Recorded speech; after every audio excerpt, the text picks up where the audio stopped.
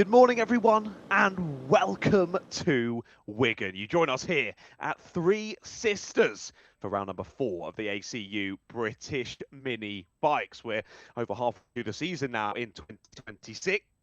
Those championship permutations starting to come into play. We've got plenty to talk about here today at Three Sisters, and I'm honoured to be the one guiding you through it. My name is John Ratcliffe, and I am going to be shouting in your ears throughout today's proceedings, I'm sure. Some very exciting racing upcoming. Now, as I say, my experience generally is in karting and in car racing. This is my first ever motorbike commentary, so first port of call, cut me a little bit of slack. Second port of call, I'm so excited to jump into the racing action today. We've got loads of classes and so many riders involved in today's racing action as well. Almost 100 total riders across 12 different classes. Now, some of those will be in the same race as such. There'll be some split grids throughout today, but loads of different classes racing. And, well, around this circuit, it's sure to be a lot of fun. I have raced around this circuit once in the past in go-karts, and let's just say it's good for overtaking. So I'm really hoping that will assist proceedings here today in the mini bikes, because I do know from watching the previous rounds, we've been to Rara a couple of times, watching some of those live streams, it can be difficult to get overtakes completed on these mini bikes. And again, you see a really good take. You've got to hand it to the rider even more because it is a tough thing to do on these mini bikes to get an overtake sorted and make sure you don't get then stuck in a battle, losing loads and loads of time. But around this circuit here at Three Sisters, it's decently wide as kart circuits go. So I think that could benefit us throughout today in terms of seeing lots of overtakes. So like we say, plenty of championship permutations to jump into across all of the different classes. But in terms of the schedule for today, we've got 3 races coming up. Then we'll be jumping into our sort of lunch break, marshal break for half an hour. That is scheduled to be 12:30 to 1 o'clock for that little marshal's break. So mark that in your diaries. Be back with us for 1 o'clock after that little break, and that's when we'll be kicking off racing. So 3 races to come before that marshal break. And then after that marshal break, 17 more races. We've got 2 races for every single class that is racing with us here today. Like we say, 12 classes total. So if that was split evenly, if they all had their own race, we'd have 24. So that just shows a few of them popped together on the same grid. We'll have a great number of races in total, 20 to enjoy here from Three Sisters. And I've got to say, it's a beautiful day here at Three Sisters as well, which up in Wigan is probably something you can't say that often. Well, we're going to take it. We've headed into August, haven't we? And it's been lovely already, but we've enjoyed some very, very warm months. And I'm actually pretty impressed by the groundskeeping team up in Wigan. That grass is looking pretty healthy, considering, comparing to other race circuits around the country. Of course, Kart Masters going on at PFI this weekend. I've been watching their live streams. Their grass is the most yellow, dead grass you've ever seen. Well, the Three Sisters team have been doing a fantastic job to keep it all green and bushy up there in Wigan. Hopefully, none of the drivers get a closer look. Oh, I said drivers already. I've already come a cropper and I said drivers. I'm going to be on that today, everyone, I promise. I hope none of the riders have to have a better look at that nice green grass. Hope they all stay on the black stuff, but it's racing. These things happen. I imagine some of them will go to explore the scenery off in Wigan at some point today, and we'll bring you all the pictures as best we can. Of course, a big thank you to Stretton Events for covering the British Mini Bikes once again and bringing you these fantastic pictures. And we'll jump in as well and say hello to some of you in the live chat. But before that, I think it's only about a minute now until we get ready for our first race of the day, and that is going to be for our Mini Moto Rookies.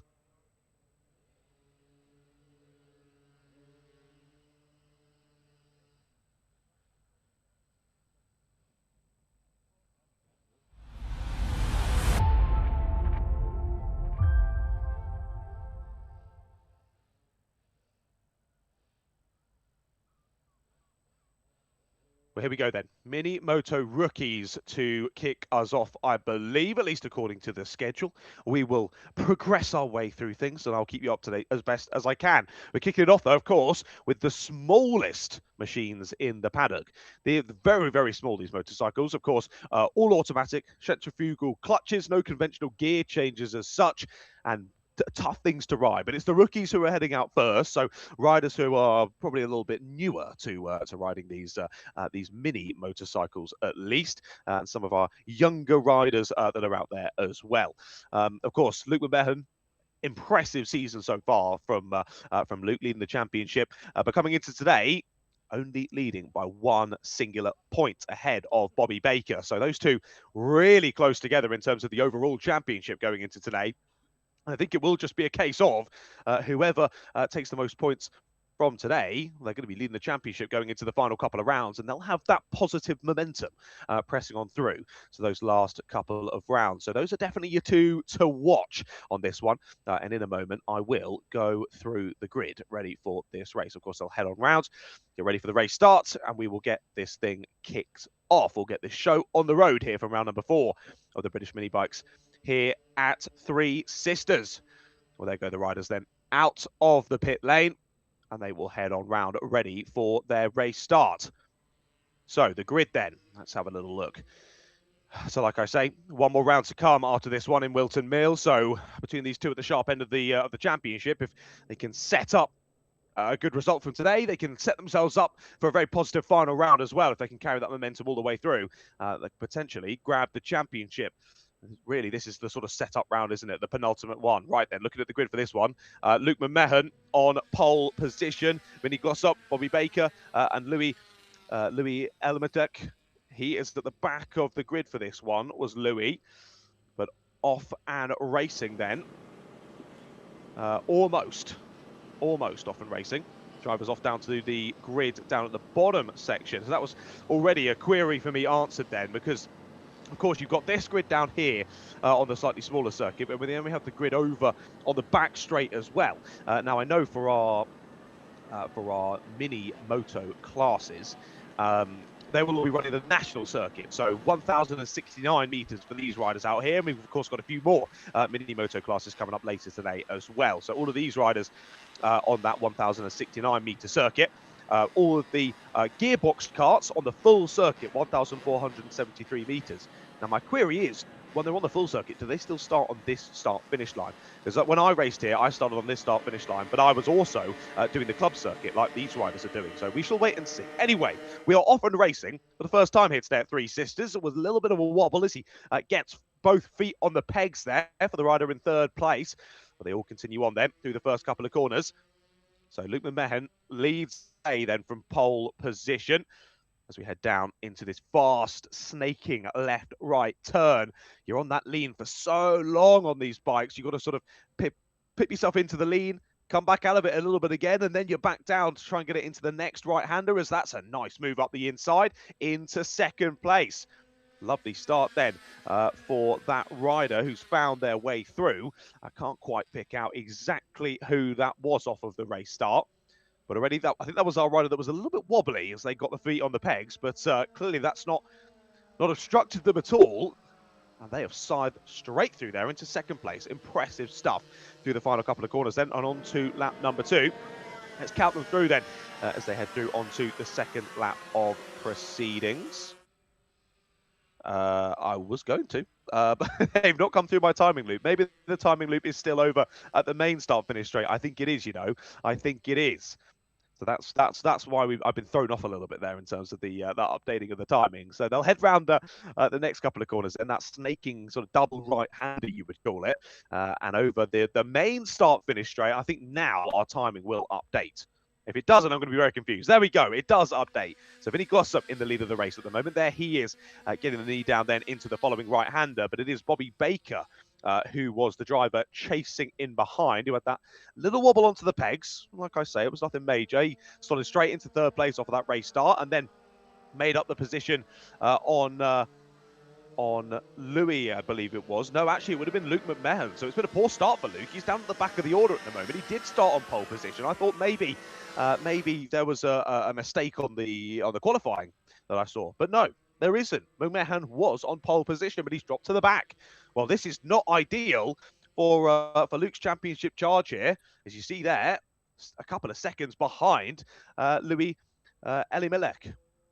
So Louis doing a nice job as well. So all of those three, Vinny, Bobby and Louis, all gaining a position there on that first lap. So McMahon just not quite getting away, and it seemed to be a nice start for Vinny Glossop though, getting straight on through. Definitely closing in here is Bobby Baker, isn't he? 100%, he is closing in. So I think we could have an overtake on our hands in the next few moments. He's looking for it already down to the final corner. He's gone for it under brakes. Nope, closes the door. There's Vinny Glossop, but that's going to open up the exit. And now we're going to run side by side. They open up the power, full throttle down into the first corner. But Vinny is able to pull back alongside. Round the outside he goes, and Vinny will retake the lead of the race. Well, already a battle on our hands. I thought, with only 4 riders in the field, that maybe we'd see drivers spreading out a little bit in this one, but no. This is a proper ding-dong squabble already here between Glossop and Baker. And of course, Baker battling in the championship with McMahon. 1 point different going into today, so points like this are crucial here, with Bobby 2 positions ahead of McMahon at the moment, but he wants to make it 3. He would love to make it 3 and gain a couple of extra cheeky points as well. Because every point really is going to count when they head into the final round at Wilton Mill in the not too distant future. Down into the final corner. Once again, a bit defensive. If I can get my words out. A bit defensive there for Vinny Glossop. He did go pretty aggressively to the inside there, but well, it's working for the moment, isn't it? It is working for the moment. Bobby Baker cannot find a chink in the armour of Vinny Glossop. And for the moment, Glossop still holding the race lead. Again, getting it lean right over there through the left. Impressive from these young racers. But again, still chasing is Bobby Baker. Not quite able to find a way through just yet.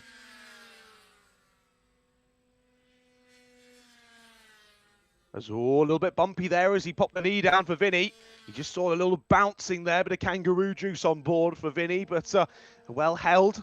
And again, look how defensive he is there into the final corner, not using all the track surface, keeping it nice and tight there, but it's working super well at the moment for Vinny. I've got to give it to him.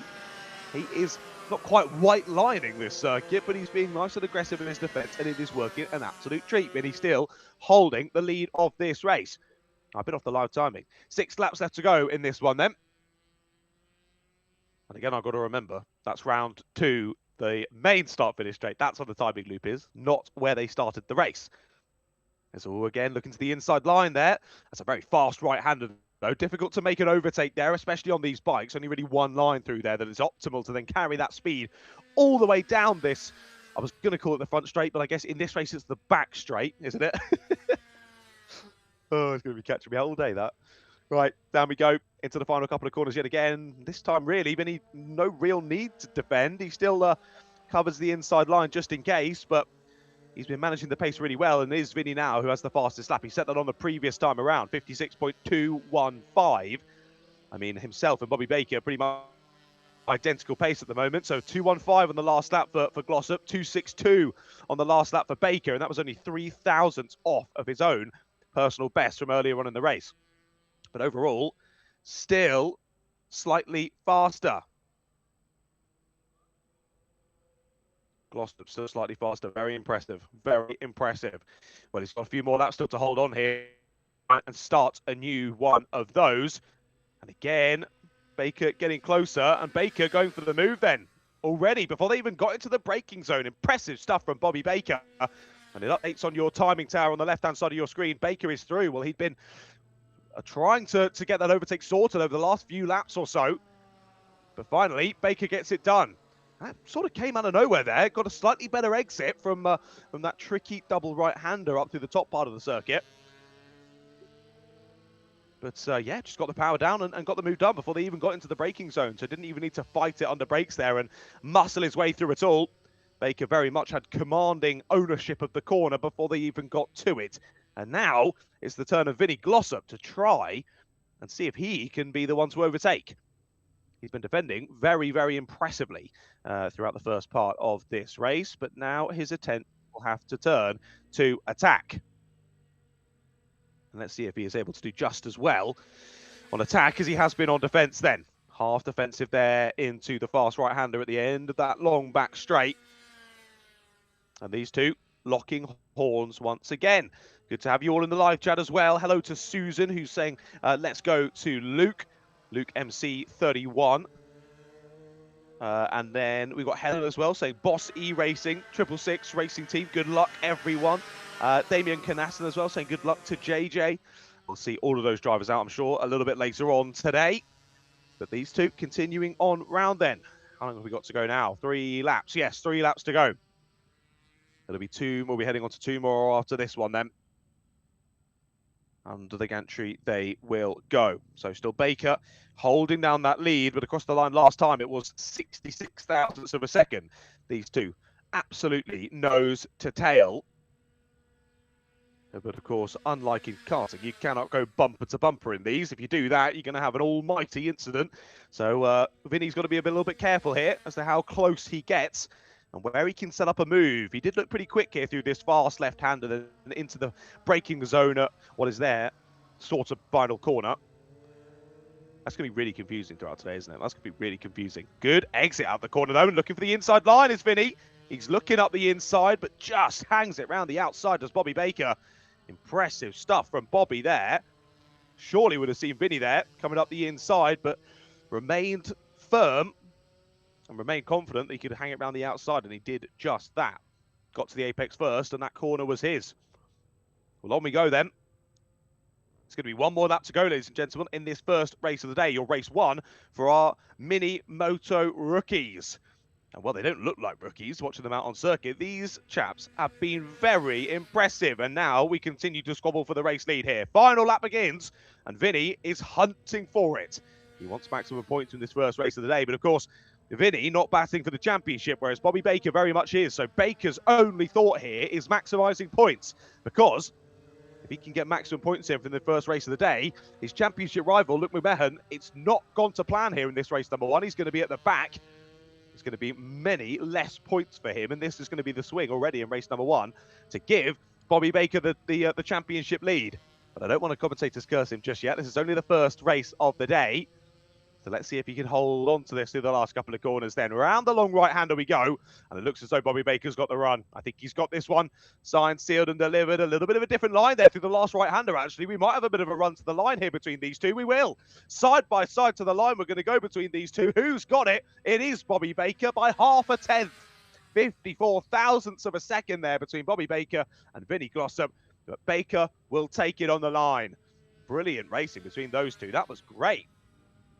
Bobby Baker grabbed his opportunity there when it came to him. Very impressively so. And like we say there, a victory in the first race of the day, that is really going to help with the championship. Of course, championship points awarded. 25 points for a win, 20 for second, 16 for third, and 13 for fourth. So that's been a 12-point swing there for Bobby Baker. Of course, provisional results there from that one. 12-point swing in the championship. That could be pretty big there for Bobby Baker. Well, there we go then. Good first race. Actually, really exciting between those two. I thoroughly enjoyed that. And those mini motos, they don't look like the easiest thing to drag around the circuit, but they make for some great racing, especially on a decently wide kart circuit like this. Well then, our next one, I think it's probably coming straight up, isn't it? We're going to be thick and fast through these races. Up next will be our JSM 90s. They'll be out next.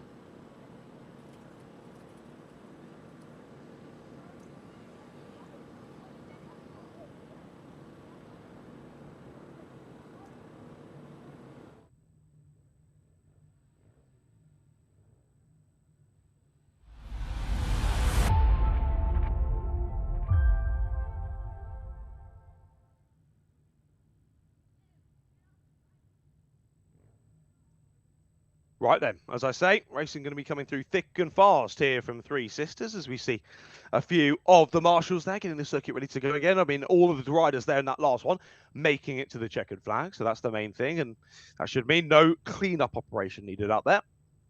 No riders needing to get those bikes back to the safety of pit lane. So we should be straight onto the second race of the day pretty swiftly, to be fair. So SM90s, or Junior SM90s, if you want to give them their full category. Another one of our youth categories here today. using compact Supermotos. Well, they can be pit bike style machines as well.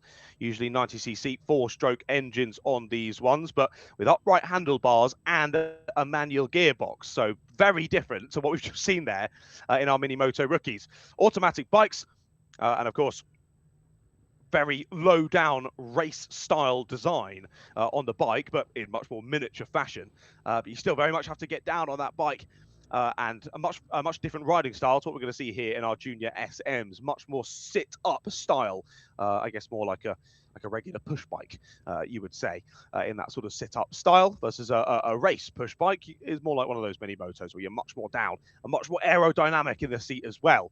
But that means as well that the lean angle on these junior SM90s is so much greater, or at least it looks so much more, what's the word? Aggressive. It looks so much more theatrical in their leaning over to try and get the knee down and carry the speed through the corner as best as possible. Well, here they come then, riders out onto the circuit, and I will need to go and find a grid. That's probably positive, isn't it, John? Right. Right, here we go then. Oliver Bennett, it is on pole position. Got pole by just over a quarter of a second ahead of Louis Craig.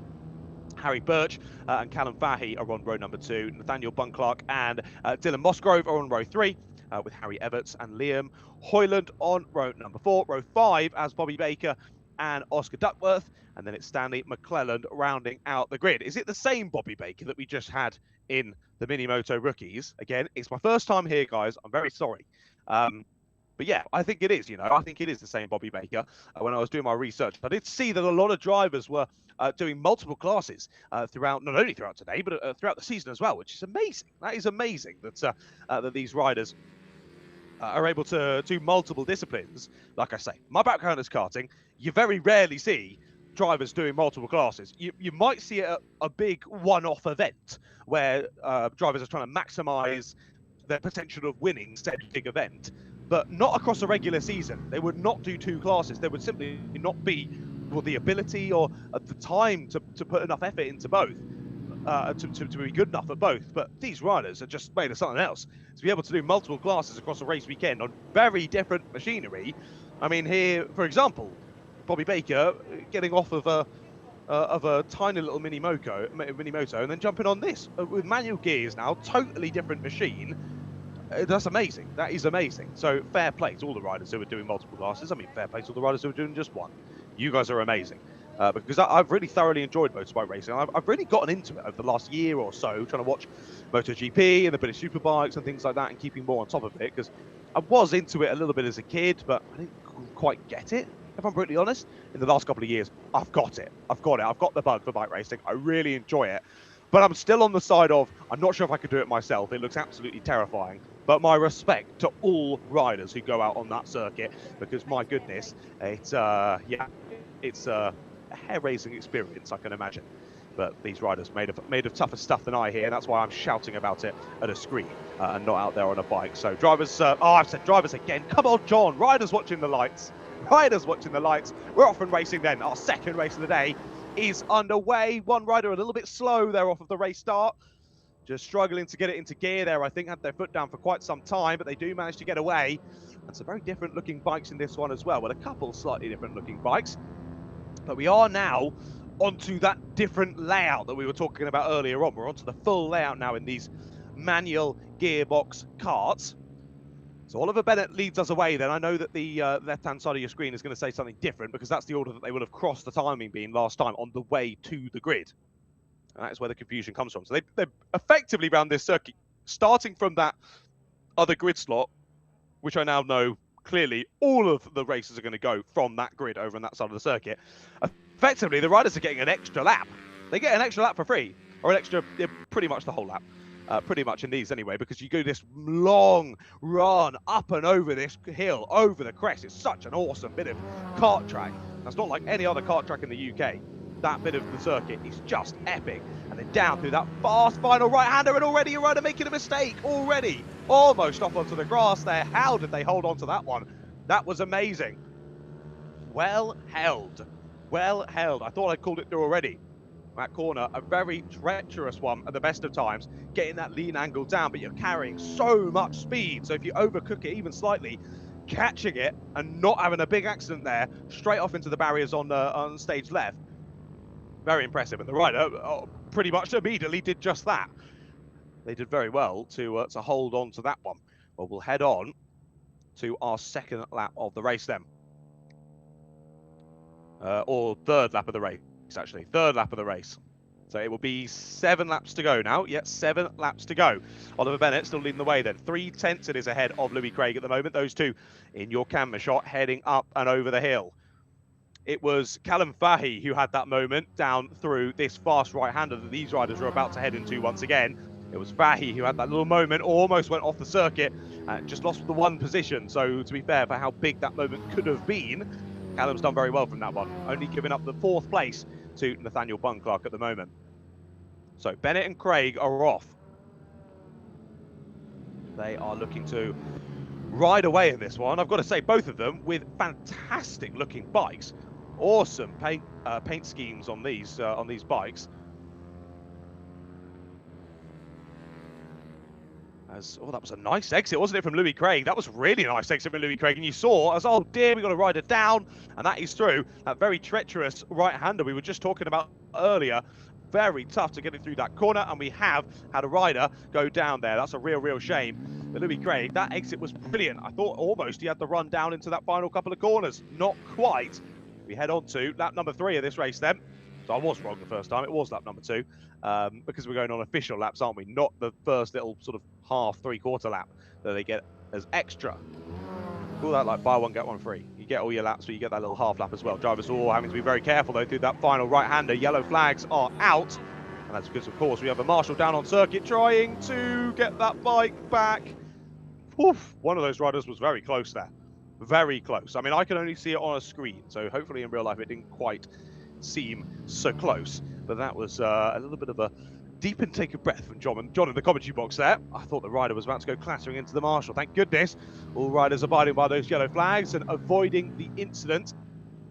But on this previous lap, when we were looking at this camera shot, it was Craig closing in on Bennett. Well, this time around, it looks as though the gaps increase once again between those two as they get past one of our back markers. As they continue on. As it's Dylan Mosgrove who's down. That's who is down through that fast right hand. There was the number 44, Dylan Mosgrove. That's a real shame for Dylan. Started 6th place in this race, but it'll be a DNF from him to start the day. A real shame for Dylan. It was Stanley McClellan we saw there that our leading riders were getting past to put a lap on.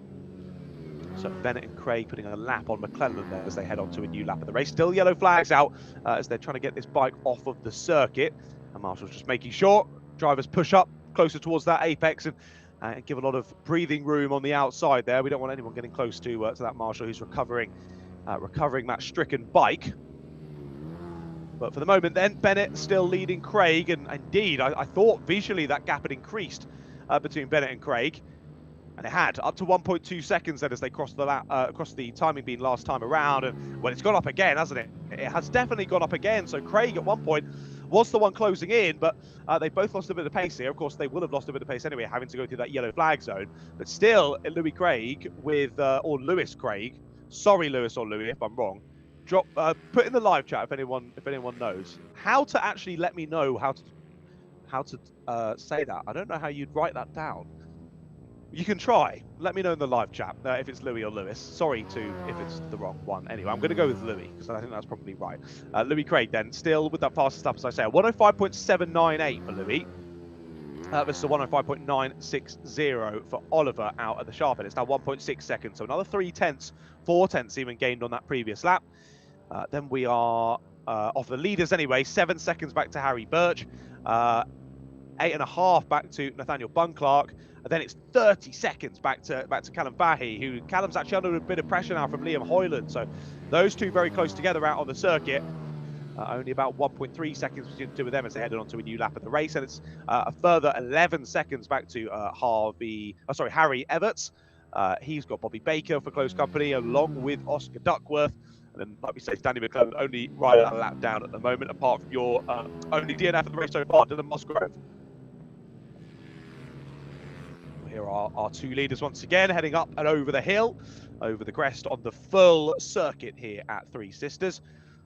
Up and over Coward's Summit, down through this vast right-hander. Visually, those two have closed up again, haven't they? I think they have, you know, that's not 1.6 seconds to me. That might be a second, but certainly not over.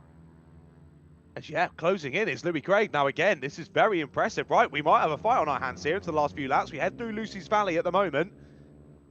So drivers contend with Lucy's Valley very well. Then down through the S's we go. Fast left, into a right, into another left. And then down the Rogerson Straight. But a bit defensive then from Oliver already. We head through Luna Bend. The fast right-hander into another very fast right-hander, and then down the Conrod Straight before heading up the Pentith climb once again and over Coward Summit once more onto a new lap of the race we go then. So 2 more laps of this one, and Louis Craig has just got the new fastest lap of the race, ladies and gentlemen. Louis Craig has found something else in the tank. He is hunting down Oliver Bennett now. Down through into that fast right-hander we go yet again. This is oh so close between these two. This is going to be a tough one to call. Can Louis Craig find enough here?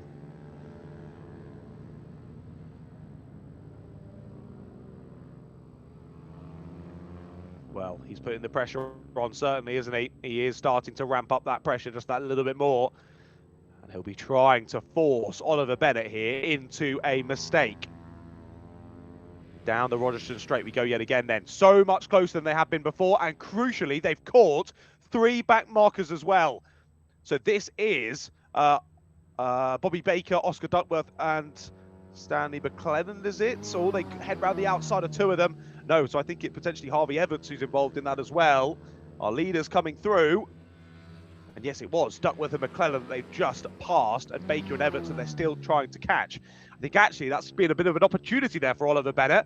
He's gotten past those two at a slightly more fortuitous time than Louis Craig was able to get past. You can see there already how much of a gap that's opened. We're on to the final lap now, ladies and gentlemen, as Louis Craig finds a way past Harvey Evans, I think that was. Now I think they've already got past Duckworth and McClellan and Baker. Yes, they have.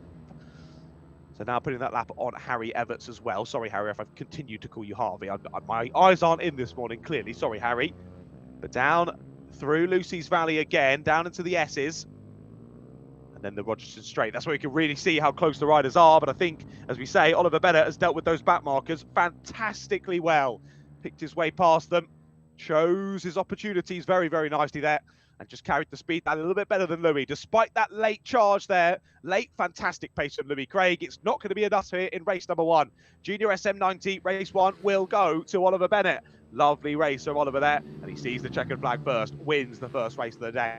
Nice stuff. Despite that bit of pressure from Louis Craig late on, Oliver Bennett dealt with that really, really nicely. I was very impressed there with that ride from both of those 2 drivers at the sharp end. Really great ride from both of them. And of course, don't forget again, young riders in that one, another one of our youth categories. And it is, of course, those 2 battling over the championship as well. So 1-0 to Oliver Bennett so far today, but he's got a lot of work to do if he wants to catch Louis Craig in the championship. We go into today, 135 points for Louis Craig, only 103 for Oliver Bennett. Then looking further down, Harry Birch, only 84. And Birch was 3rd in that race. So again, our usual 3 up at the sharp end in race number 1 there in Junior SM90. But like we say, what's the deficit? 32 points that Oliver Bennett will have to catch. Well, that will help. Finishing in front of Louis Craig is all that Bennett can actively do.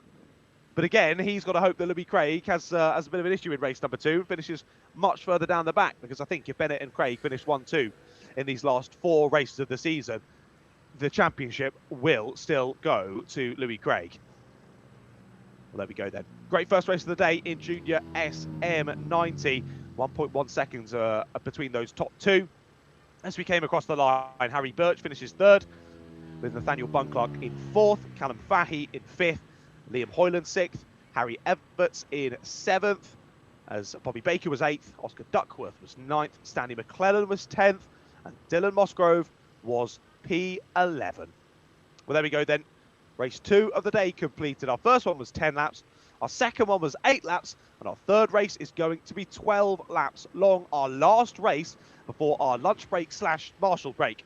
So that'll be coming up after this one. So we've got our FIM MGP 190s and our MGP 190/70 Cup. They're heading out on circuit now.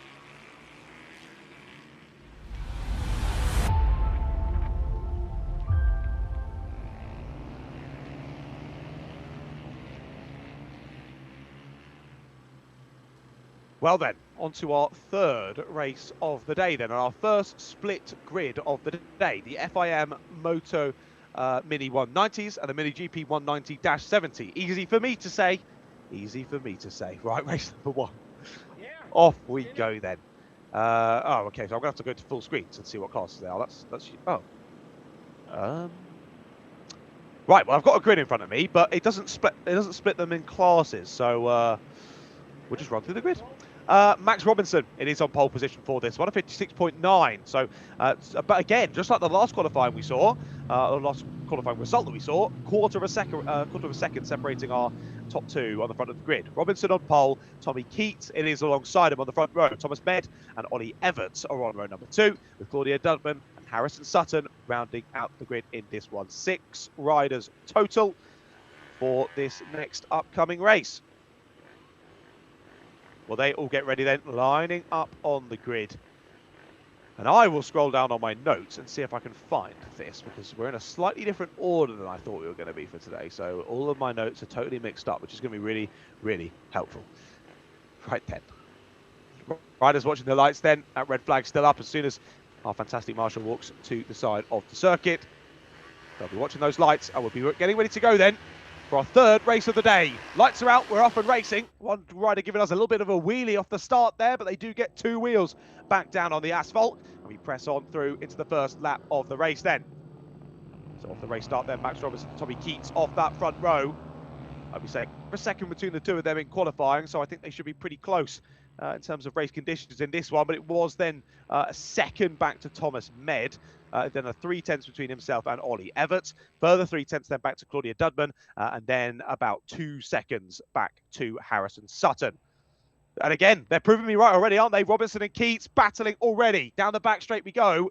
And they will be nose to tail here, heading up into that fast back section. Up and over the crest. It's a bit wide for Robinson, though. A little bit wide on corner entry, but that's not going to matter. It can be tough to overtake up that top part of the circuit. They will head on down and past the start-finish line. Oh, sorry, past the start line. The finish line's on the other part of the circuit. We'll get that right. So, in the FIM Moto Mini 190s, Max Robinson leading the championship.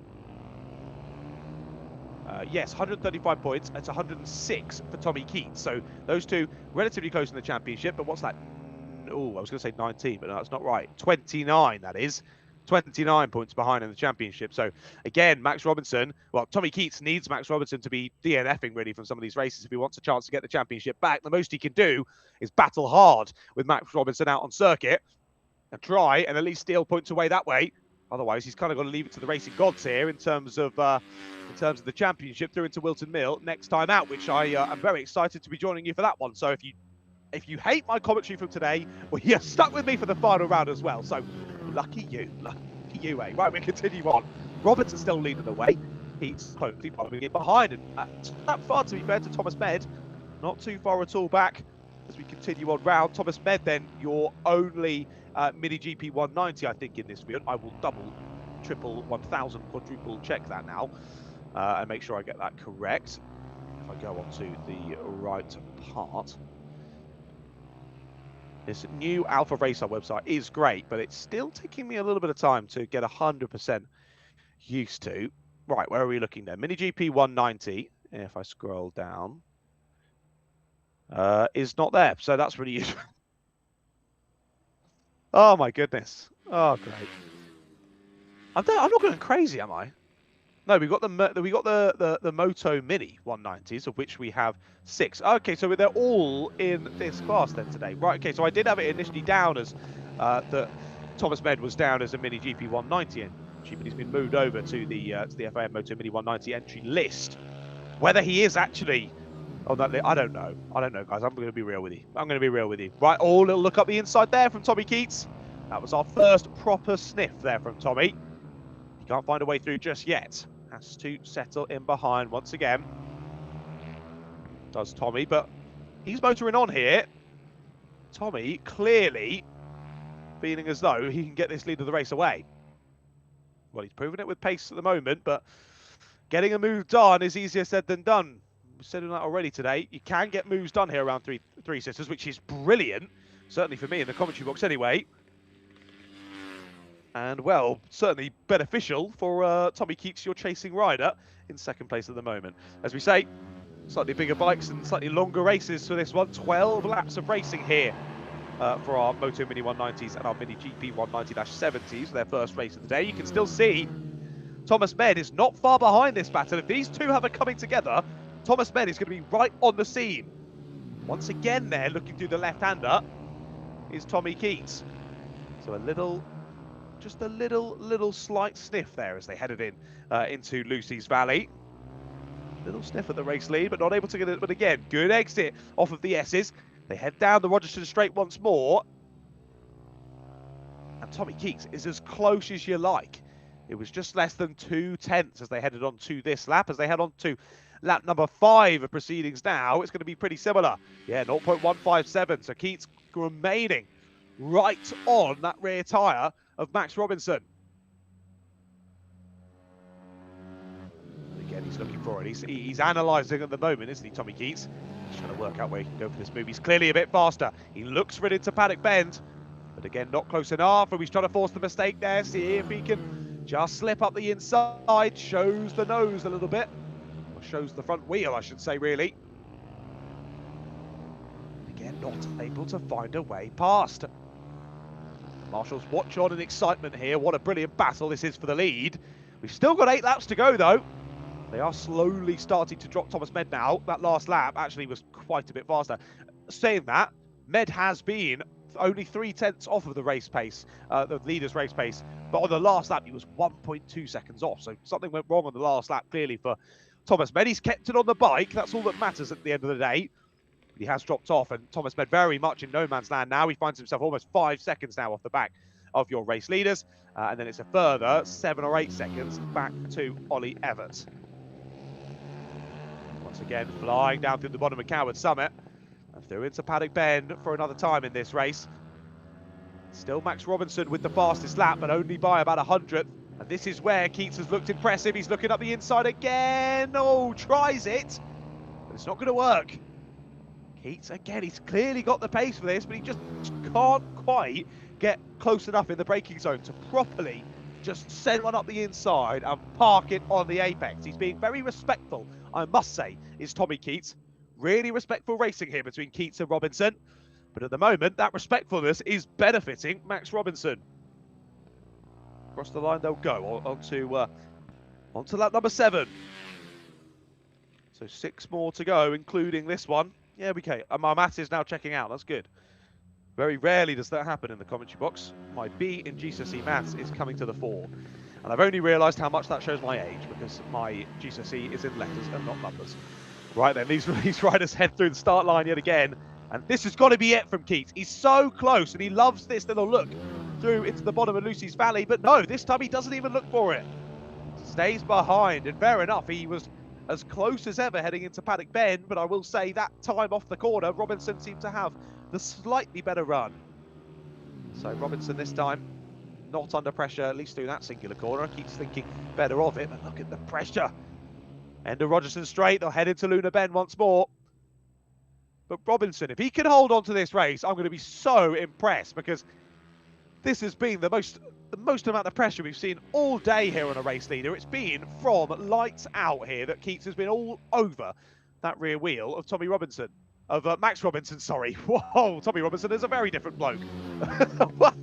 That's an interesting slip of the tongue there from John in the commentary box. I've confused their 2 names, and we've stumbled across a character I don't want to touch on in this commentary. Max Robinson it is, who's leading the way. Tommy Keats, the driver in second place. Keats, again, wanting to find a way past, but he can't do it. He cannot do it, and now he's trying. You saw there, so He's tried a few times there to go late on the brakes and up the inside there into the left as they head into Lucy's Valley, but that hasn't worked. So now he's trying instead going a bit deeper and seeing if he can get the cut back, but at least on that first time of attempting that, hasn't quite worked out. We will head on to another lap of the race then by Tommy Keats in this one. Look at that, getting the knee down, absolutely flying through that top part of the circuit. They are motoring on through that top part of the circuit, and you're absolutely on the limits of adhesion through there, leaning the bike over any bit of judder that could be issues. The riders dealing with it so beautifully so far in these races today. This circuit, a difficult one to contend with. Well, in a car, that's a tough one to contend with, let alone on a bike. Fair play to all these drivers getting round so impressively well and putting on a great show for us so far today. If you are enjoying the racing so far, make sure that you subscribe to the Stretton Events YouTube channel, where you'll catch all of the future racing action, and particularly for the final round of the championship when we head to Wilton Mill in the not too distant future. I think I want to say it's in about a month's time, if I'm not mistaken, that we will head to Wilton Mill. And I am very much looking forward to that.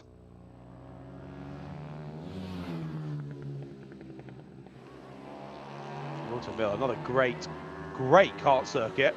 Bit skinnier though generally than this Three Sisters circuit, so overtaking might be a bit more of a premium at that final round. And again, another reason why you've got to make overtakes stick today and make sure that you get things absolutely sorted and gain those few extra points, because you just round. Because we've seen in previous years how close those championships are fought right through to the end of that final race at the final round. Yes, so we're here today, of course, 2nd of August here at Three Sisters. It'll be the 6th of September for that final round at Wilton Mill. I thoroughly look forward to joining you there, but we still have 2 more laps of this race to go then to focus on before we head into that Marshall break.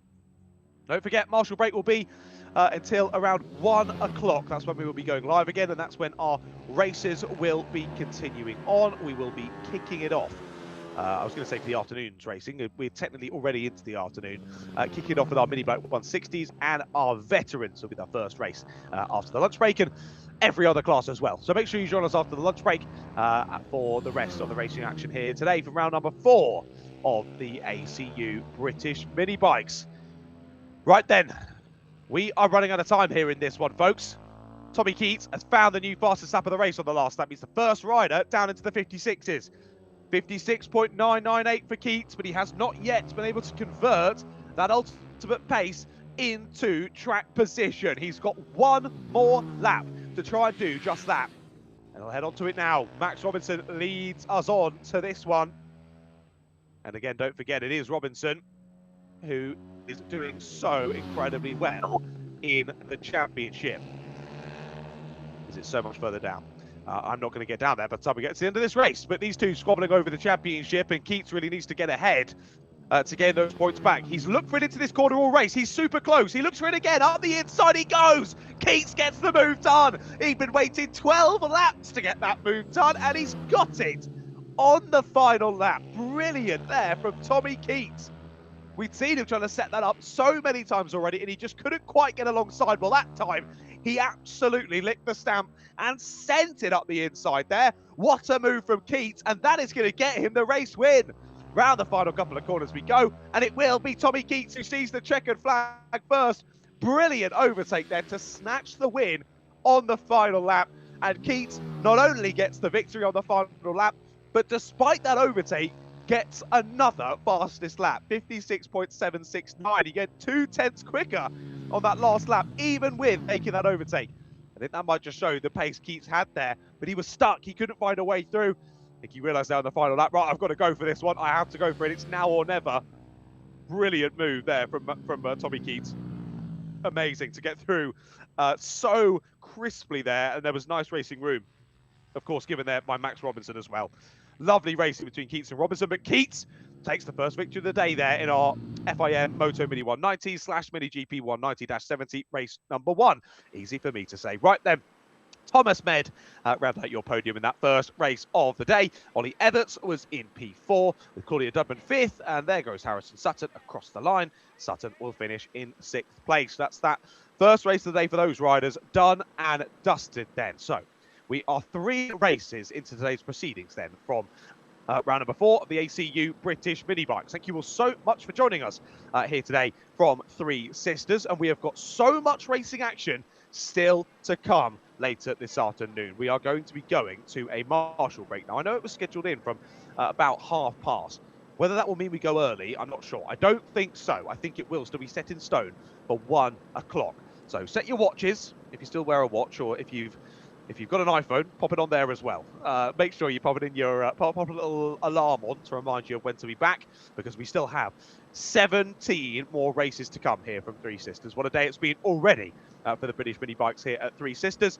My name is John Ratcliffe. I've been guiding you through the action so far today. I hope you've been enjoying my coverage, and I'll make sure to jump in the live chat as well later on this afternoon to have a bit more of a conflab with you all. Right then, we're going to a break here on the live stream. We'll go to a holding screen for about 45 minutes or so then, and we'll be back around 1 p.m. when the racing will continue. We'll see you then.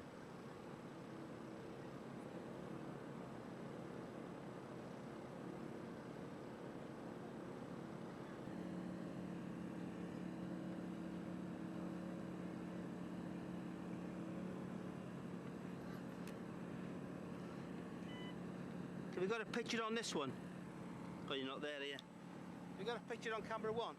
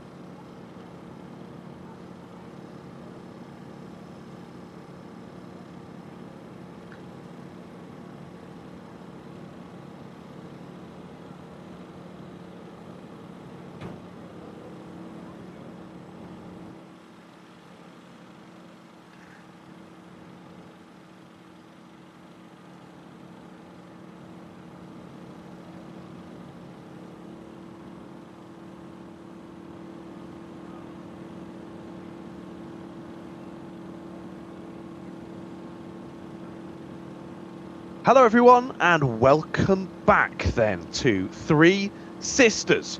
You join us here as we continue on a brilliant day of racing here for the ACU British Mini Bikes. I hope you're all looking forward to 17 more races that we have coming up throughout this afternoon. We've got plenty of new classes that we haven't seen yet today, and a couple of repeating classes that we have already seen. So 3 races done and dusted then in the morning, and we did just sort of slip into the afternoon there in our third race of today. So Mini Moto rookies have already had a race. Our JSM 90s, our Junior SM 90s have had one as well, and our FIM Mini GP 190s and the 190-70s have been out. A 10-lap race was that first one, then an 8-lap race, then a 12-lap race. We've got a lot of 12-lap races coming up, 5 that is in a row. And then that will finish our first round of races, and then we'll go round again, and we'll see all of the classes out once more. So 10 races to complete our first round, and then we'll go around again, and we'll do all 10 yet again. So our next class is up then. It's another split grid for our first race up this afternoon, and that is going to be our Minibike 160s, and they share the circuit with the Minibike Vets. Now, just looking before we just head to our little screen to continue on to the next race, I am a little confused because the timetable that I have only has the Minibike 160s and the Minibike Vets sharing this next session, but on Alpha Race Hub, it also says that the Super Minis are sharing this session. So I will assume that the Alpha Race Hub is correct, and that you've got a triple split for this next race. On my schedule, it says that the Super Minis won't be until a little bit further on with the Minibike 140s. But we will assume that it is a triple split for the next one. Minibike 160s, Minibike Vets, and Super Minis for their first race of the day. And in a moment, I will run you through the grid.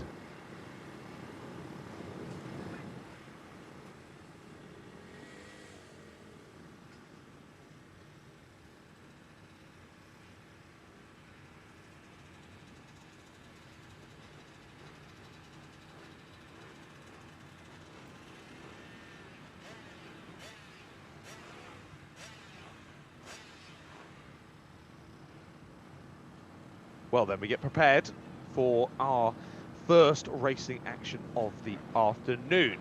Looking on the grid for this next race, we have 5 of our Super Minis, and then a good number, to be fair, both the Minibike 160s and the Minibike Vets. So if this screen in front of me is to believe, we should have 23 riders heading out on circuit in a couple of moments' time to kick off racing action here from Wigan this afternoon. So soon enough, they'll head around for that little green flag lap, get themselves warmed up, get the bikes warmed up and ready to go. And for all these riders, it's going to be their first race of the day. Well, at least in this category. Of course, we've seen already across a couple of categories that have already been out so far today that a number of the riders doing one, two. I think occasionally some drivers doing 3 or some riders doing 3. But there's a rider going slowly. Have they picked up the pace? I did see as well something fell off of one of those bikes just out of the first corner. I think that's what that marshal was pointing at down there as well. A bit of black debris there coming off of one of the bikes and hopping and skipping over the tarmac before coming to rest on the grass on the outside of the circuit. So not quite sure what that was. Sadly, my picture quality from here in the box isn't ideal for picking out such things like that. I can't tell you what that was. I can't tell you where it ended up or who it came off of. But hopefully that doesn't mean a DNF. Well, it'd be a DNS, wouldn't it?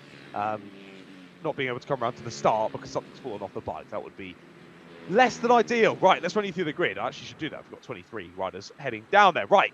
For Super Minis, Michael Med is at the front of the grid with Lawrence Ward alongside him. Alex Clark and Felix Herner on row 2, and they're followed by Harry Swan. Then the first of your Minibike 160s is Ben Simpson. He's followed by Tommy Alden. Then Ben Johnson and Finley Cotterham, followed by Aidan Walker. And the first of your veterans, Dave Cook, there in 11th place overall. They're followed by Neil Wilson, Connor Smith, Jamie Smith, Matt Lindley, then Jamie Clark, Michael Judkins, Dean Poulter, then Jamie McClelland. Behind them, Jim Pallister, Pete Johnson, Barry Lindley, and Thomas Med. Here again, a number of at least last names that I recognise. There might be some father and son or brothers on this as well, but still a lot of multiple races throughout today. We're just getting all of these bikes into grid order then. And just having a look. Yes, we do have the Super Minis out in this one as well, don't we? Yes, we do. So Alpha Race Hub was to be trusted, and I'm glad I did. I'm glad I did. It was correct. Right then. Riders just trying to get themselves into the correct grid orders. It's not quite looking parallel, is it, down there at the moment? So hopefully the riders can get into order a little bit better. I'm ready for this race start then. Afternoon action about to begin here from Three Sisters. Thank you again for joining us after the lunch break. Once we get into this one as well. Well, once we get into a little bit more of the racing action this afternoon, I'll be sure to jump in the live chat and give a few more of you some shout-outs. Appreciate all your support to so many of the riders out there racing today. But I might struggle in this one, given there's 23 riders about to head round this circuit. And of course, we continue on round the long loop, around the big circuit here at Three Sisters. We're back to geared carts, I believe, for this one. As I say that, I could actually be wrong on that. Now I've just thought about it. And again, my notes, if you missed that this morning, John's done a good job on his notes. Well, to be fair, I did it in the order of what was on my Alpha Race Hub at the time. And that has since changed. So my notes are all in the wrong order. So it's going well. Let's put it like that. It's going well. Right then, I think we've just about got them sorted in terms of where they should be on the grid. And let's see. Right, yeah, we're happy. Watch those lights, riders. We're about to go to the green flag racing action here at Three Sisters once again. Lights are out. We're off and racing. Oh, a couple of drivers diving to each side of the circuit there as they tried to put the power down. But no one making contact with each other, which is the main thing. We head down through the first couple of corners then. A couple of riders even. I'll get better at that in the afternoon, I promise everyone. A couple of riders trying to make up some cheeky extra places there through the first few corners. Just about getting themselves all sorted out. Already, our top two trying to break away here at the sharp end of the order. And immediately seemingly doing a decent today ahead of Ben Johnson. Ryan Brown, third in the championship. He's 2 points ahead of Connor Smith. So close battle for third in the championship in that one. In the Minibike veterans, Dave Cook, it is the lead the championship going into today by 24 points ahead of Matt Lindley. And Barry Lindley, third in the championship. He's a further 41 points behind. So not so closely fought in the championship, at least for those. And then in the Super Minis, again, massive lead for Michael Med at the front end of the Super Minis. That is a 42-point lead ahead of Alex Clark. But only 3 points between Alex Clark and Lawrence Wardle, so a good battle between those two. They are second and third at the moment, but Alex second in the championship, Lawrence third, and the other way around at the moment here in the first race of the day. But as we have gotten used to throughout this season, Michael Med looking to dominate once more, and he is drawing away at the sharp end of the field at the moment. So 12 laps on the clock, that first lap now completed, and already a 3/4 of a second gap for Michael Med. To be fair, though, Lawrence Wardle doing his absolute best here to go with him, and for the moment, he is hanging on to the coattails of your race leader. So a 56.5 for your fastest Super Mini, a 1:07 for your fastest Minibike 160, and a 1:03.1 for your fastest veteran. Currently, very close battle between the top two in all three of the classes. 7/10 between the top two in Super Mini, 2/10 between the top two in Minibike 160, and 1/2 tenth between your two leading veterans as we headed on to this lap. It was literally 0.06. Wow. Ridiculously close between the two leading vets. But as we look on, the racing continues. So there go. So first and second across the line. That was third and fourth, who we just saw coming round the curve there. Then we were followed by Ben Simpson and Tommy Armand. So this is your battle for race lead here in the Minibike 160s. There are the drivers, I've done it again. There are the riders who are just ahead of them in the Super Minis. So here your two leaders continue on in the Super Minis. But do you think Michael Med starting to extend the gap a bit more? It was only about a tenth he gained there on the second lap of proceedings. But I think it's got even further on this one. Again, little by little, it doesn't matter how quickly he extends that gap, as long as that gap is extending. And for the moment, rider adorned by the number 1 is showing why he has that number 1 on his bike. Around the final couple of corners we go then, on to a new lap of the race. And yeah, Michael, dominant in the championship so far this season, and dominant in this race so far as well. These Super Minis, your quickest and most technically open pit bike style category, this one. So these bikes all have extensively modified engines, improved suspension, stronger brakes, and bespoke chassis components. So serious bikes, these Super Minis, and well, Michael Med certainly knows how to ride one. Picking back up those Minibike veterans, of course, all down to age for that category from our more senior riders who are out there. Look at this group, though, coming through down to the start finish, or just the start line, I should say, up the inside. Trying it late there up the inside, but couldn't quite force the door open. What a brilliant battle this is. We're almost 3 wide then into the following left-hander. We head through Lucy's then and up the hill. Down through to the end. No, trying the cut back there. Have they quite got it? No, couldn't quite move back to the inside line there. This is an awesome battle. So this is Ben Johnson, Ben Simpson, Tommy Armand, Finley Cottenham, Aidan Walker as well, and then another rider who's down as a TX number at the moment. I don't think my quality on my picture is going to be able to pick out the number of the rider who's involved in this with them. So I'm afraid I can't tell you who that is. But either way, awesome scrap between these three. We're going to go 3 wide up the hill. We're going to go 3 wide into the apex. Just about backing out there before they do head up the hill. My goodness. Wow. Nothing being left on the table here. This is only the first race of the day for a lot of these riders. And we're trying to go 3 wide into what is really the fastest section of the circuit. That was Ben Johnson, Ben Simpson and Tommy Armand trying to go side by side. All 3 of them. They all want this win here in the Minibike 160s. Well, this is closely fought, to say the least. Looking up the inside again. Not able to get it. They're swooping all the way around the outside. So you see there, a little move for the lead. Almost turns into a loss of position. They're just about hanging around there. Keep it on the inside line and keep the pace. And actually now, they look to be the one attacking again for the sharp end of this group. Dilmed and Wardle out front here. Alex Clark and Felix Hearn still pretty close together there in 3rd and 4th in your Superminis, but we keep our eyes firmly locked on this battle at the sharp end for Minibike 160s. This is fantastic. Look at the run down the straight yet again. Simpson and John.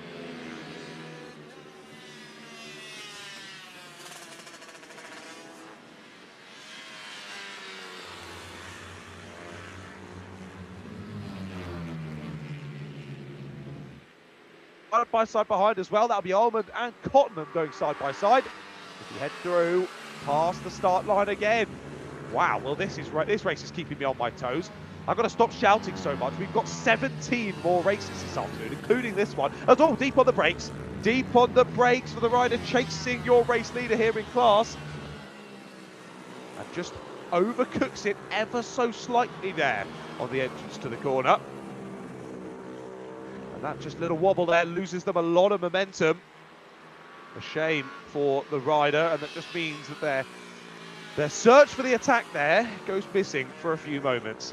So as they come across the line again, we can finally count you through as to who is in which position here in this battle. It is Johnson who is back ahead. It was Ben Johnson then who sent the unbelievable move up the inside, up the hill, to retake the lead in class there, ahead of Ben Simpson now, but Ben Simpson has clearly some very, very good pace. He is hunting down your winner, or your leader, sorry, in class here, and already look, a little bit of a moment here for Ben Johnson, and it will be Ben Simpson who chucks it back up the inside. But Simpson retakes the lead in class, then oh dear, we've got a bike going slowly that these riders are overtaking. I'm trying to work out, is that from our leading group or is that a rider going a lap down? I think it's a rider a lap down then. We've already got Pete Johnson for the veterans who is out of this race. He is DNF from this one already. That potentially was Barry Lindley that they were overtaking there. I can also see that Dean Poulter is now going to lap down on your race leaders in the Superminis anyway, but this group hasn't caught him yet. So that was Barry Lindley that they were just putting a lap on there. So not a biker with issues, just a little bit slower than these riders coming through. But watch this battle then. We will have 4 laps to go here, and using the slipstream well is Ben Simpson. Will it work? Go up the hill? It will. Pulls alongside and again moves it up the inside, so repaying the favour this time was Ben Simpson. Gets the move back through and into the class lead goes Simpson, already looking up the inside. Down to the bottom of the crest they go was Johnson, but he can't make it work. Will he run wide and give an opportunity here to Finley Cottenham? Cottenham's already through, but no, it's back up the inside. Attempts it there, does Ben Johnson. But Simpson holding on to the class lead for now. Sent to the inside line for Johnson. He's back to the front. Well, this is nip and tuck bike racing.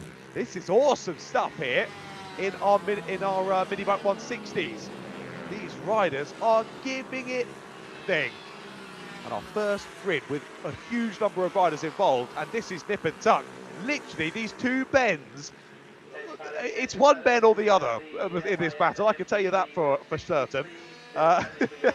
This is amazing, Squabbling. Well, I say that, now it's the turn of the riders who aren't called Ben to get involved. Look at this. all the way through up the inside there. Finley Cottenham getting stuck in. Chris Wells is here as well now. Chris Wells has the new fastest lap of the race here in Minibike 160s, and Wells is on the scene. Round the outside, down the bottom of the hill. What a move that was.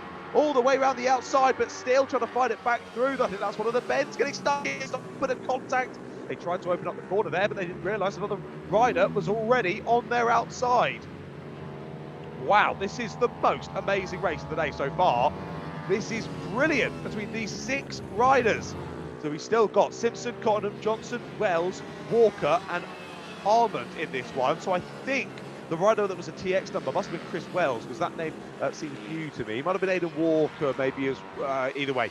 One of these riders is in this group. We now know the name, and they are getting well and truly stuck in, or a little wobble over the exit curve there. I think that was one of the bends there with a bit of a wobble. Onto a new lap they go. It is Chris Wells to the sharp end of this order then. I think he might scamper off with this. He's well quicker than this group. So he's caught this group, passed, and now he's motoring off to what should be a victory in class here for Chris Wells. Amazing pace for him, but it's battle of the bends again. Up the inside will go Ben Simpson. I don't know. One of them. One of the bends overtook the other bend. I'll tell you that for sure. But this time it's not for the leading class, it's for second place. Because what a run through the order it's been for Chris Wells. Up into the lead. Yeah, just to put it into perspective, all the riders in that group, 1015, 1015, 1001, 1011, 1021. Chris Wells a 1.5. 1 minute 0.5 for him, over a second quicker on the last lap than the 2 bends that he was battling with. But we look back to further up the order, if I'm not mistaken. However, there's not that much of a... There's a bigger gap between our top 2 of Michael Med and Lawrence Wardle. And I do believe this is Michael Med heading into the last few turns, and it will be on to the final lap of this race.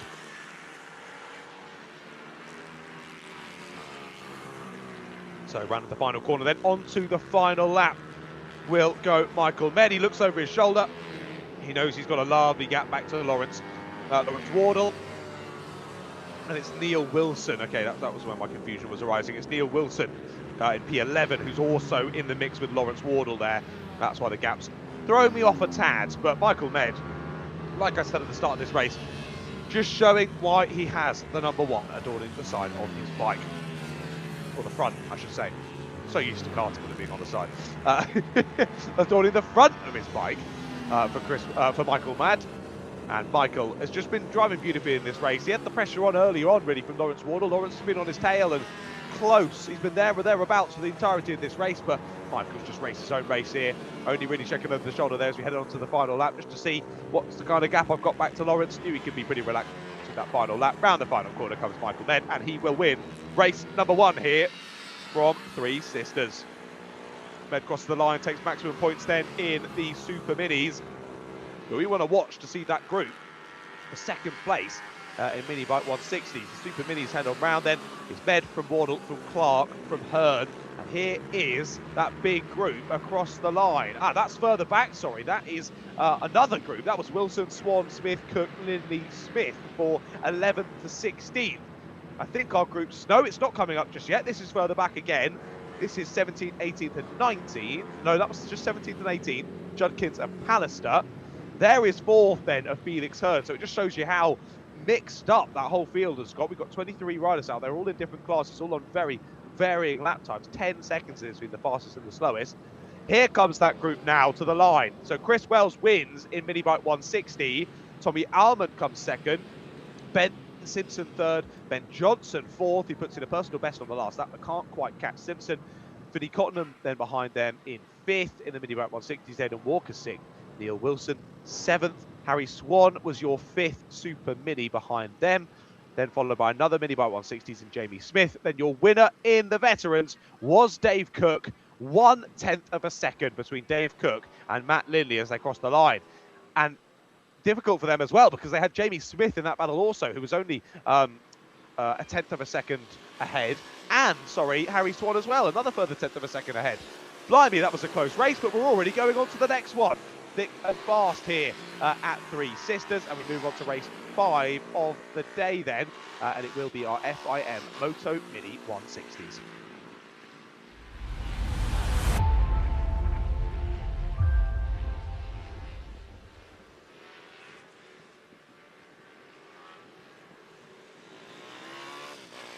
Lovely then. Right, FIM Mini Moto 1, or Moto Mini, sorry, 160s. I've just realised as well, because the races that are on my screen, well, I've only still got 8 here. Has it just updated? It might have done. It has. I've got 11 now on here. Okay.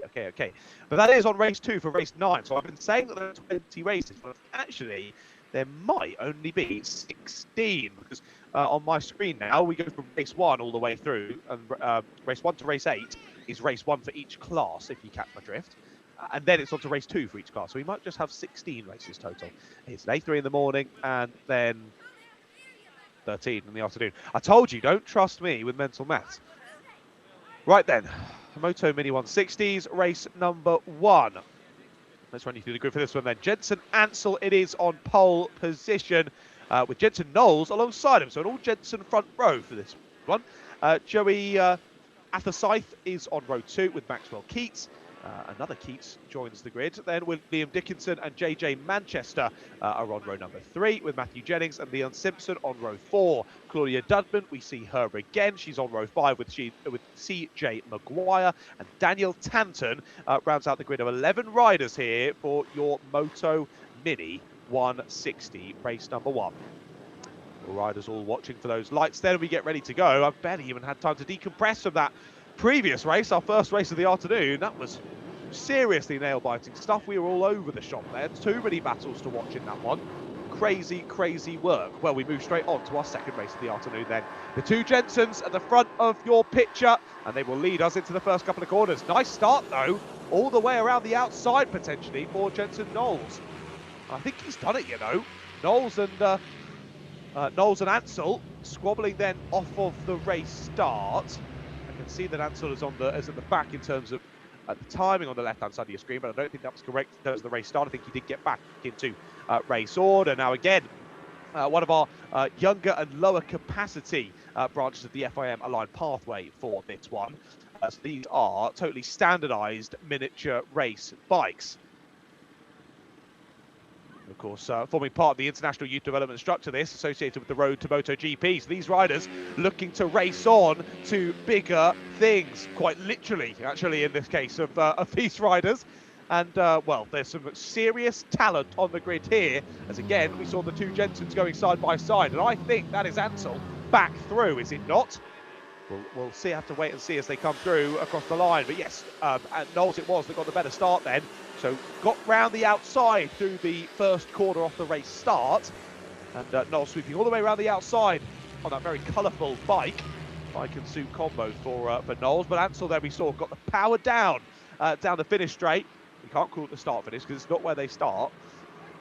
Got the power down and got the move done before they really went up and into the crest. Lovely stuff. Looking at the championship so far this season, it is Jensen Knowles who leads the championship by a massive margin. Whoa, that's the most we've seen so far today. That is 46 points. Jensen Knowles coming into this one on 125 points. William Dickinson, second in the championship, on 79 points. Then Joey Assasyf, then Leon Simpson. So that just shows Jensen Ansel is on 64 points so far this season, not being helped by a disqualification last time out, back at round 3 at Rara. So, big difference here. The two Jensens are battling for the win, but there is a 61-point difference between the two of them in terms of championship position. So, that is huge between the two of them. And, well, Jensen Ansel, what a mega job so far this year. Of course, these riders will be very used to racing each other by this point into the latter part of the season. Now the penultimate round here at Three Sisters before the riders head to Wilton Mill to finalise the season. And of course, for Three Sisters round, you probably don't know because the guys behind the scenes at Stretton Events do a fantastic job. But I am in Milton Keynes at the moment. I'm nowhere near Three Sisters, but for Wilton Mill, I'm going to be there at the circuit. I'm really looking forward to joining you all there for that one. And hopefully I'll bump into a few of you in person when I'm at the circuit over at Wilton Mill. But speaking of, I'll have a little look at the live chat then as well as we press on through this race. Riders then through onto the third lap of proceedings, and it is Ansel with that fastest lap. He's now 1.5 seconds clear of Jensen Knowles. But this, I believe, is your battle for third place. Maxwell Keats and Joey Athersyth have been squabbling as back up the inside. Nice move Up and under attempt, ain't going to work. Covers it off there on the exit, just Joey Athersyth. So retakes the place then. So Maxwell Keats have gone back through, but Athersyth steaming back round there and getting the place back. Good battle between those two. This squabble for third place rages on then as we head through onto lap number 4. The two Jensens still the ones out of the sharp end of the order, but Ansel continuing to extend that lead. It's now up to 2.2 seconds. And indeed, confirmed on your timing, Athersyth back through, but they'll go side by side again, up and over the crest of the hill. That takes confidence. What a move from Maxwell Keats. He's back through into third place. Well, these two swapping positions like it's going out of fashion. Again, nice exit off the corner for Athersyth. This is about where he made the move last time, wasn't it? Can he do it this time? Heading on down. Through Paddock Bend they go, and they'll go up into Lucy's Valley once again. Looking up the inside again is Maxwell Keats, and he does make the move at the same corner. But this time it's a better up and under, or nearly making contact on the exit. A little wobble there for Maxwell Keats as they got back up onto those pegs. Just a little wobble. They almost made contact there between the front and the rear tyres. Thank goodness that wasn't more serious. They both picked the bike back up and press on in this one, and they're going to run side by side across the line again, aren't they? Onto a new lap we go. Yes, they will. So it's Athersyth on the inside, I believe. Keats on the outside, so Athersyth holds on to the place as they go up and over the hill once more. Wow, this is mightily close, and this battle is awesome. There's more battles further down the order as well, just behind them, 3 seconds behind this battle. We've got Matthew Jennings, William Dickinson and JJ Manchester all battling for position as well. That's over 5th. Then it's Leon Simpson in a no man's land in 8th, and then Claudia Dudman and CJ Maguire squabbling over 9th place. Back up the inside, or just a look this time, not quite able to force the door open. So they stay as they were, I think, for the first time in this race around that part of the circuit. Every other lap they've been nipping and tucking, nipping and tucking.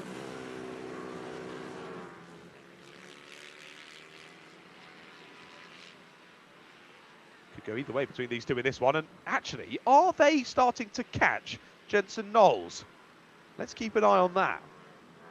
Right, across the line they go. They did. They caught Knowles by a quarter of a second on the last lap. Gap is down to less than 1.5 seconds here. So if Athersyth and Keats can work together a bit more here, there's a potential for a second and third on the cards for these two.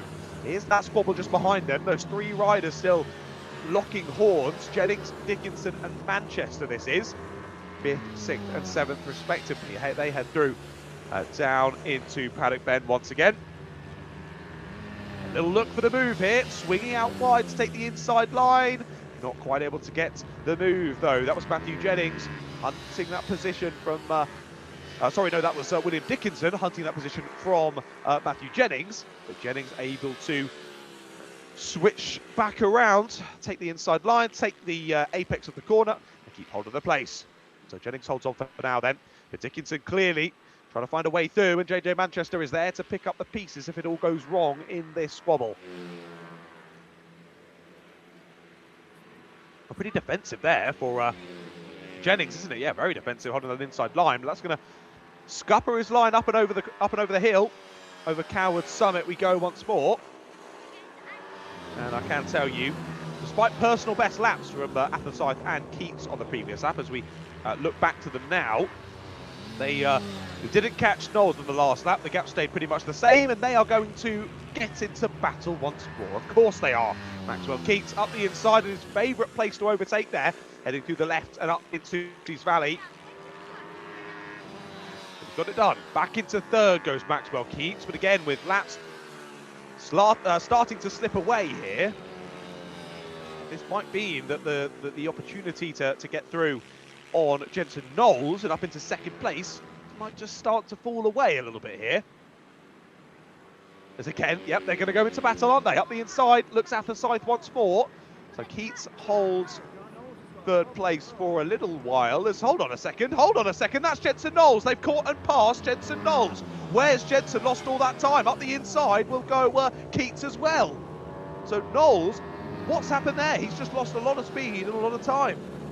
They closed again by 4/10 on the last lap, but that was huge. But almost as if there was an issue there for Jensen. That was a weird one. That was an odd one. I'm not sure what happened there for Jensen Knowles.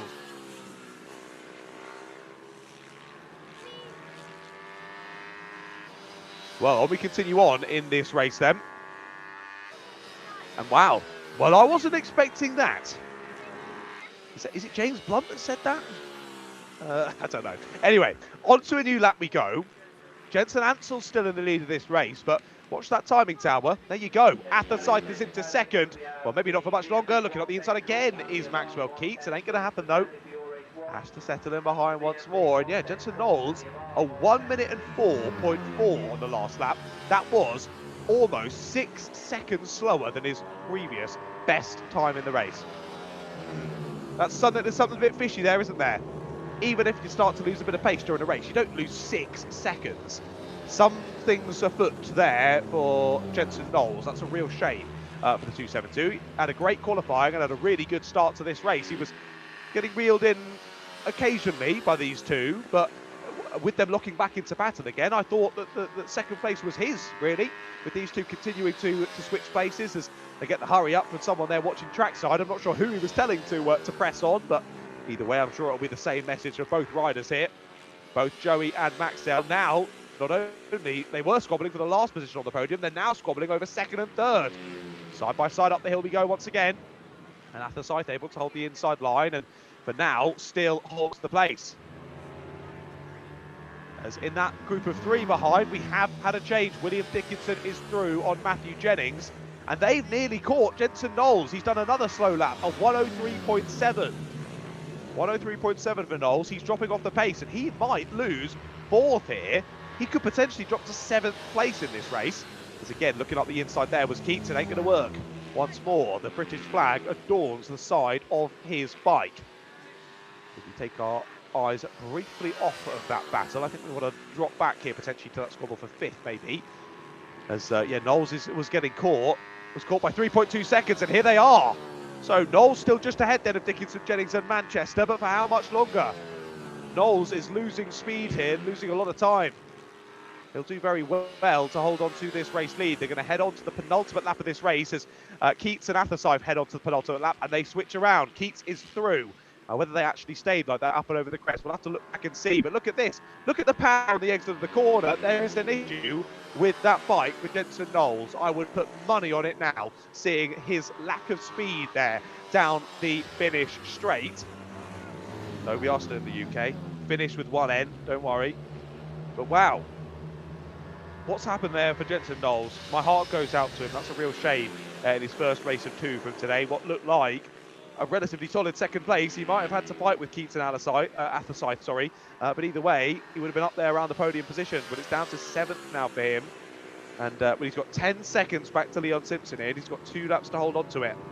Let's see if we can do it. Real shame there for Jensen Knowles. The other Jensen, though, Jensen Ansel, race has gone as well as he could have hoped so far in this one, hasn't it?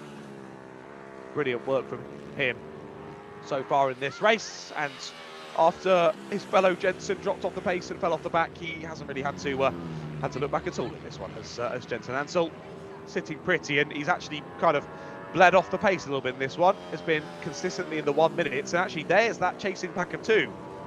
The gap was down to 6 seconds at the start of this lap, and they are still battling hard. Keats has stayed ahead of Athersyth, though, to be fair. Athersyth is looking for it now on the inside here as we head back into Lucy's Valley. Good defence, though, from Maxwell Keats. And Maxwell holds on.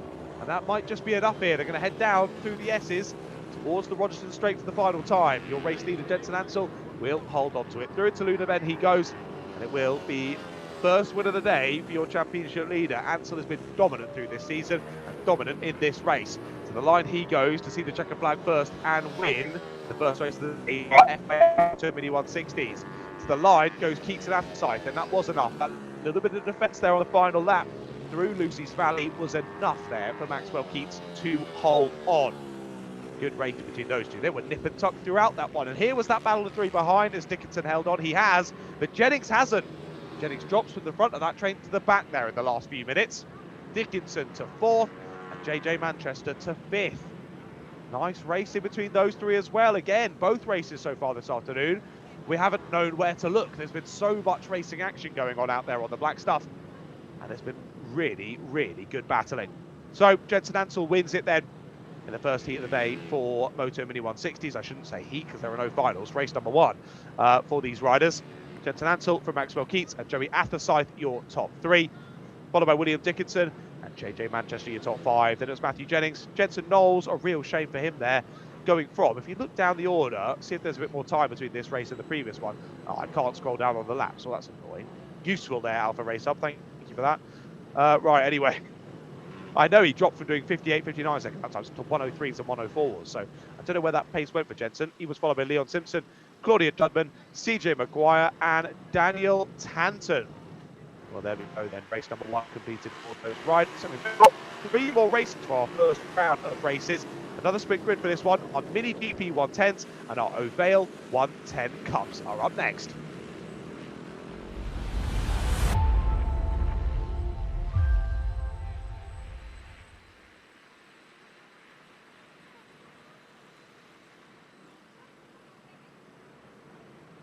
Right then, off to the grid goes our next race. Indeed, the Ohvale 110 Cup and the Mini GP 110s.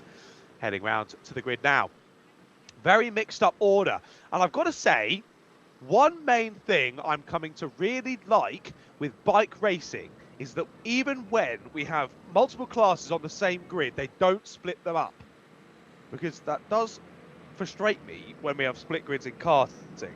Now, it makes sense if you've got a class that is 10 seconds quicker a lap than another class.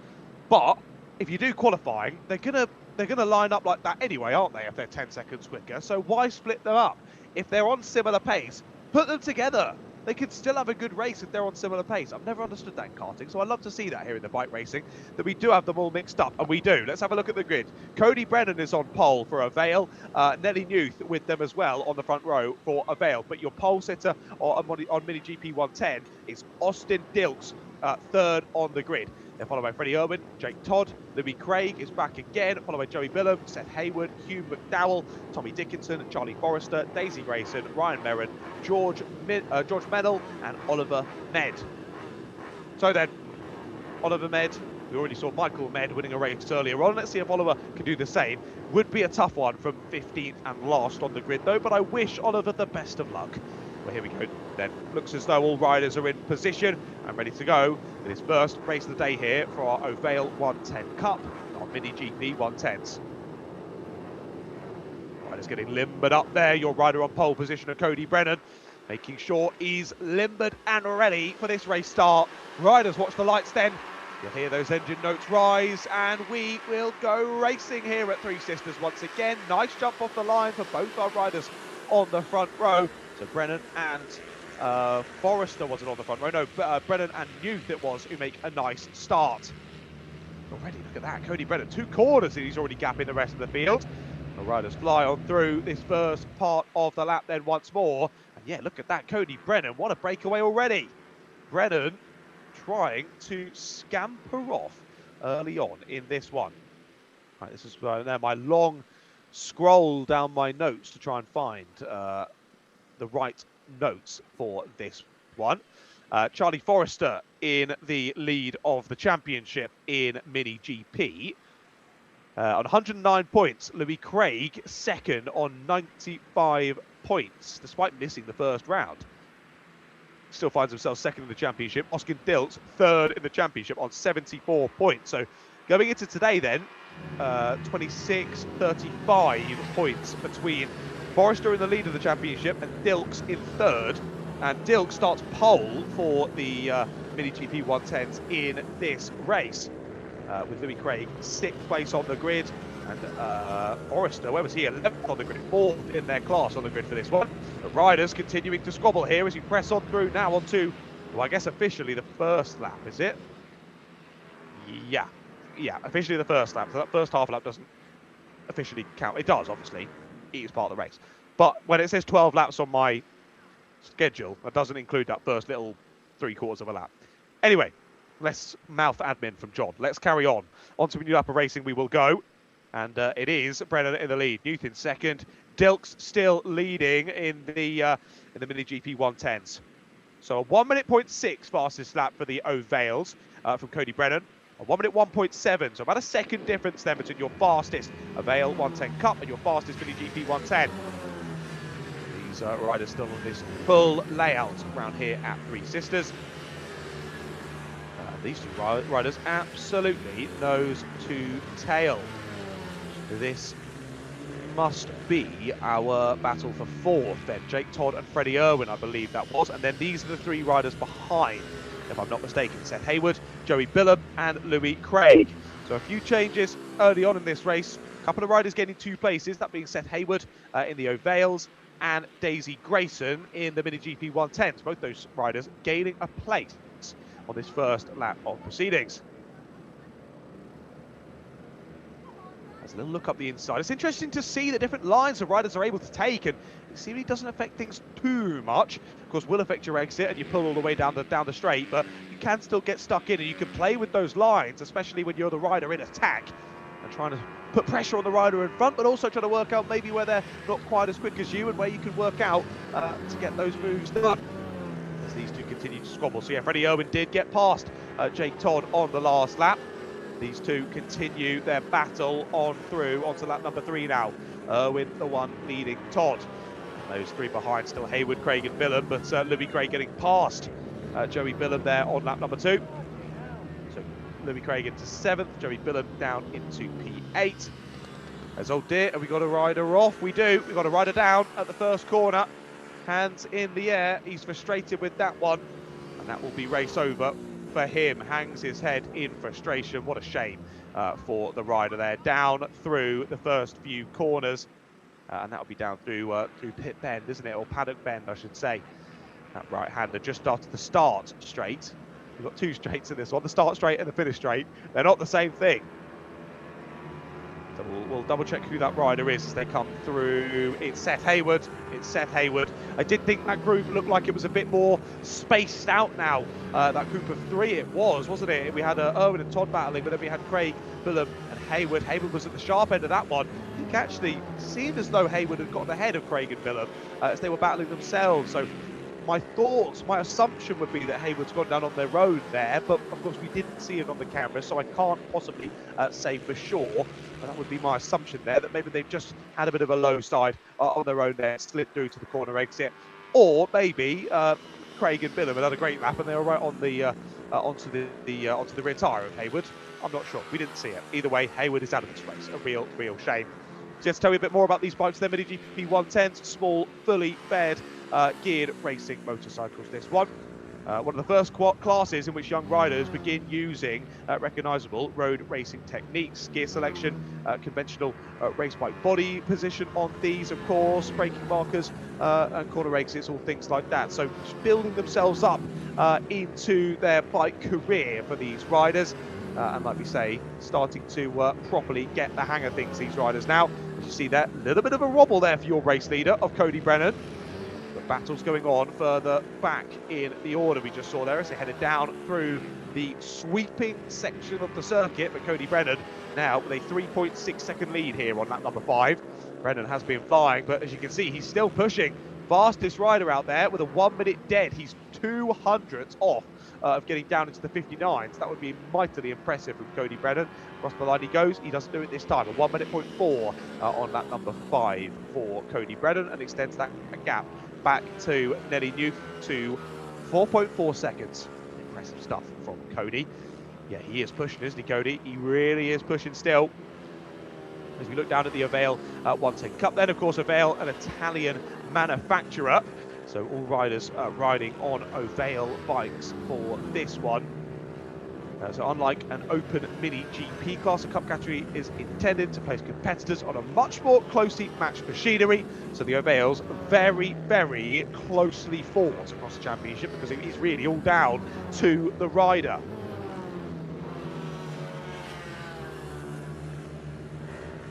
These two are getting pretty closely matched, aren't they? My goodness, they nearly touched knees there coming out of the corner.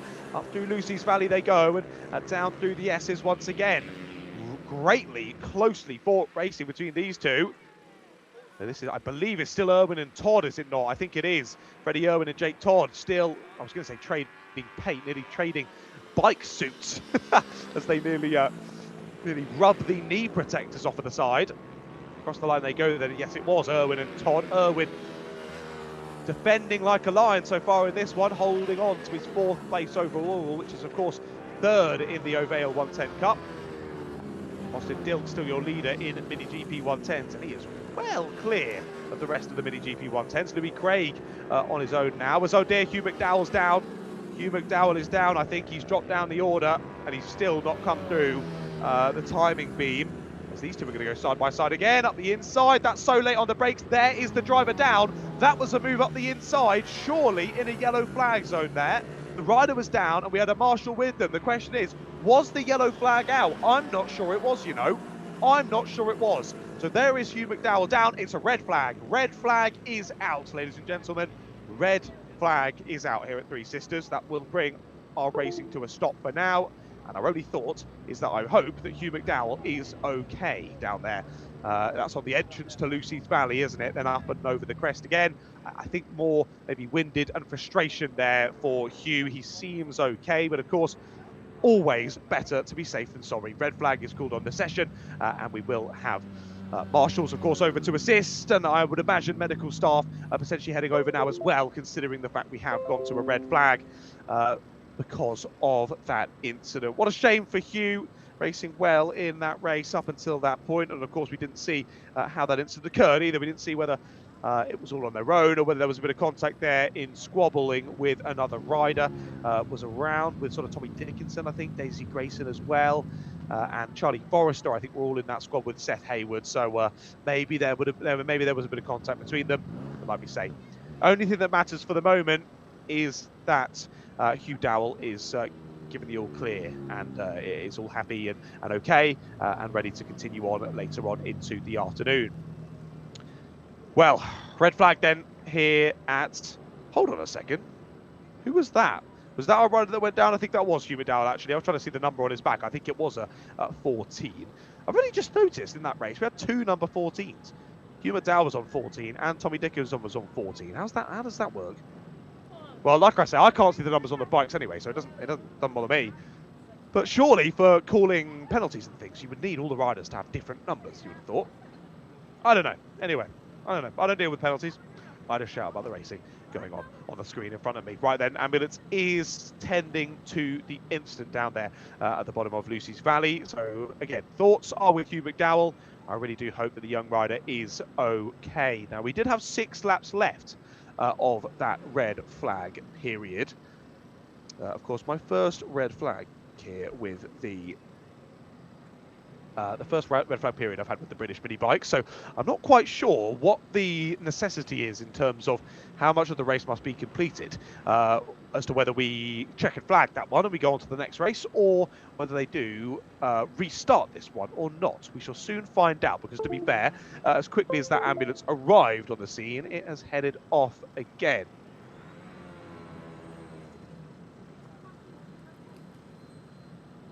So hopefully it shouldn't be too long until we get racing back underway here from Three Sisters.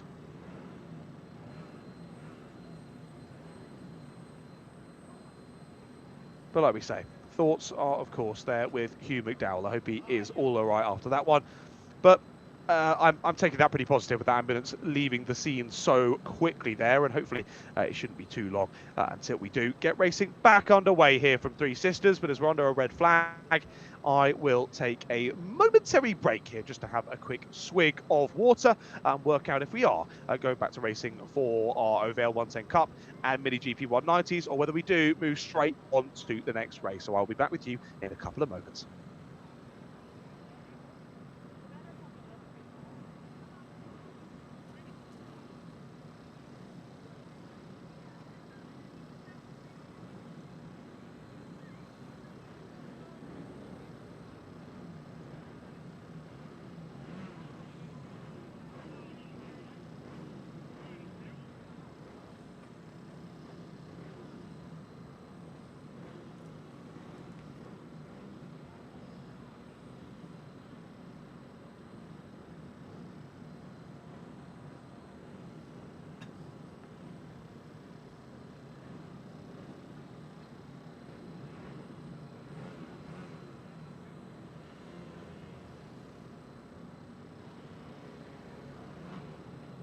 Well, for some reason, my messages aren't delivering to my producer behind the scenes.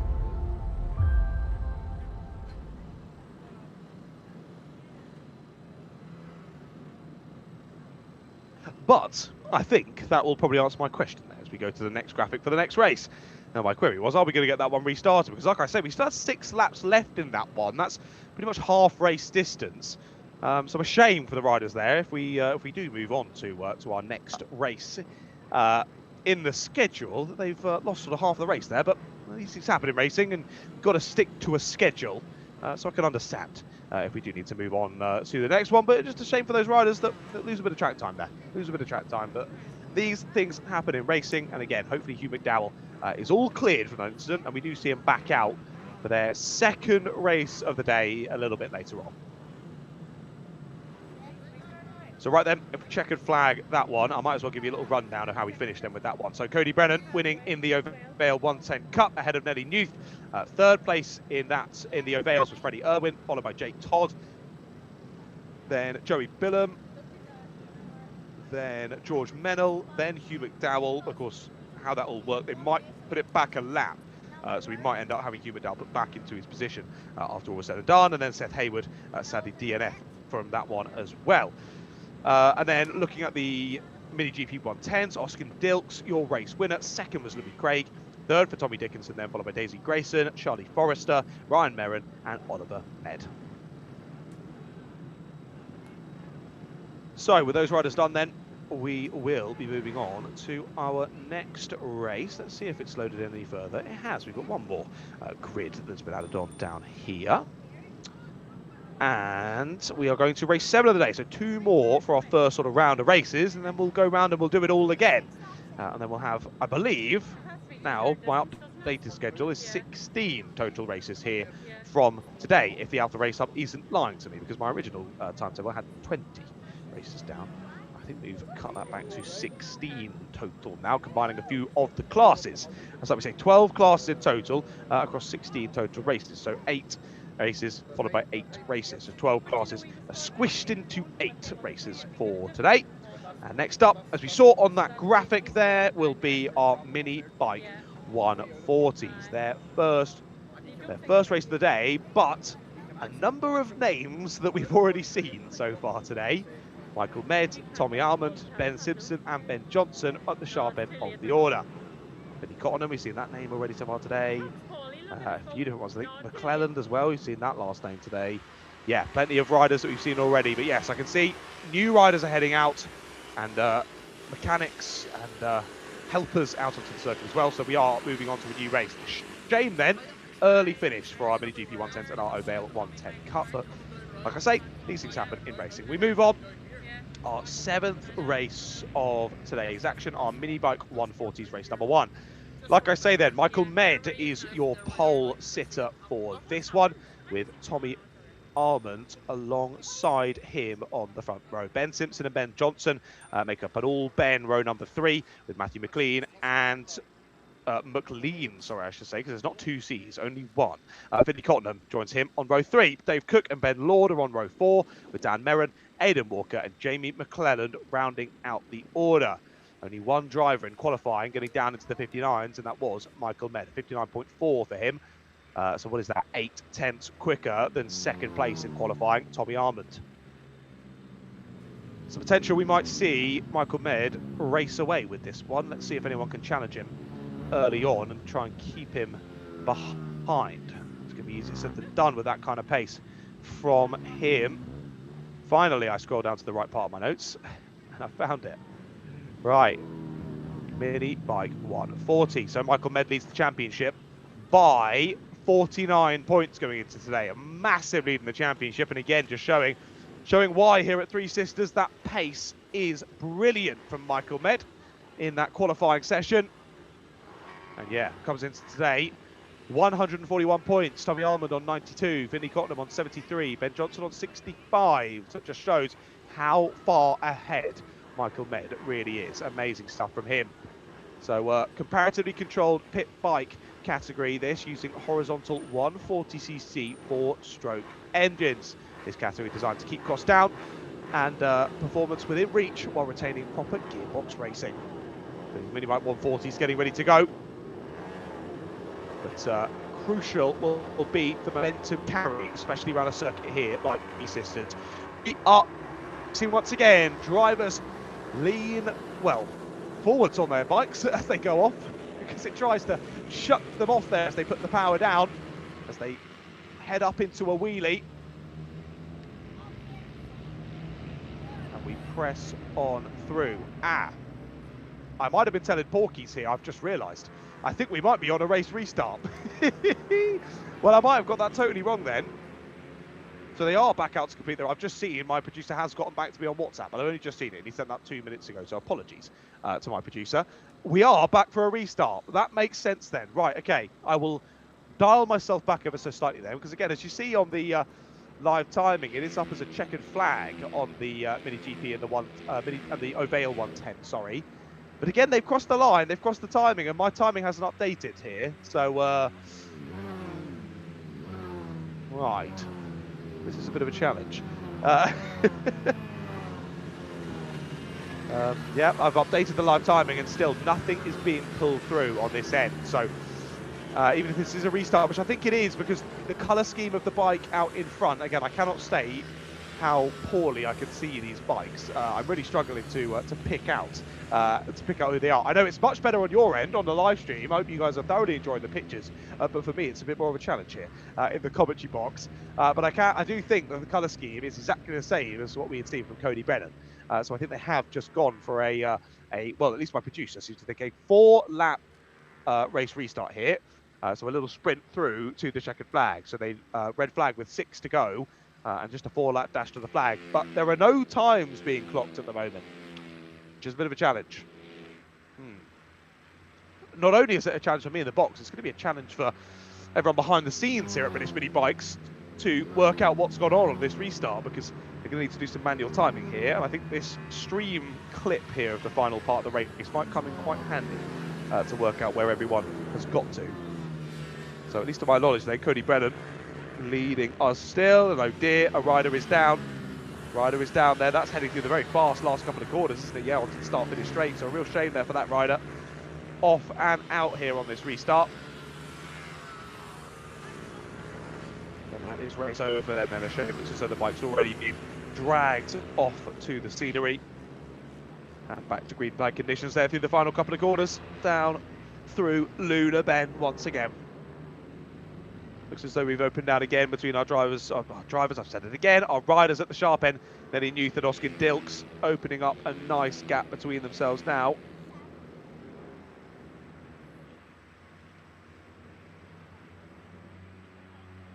We press on through this one.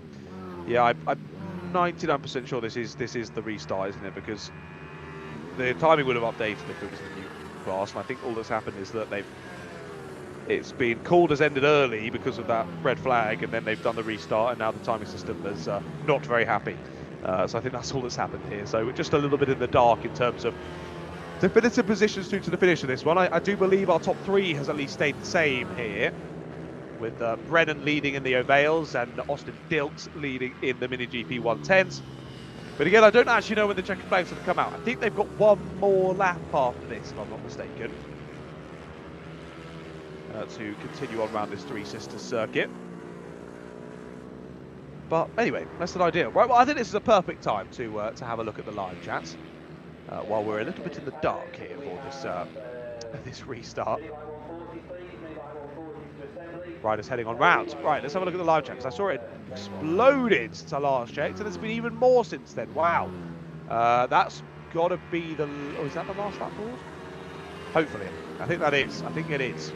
Riders continuing on round then. Right, where did I get to? We've had so many chats since then. Thank you all so much for joining us here on the live stream. Great to have you all with us.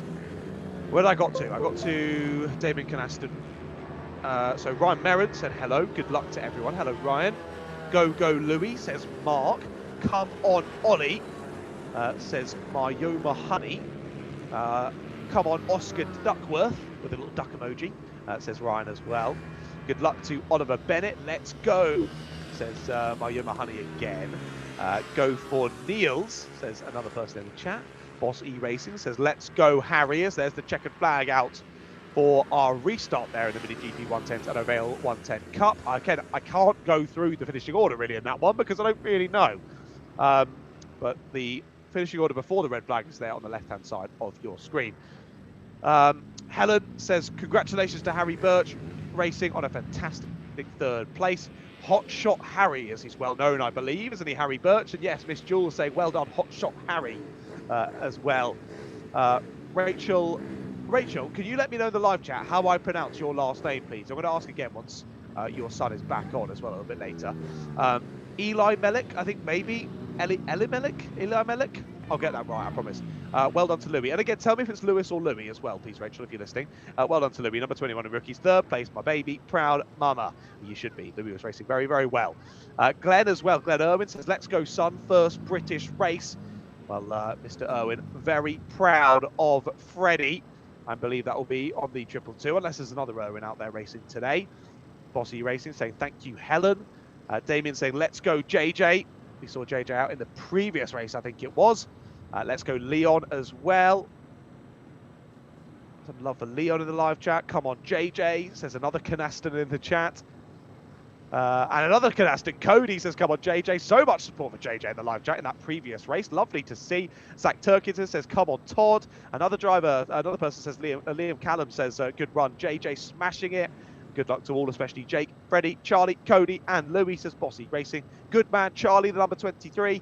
From Pat Duffy, that one. Charlie, number 23, go for it, from Hans and Elizabeth. And then another user says, yes, Nelly, absolute superstar, was Nelly. Nelly, second place in that one, I do believe, holding on to that second place in the Ohvale class there. Through to the checkered flag. Well, I got a bit ahead of myself for the Minibike 140s. I believe that they will be heading out next. So we should have Minibike 140s out for their first race of the day next time.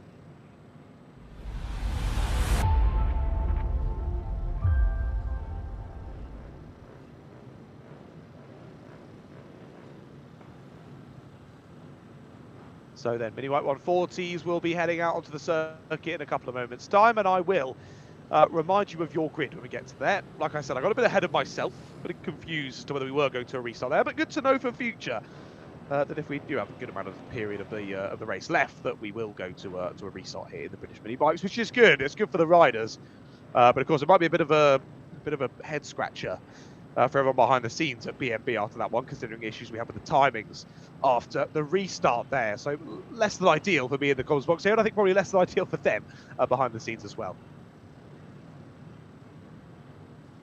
So the 140s will be headed in a moment's time. Then, as I said, Michael Med has been so dominant in the championship so far this season. He is 49 points ahead of his closest rival, of Tommy Arman. And Tommy York, his closest rival on circuit here at Three Sisters as well.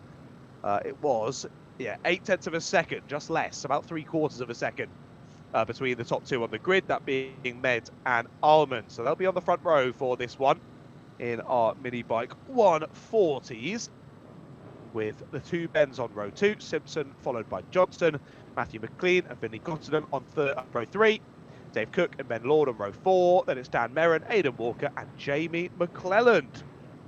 So 11 riders in total on the grid then for your Minibike 140s, their first race of the day. And there they go, out of the pit lane go on Minibike 140s and onto the circuit for the first time in anger here today. Now, of course, riders have already got very used to this circuit. Yesterday, they had their 2 practice sessions and then their 2 qualifying sessions. Then this morning, a nice warm-up. But this will be their first time, at least out on these bikes here today. A number of these names have already been out in a race so far today. But here in the Minibike 140s, this is their first bit of racing action. They'll head on round back to the start line. We'll get them gridded up and ready, go. So our penultimate race of our first round of races, but I don't believe there's any break in between those rounds of races. It will be straight from our race 8, which will be, if I can go back to the right point on this website, the Mini GP 160-50s will be our last race of the first round of races. And then we'll loop straight back round for our race 2 in Mini Moto Rookies. Right then, Minibike 140s out for their first race of the day then. They're round to the grid, and soon enough they'll be watching those lights. As soon as they go out, we will be back racing once again.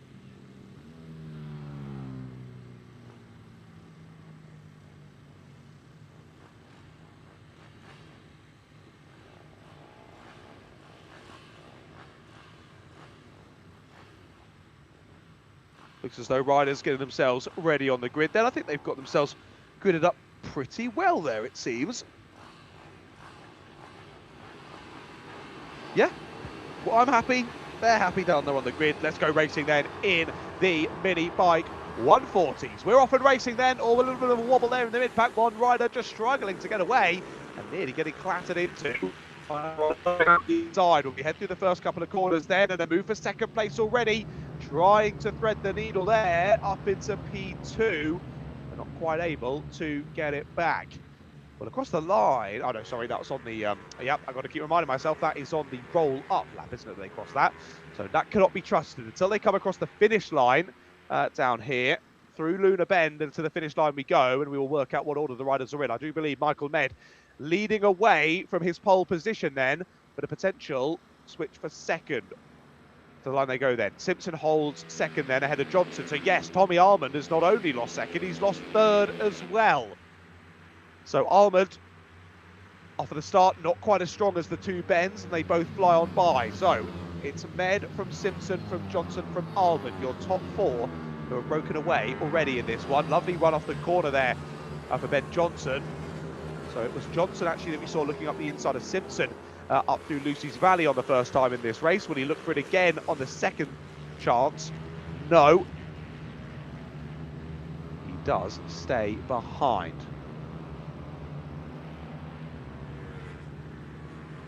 Look at this there, Michael Med. We said he's been so dominant throughout this season, and he's looking to continue that dominance here at Three Sisters. He is driving away here from those other three at the sharp end of the order. This is brilliant stuff here from Michael. Doing exactly what he needs to do. New fastest lap of the race, 1:0.021. He's half a second quicker than Ben Simpson, but he's bang on the same pace as Tommy Almond. Almond gets through on Ben Johnson at the end of that previous lap. I think he's already through. Yes, he is. The 21 of Almond already passed Ben Simpson as well, but Simpson looking to mount a charge immediately. Already was hunting there through down the bottom of Coward Summit. And down to the bottom as they hang it through that fast right-hander down onto the start straight.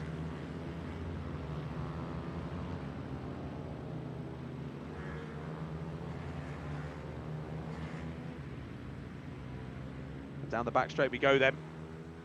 These three once again together. So I thought Almond with his pace getting to the sharp end of the order might start to close up to the back of Michael Med, but no. It's Simpson and Johnson who are remounting the attack here. Down the finish straight we go then. Tommy Almond confirmed on the left-hand side of your screen then into second place once again. Simpson looking around the outside here. Round the summit they go, and this is so aggressive from Simpson. He might end up off into the scenery. To the exit he goes, uses all of the exit curb, and Simpson is looking aggressive. Wow, that was awesome from Ben Simpson. Well, he clearly is finding some pace now. Well, I say that, he was still 3/10 off of Almond on the last lap. Somehow he's still able to charge here, to try and find a way past into second. And actually, Ben Johnson was faster than Ben Simpson on the last lap, so he's closed back up to these two again. But that is where Simpson is so quick. Down through the S's, out of the S's, down the Rogerson straight, and almost like he could make a move through Luna Bend. He's not going to be close enough. Settles in behind once again. Gap to your race leader remaining pretty stagnant, just over a second between Med and Almond now. But again, Almond still under so much pressure. And this time, Simpson looks to the inside line up and over the summit, but again, it's not going to work. He's so close, but he's not quite close enough to get a move done when it counts. He's right up the chuff on Tommy Almond, but at the wrong places on the circuit.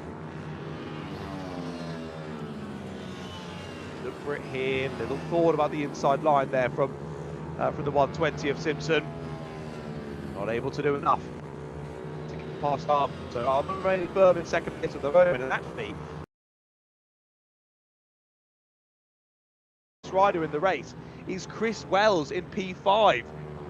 And look, he's already closed up to them. He's already closed up to them. We saw how well he ran in another category previously, earlier today. Well, he's running well again here in the Minibike 140s, and he's up the inside and through past Ben Johnson.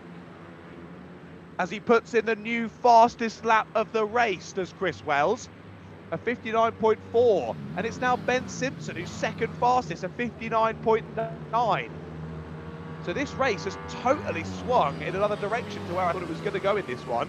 Suddenly, the riders in third and fourth are your fastest on the circuit. Wow. Well, this could really throw the cat amongst the pigeons, couldn't it? Med and Armand are going to be under pressure a lot more over these next few laps. We still have 7 laps to go after this one. So not even half race distance in this race. Already, the pendulum has swung one way and it now swings back the other way.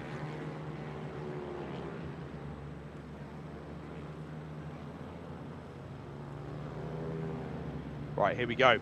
Nose to tail then. As we head through the timing beam once more. Wells closing up to the back of these two. But again, 1 minute dead for Michael Med out at the sharp end. 59.9, 59.9, 59.7 for Almond, Simpson, Wells respectively. But still, Simpson a little bit faster, but just not quite able to find a way past here on Tommy Almond.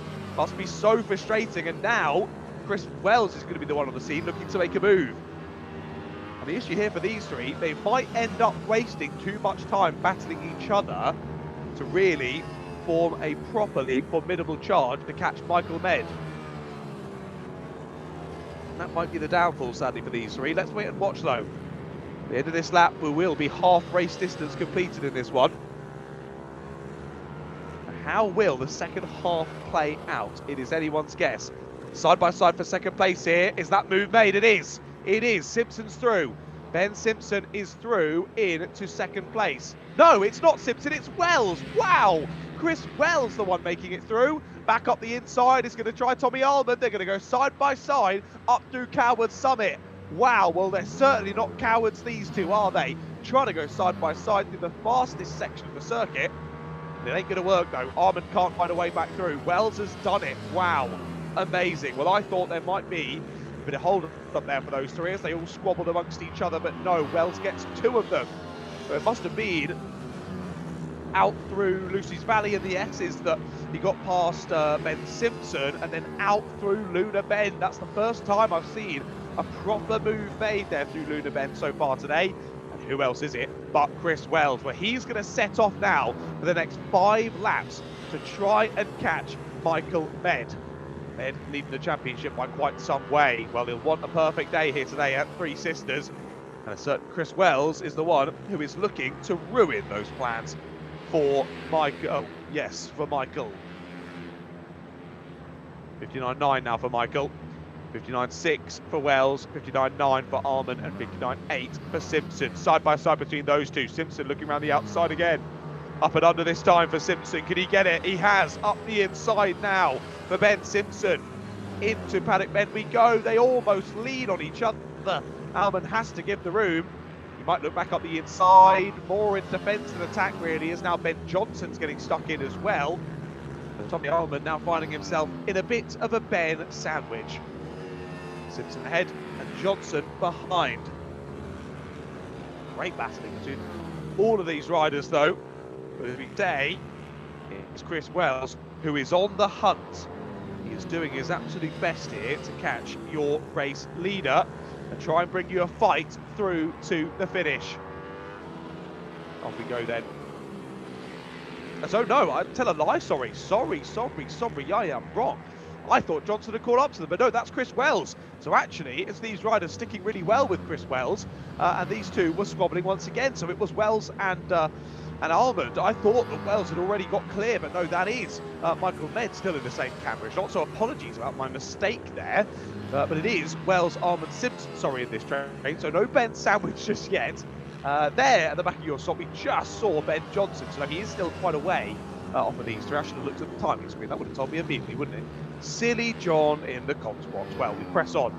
And it is still Chris Wells under a bit of pressure really for second place. So maybe not then.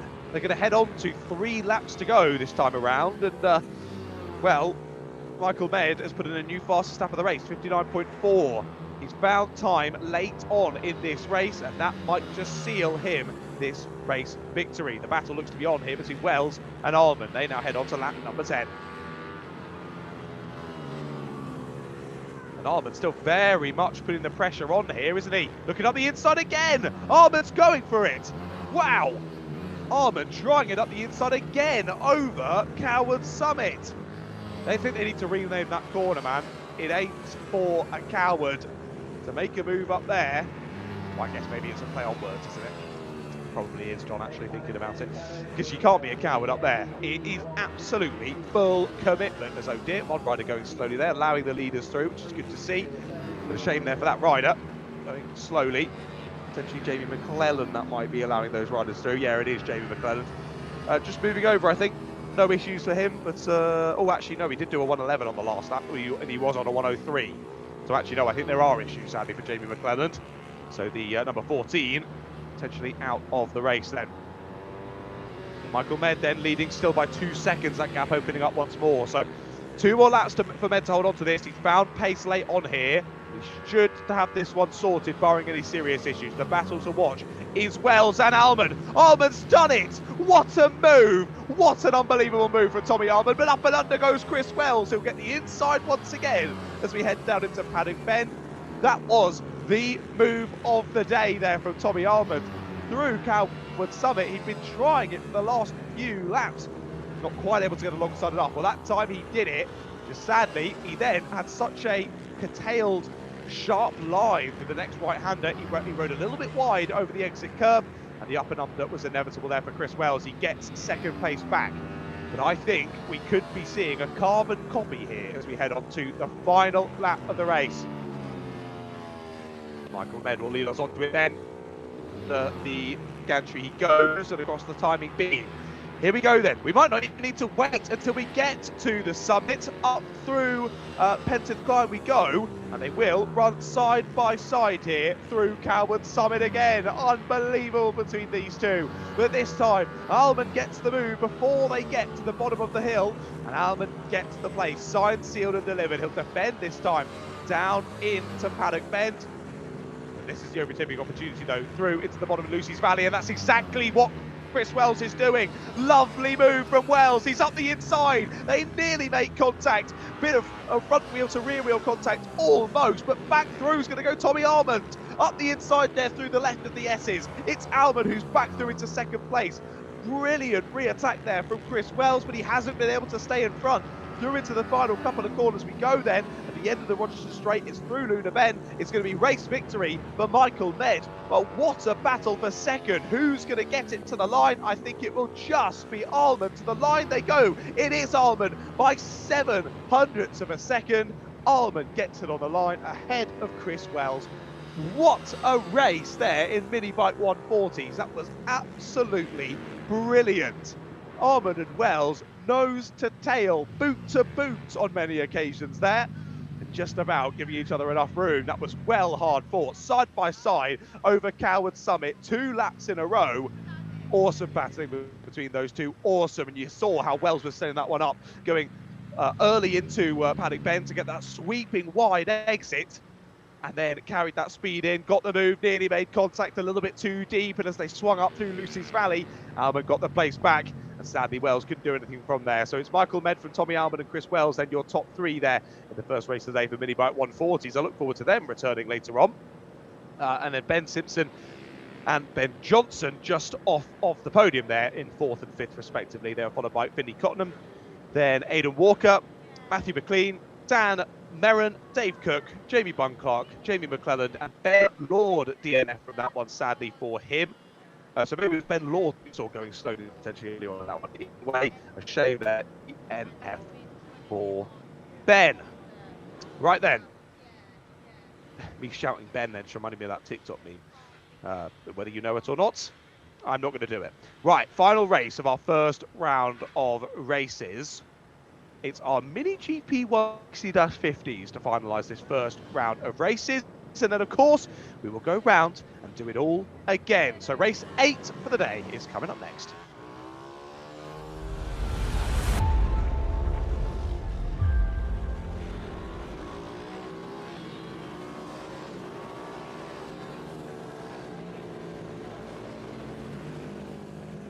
Well then, riders getting ready. It looks as though they've already headed out of the pits, I think. Oh, well, there are a few heading up to at least. This next race, we will have 6 riders total for this block. Media Pereira lines up on pole position, and there was half a tenth in it in pole. Hello. The Jensens are back. Jensen Ansel, race winner from earlier on, starts alongside Emilio on the front row. Jensen Knowles is on row number 2 with Joey Athersyth. Again, 2 riders we've seen battle very well throughout today so far. Again, Maxwell Keats is back on row number 3, along with William Dickinson, who returns. Who else but JJ Manchester and Oscar Dilks, 2 more returning riders. And then finalising the top 10, Matthew Jennings is returning. I think Hubert Dowd. Is anyone new on this list? I think there might be 1 or 2.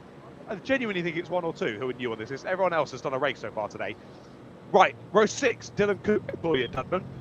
Row 7, CJ Maguire and Daniel Tanton. And then row 8, Rex Arlen and Charlie Forrester. Like we said, 16 riders on the grid for this one. Zach Turkington saying good man Cody for, I think that was 2 races ago, wasn't it? We had Cody for that restart. And then Kathy Miller in the chat again saying go on Nelly.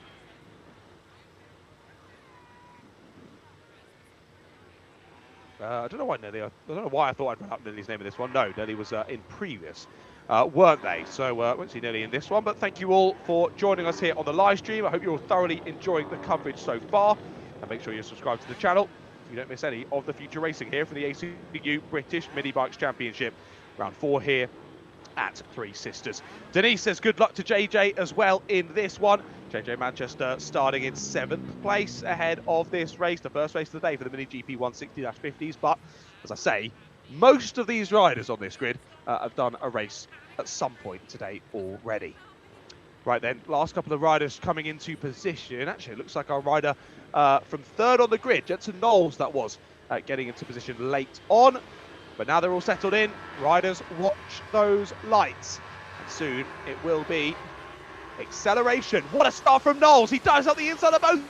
Brilliant start there from Jensen Knowles. He's into the lead, momentarily. Back through goes, I think that was Jensen Ansel, was it not? I think Ansel might have taken the lead now. And Pereira might be down to 3rd place after that start. Looking back up the inside, through the left there. Down on the exit of Lucy's Valley and then into the S as we go. What a start, though. I think that is Jensen Ansel who's broken away. Well, we'll find out soon enough when they come past the timing beam once again. But what a breakaway that was. Lovely start from the 2 Jensens. But I do think it's been Ansel who's just gotten the better of everyone else. It was Ansel. So Knowles, the lovely breakaway to the inside line. But Ansel able to sweep around the outside and take the lead. So it's Jensen for Jensen now. And your pole sitter Pereira is the one putting pressure now on Knowles. As he's looking up the inside. Oh, that's bold from Pereira. Oh, I thought that was surely going to be a big incident there. How did he manage to avoid careening into the side of that bike of Jensen Knowles? That was too close for comfort. Wow. Well, Knowles certainly defending now, isn't he? I think he's kind of realised that Jensen Ansel is off to the races here, quite literally. He's flying off and away already into a different postcode here in Wigan. Yeah, he's made his way to Manchester already, hasn't he? Oh, blimey. Ansel's off. And we watch and see if Emilio Pereira can find a way through here on Jensen Knowles. Round Lunabed we go, and on to the 2nd lap of the race. So what are lap times looking like then? 58.6, oh, battle for 2nd up the inside again for Emilio Pereira. This time much earlier in the corner as they head up Pentith Climb. And now through Coward Summit once again. The move's been done then from Pereira. Nice work. Yeah, it was bold that first attempt to do it at the bottom of Coward Summit. That was a bit of a heart-in-mouth moment for me, certainly. I'm sure the riders were totally relaxed. They didn't mind at all. But for me, I was a bit, oh my goodness, don't get nervous. But I'm starting to get a bit shaky if you catch my drift. But Ansel, 3 seconds clear now after only 1 lap of racing. But your pole sitter now, Pereira, there was half a tenth in it between Ansel and Pereira in qualifying, and Pereira has now been released. Issue for him though, he's dropped a lot of time there over those first laps, because yeah, Ansel on a 58.6 after lap 1. Both Knowles and Pereira are 1 minute, 0.5. So, through again, a 58.6 again for Ansel, and it's a 58.5 for Emilio Pereira. And don't forget, he made an overtake while getting that new fastest lap of the race. Impressive stuff. There is your battle for 4th place. That's Joey Athersyth getting past JJ Manchester, as they now head up through Penton Climb and Coward Summit as well. The battle continuing to rage on then for 4th place, if I'm not mistaken. Yeah, they've still got a bit of time to catch Jensen Knowles, who should be there. Yes, there he is. So good. I think I picked up that battle correctly then. Athersyth through on Manchester.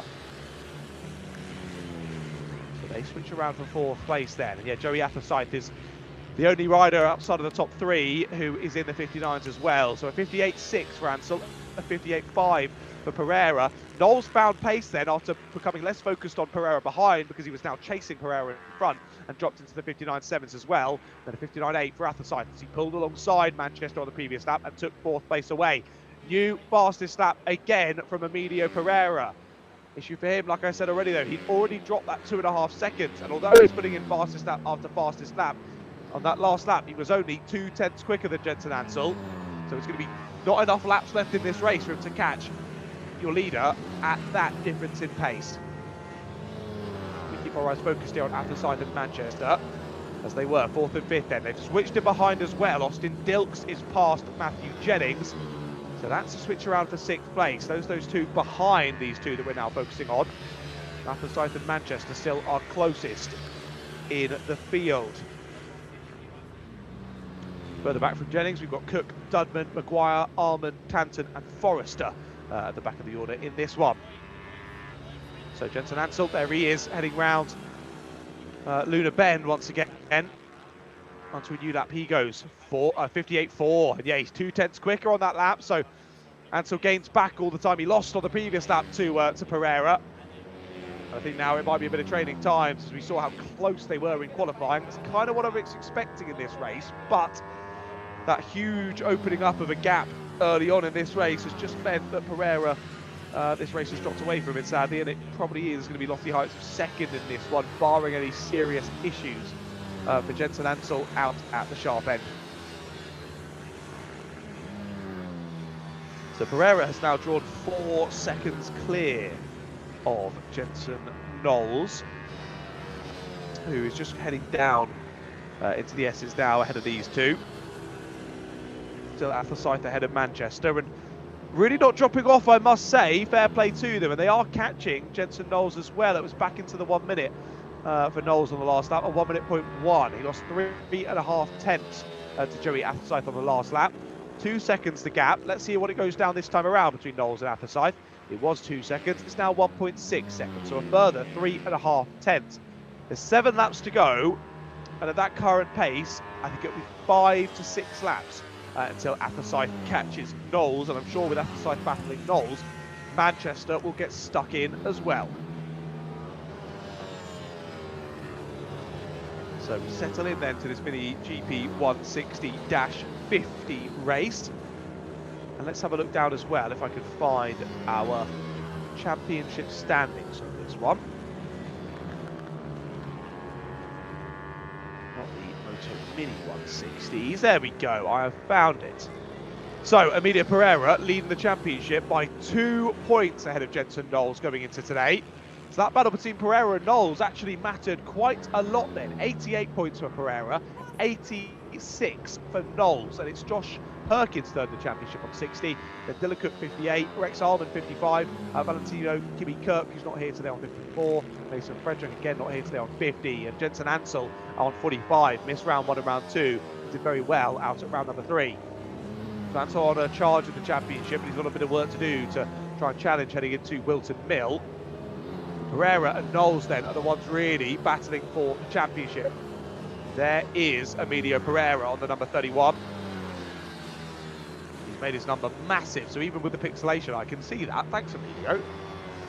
He's doing his best to catch your race leader, but actually, oh no, on the last lap, lost 6/10. There's a 58.9 versus a 58.3 for Ansel on the last lap, so gaps up to almost 4 seconds again here for Emilio Pereira. But like I say, okay, hasn't got maximum points in this first one, despite being on pole. But it was a lovely breakaway for both the Jensens, and Emilio's done very well to catch and repass Knowles, and then press on now by over 6, well, it'll be over 7 seconds now between those two. So Pereira doing what he needs to hold on to the championship heading into the finale at Wilton Mill in around a month's time. A great job from Pereira. Now these Mini GP 160s,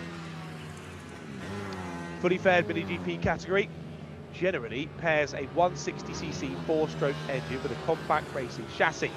The 50 that's after it denotes the chassis or the original 2-stroke equivalent format, rather than indicating the engine has both capacities. No, just one singular capacity for 160cc. And these bikes much faster and physically a bit larger as well than the 110 machineries. And there's much more acceleration, braking load, and a more aggressive gear selection of these bikes compared to 110. So there's just a little bit more to take on for these riders. Well, Jensen Ansel and Hugo Perez, to be fair, seem to take to it very impressively.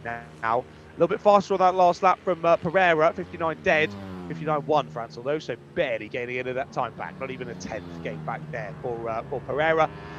And with 4 laps left to go, including this one, Ansel seems to have this one relatively in the bag, doesn't he? A very impressive job here from Jensen Ansel, breaking away early on and never really looking back since. It has been brilliant to watch.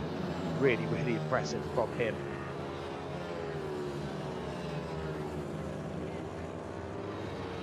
Well then, drivers good to... Oh, I did it again. I even had a break then, and I still said drivers. John, what are you doing, man? I know, as soon as I go back to doing karting commentary next week, I'm going to start saying riders, aren't I?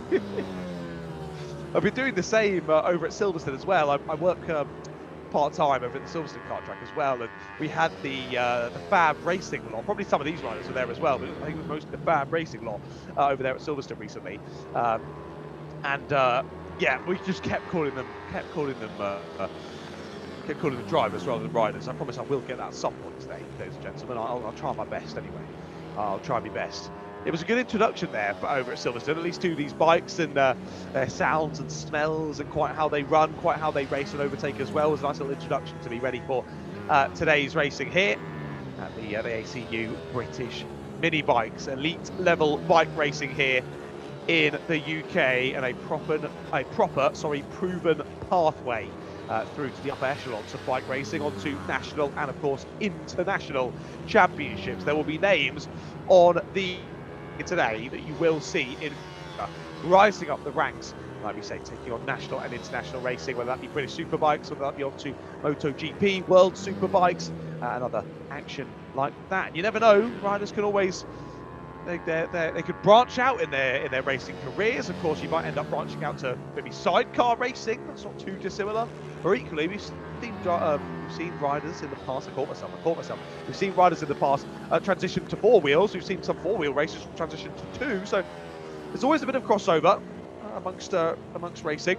You never know what these riders might end up going on to do later on in their racing careers. But there is the 22 of Jensen Ansel continuing on, and he has been a tough cookie to crack so far today, hasn't he? It will mean that Jensen has won all the races that he's competed in so far today, a win already in his previous class, and in this one he's remaining firm at the sharp end, now 5.5 seconds clear of Emilio Pereira. Your closest riders really is actually in the battle for 6th place. Austin Dilks and Matthew Jennings have a couple of tenths between each other, as we will head on to the final lap of the race. Jensen Ansel will lead us onto it then. 6 seconds clear now of Emilio Pereira, who himself is over 9 seconds clear of Jensen Knowles. He said 2.5 back from Knowles to Athersyth, 1.5 back from Athersyth to Manchester, then 5 seconds back from Manchester to Dilks. But as I say, Dilks and Jennings are going across the line now to start their final lap, and they are pretty much nose to tail. 3 tenths between them as they head on to the final lap. But here are your riders further up the order as they press on through this final lap. I think we've got a back marker in here as well. Charlie Forrester, I think, involved somewhere in this group. Also, our race leader then, Jensen Ansel. What a performance from Ansel as he presses on, gets past a few of those slower riders. he will lead us through to the checkered flag. And like I say, 2 different classes for Ansel so far today.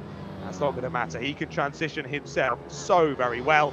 And Jensen Ansel will win his first race of the day here for our Mini GP 160-50s. Ansel sees the flag and wins the first race of the day. Well done to Jensen. Emilio Pereira there crosses the line in second place, 6 seconds shy of your race leader by the time they got to the checkered flag. And here is third place. Jensen Knowles gets to the checkered flag in P3.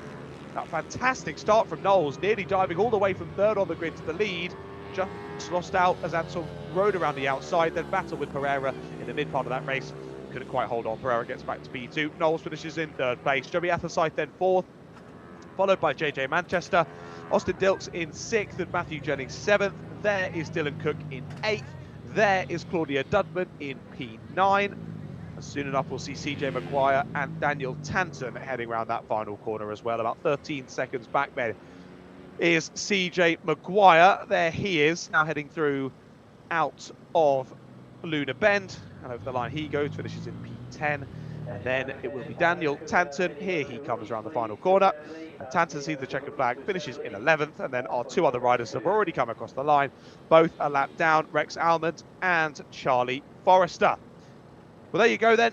Mini GP 160-50s are done and dusted. And that means that is our 8th race of the day done and dusted. So we are officially halfway through, ladies and gentlemen. 8 races done, and we have 8 races left to go. And that means that every rider here today at Three Sisters has completed at least 1 race. Of course, any riders that are only doing 1 class has done 1 race. A number of them are doing 2. I think some of them might even be doing 3 classes out there today. But anyway, we're done with all the classes. 1 race completed. We're going to go round again, ladies and gentlemen. Race 2 for all of our classes out here today for round number 4 of the ACU British Mini Bikes here from Three Sisters. Right then, race number 9 of today's proceedings will be race 2 for our Mini Moto Rookies.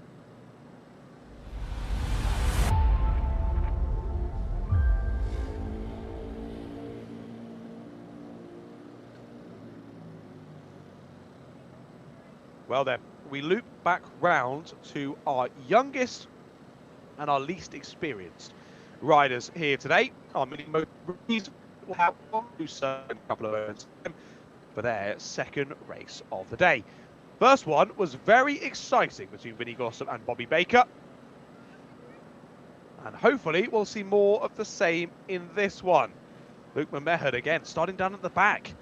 It's gone a little bit wrong here today at Three Sisters, sadly, for Luke. He's been pretty dominant throughout this season. When I watched back for round number 3, he was winning by quite considerable margins out at Rowra, but hasn't continued on today, and I'm not quite sure why. If anyone can allude me to the reason why, I would be much appreciated in the live chat. And do let me know if there's any information to update me on, because as I say, I'm not at the circuit. I can't go down and ask myself. So yeah, please do let me know if you know any more information. Seen in the live chat as well, good luck to JJ. We already said from Denise, but also now from Damien. And good luck to JJ. Was out in that last race, was JJ Manchester, and did he say, yes, let's go JJ. Well done to JJ. We're still saying well done to Jake Todd as well. And Leash saying saying go JJ, number 28, with a big love heart. And Junior Pereira as well saying, go on my brother Emilio. Proper boyo, starting pole. Come on, Emilio. Emilio did a great job, didn't he? Battled well with Jensen Knowles, got through, but it was just Ansel had built enough of a gap at the sharp end, had the off of the race start, and nothing Emilio could do there to close back up and fight back. But off we go then. Our afternoon continues, and our second round of racing continues then. Your Mini Moto Rookies for race 2. Heading round to the grid. And when they get there, I will run you through said grid.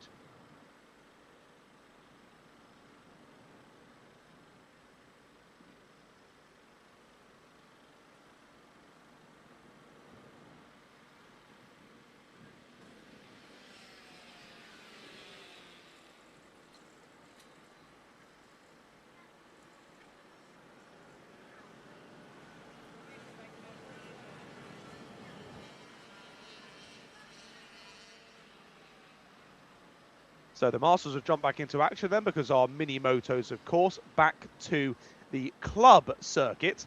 Only 1,069 metres with 9 corners versus the full circuit, 1,473 metres with 11 corners.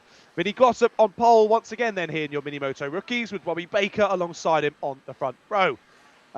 Louis, I still don't know how to pronounce your last name, Louis. Elimelech, I'm going to go with. Sorry, Louis. Is on third on the grid with Luke McMahon, your championship leader there at the back once again. 4 riders ready to go then here for our Mini Moto rookies. And as dads, mechanics, whatnot, clear the grid, riders are told to look to the lights, and we are about to get racing kicking off then for our second round of racing, and we bolt off of the line there. Nice start from third on the grid, almost through to second, but round the outside goes Luke McMahon. Nice from Luke McMahon there, gets into third immediately. So what was initially looking like a good start from Louis and a potential move into second place actually meant that Louis lost third, and down to fourth he's gone. McMahon's into third.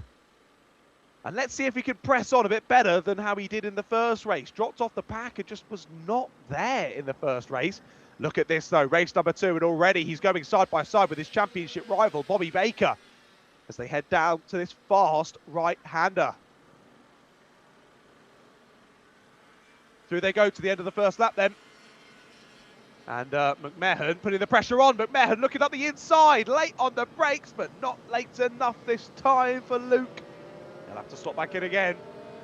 Bobby Baker remaining firm. All he needs to do today is continue finishing ahead of Luke McMahon. Well, he's done that in race 1.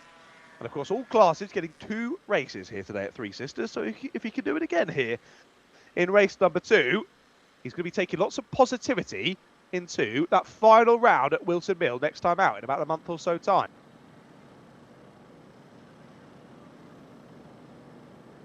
But let's have a look at the gaps then. It was just less than a second between the top 3 when they headed on to lap number 1. And it's pretty much the same. Bobby Baker with the fastest lap though. 56.5 for Baker versus a 56.7 for both Glossop and McMahon. But Glossop, you're slower out of those 3.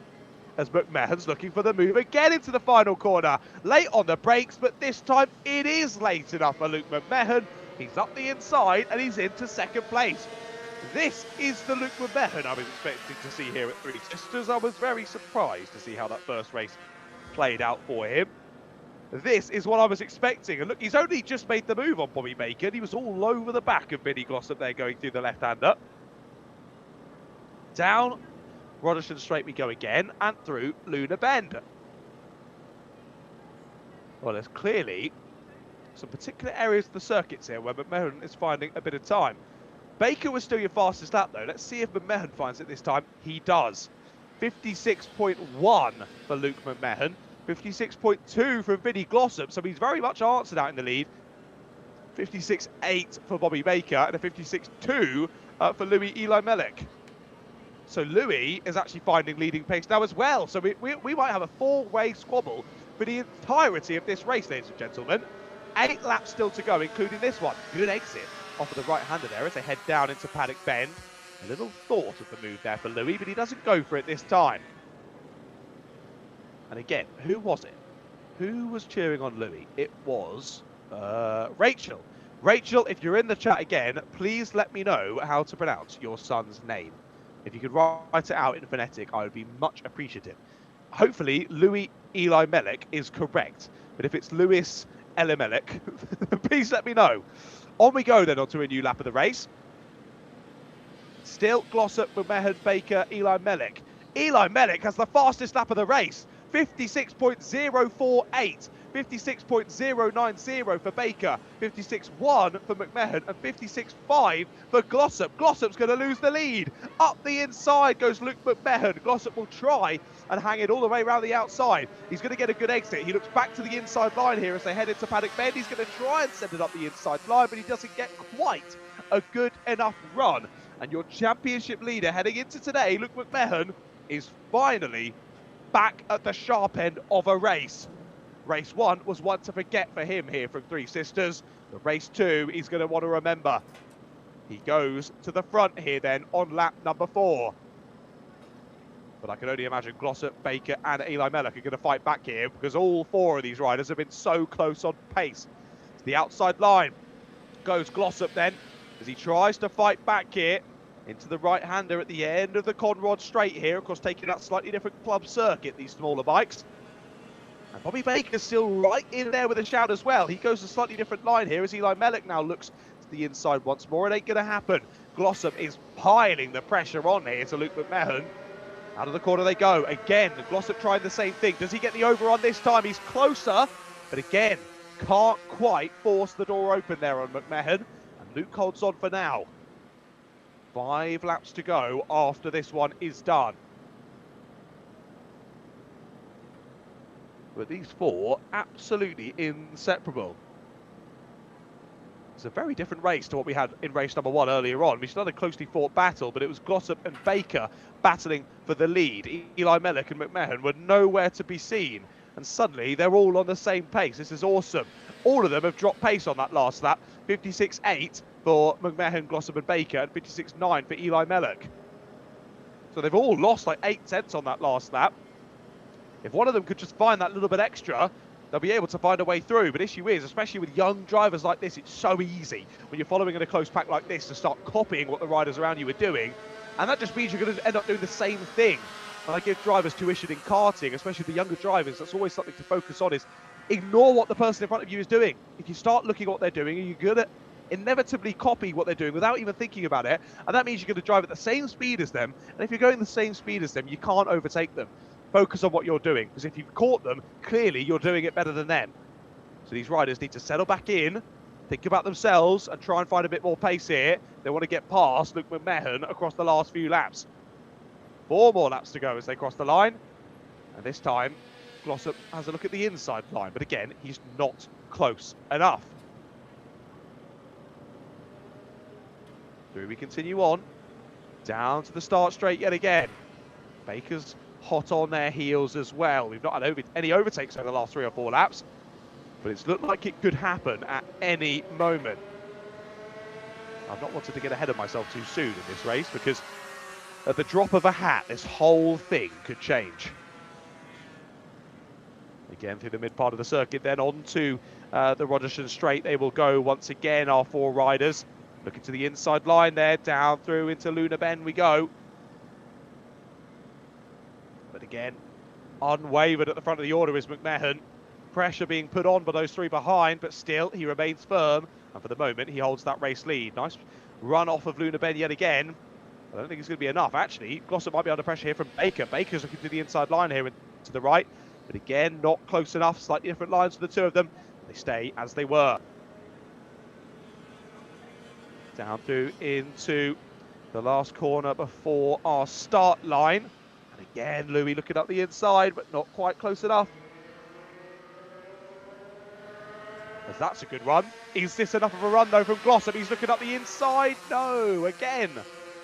Again, Vinny Glossop teases that little move for the lead. He's oh so close to it, but again, he just can't quite get enough of a run to pull alongside Luke McMahon.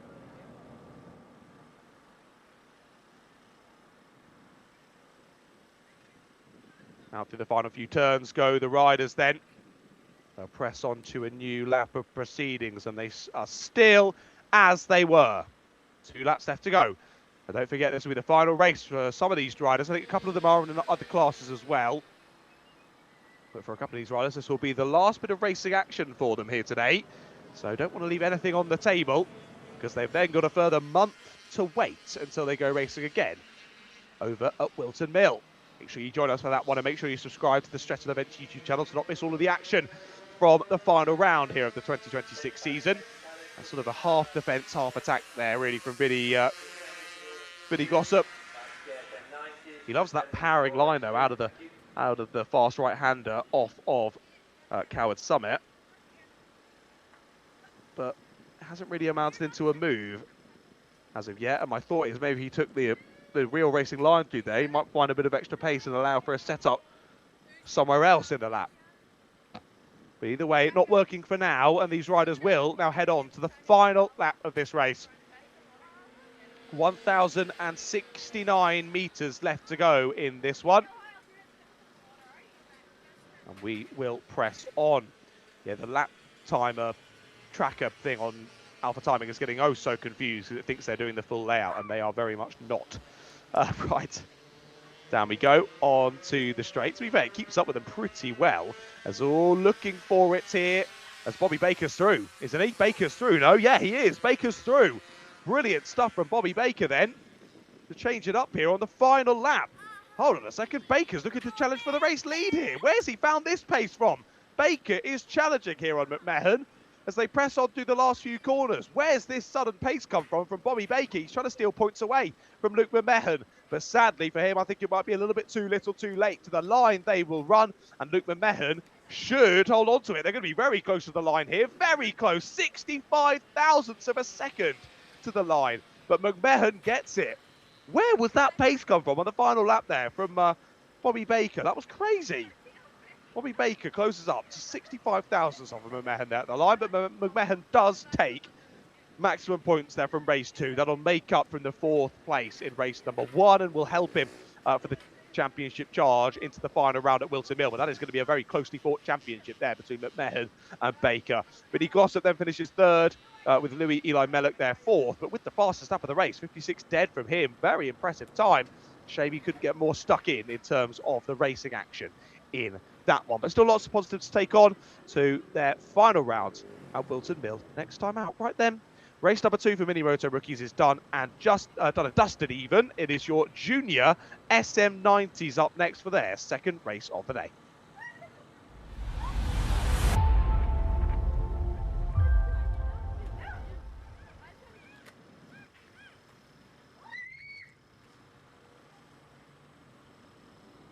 Right then, Junior SM90s about to head back onto the circuit, and I seem to recall they had a pretty interesting first race a little bit earlier on today, did the Junior SM90s, and we shall see how this one plays out. Looking back at that one then, Oliver Bennett took the first race win of the day then, 1.1 seconds ahead of Louis Craig, and there was a bit of a gap back to Hot Shot Harry Birch, as he is referred to by the paddock here in BMB. Hotshot Harry P3 in that first race. See if we can find any further up the order in this 2nd race of the day. And then it was Bun Clark and Fahy who rounded out the top 5 in that first race of the day. Well, drivers should be heading round to the grid in a couple of moments' time. And let's run you through the grid order then as they do so. Let me get up the grid for you. Looks like this. Louis Craig back on pole position then, because of course qualifying session setting the grid for both the first and the 2nd race. So Craig back on pole position, Oliver Bennett alongside him on that front row. Bennett was really impressive though in that first race. Hot Shot Harry is on 3rd place on the grid once again, with Nathaniel Bun Clark alongside him on row number 2. Callum Fahy and Dylan Mosgrover on row 3, with Liam Hoyland and Harry Everts on row 4. Then Bobby Baker's back again. He joins Oscar Duckworth on row 5. And then a lonely Stanley McClelland will be on row 6. And finalising our grid of 11 riders for this next upcoming race.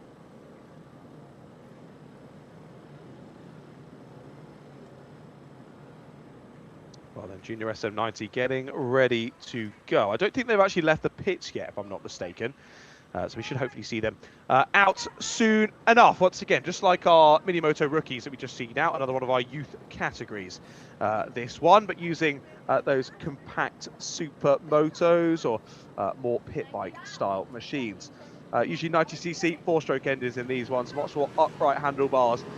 And with a manual gearbox as well. So you've got to give the shout out to the likes of Bobby Baker. Bobby Baker has just jumped off a very small mini moto that is totally automatic, and he's now jumping on to a much bigger Junior SM90 with a manual gearbox and upright handlebars. So a totally different riding experience for Bobby Baker. He's literally just jumped off one and jumped straight onto another. And you've got to remember, he's in the youth categories as well. This is a young rider that's doing that. To have the mental capacity and fortitude to jump between 2 very different bikes like that is mightily, mightily impressive. And to be pacey on both as well in and of itself is very impressive. So fair play to you, Bobby Baker, and fair play to all the other riders that are doing similar things across today's action as well. Right then, our junior SM90s head on round to the grid. Don't forget, Louis Craig leads the championship in this one by 32 points coming into today, ahead of Oliver Bennett. Well, Bennett got the first blood, didn't he, in that first race today, beating Louis Craig. So a P1 and a P2 so far for those two respectively. Helps Bennett close back in the championship, but he's going to need more than that to close back in. He needs a DNF ready here for Louis Craig. But Craig, once again, starts this one from pole position.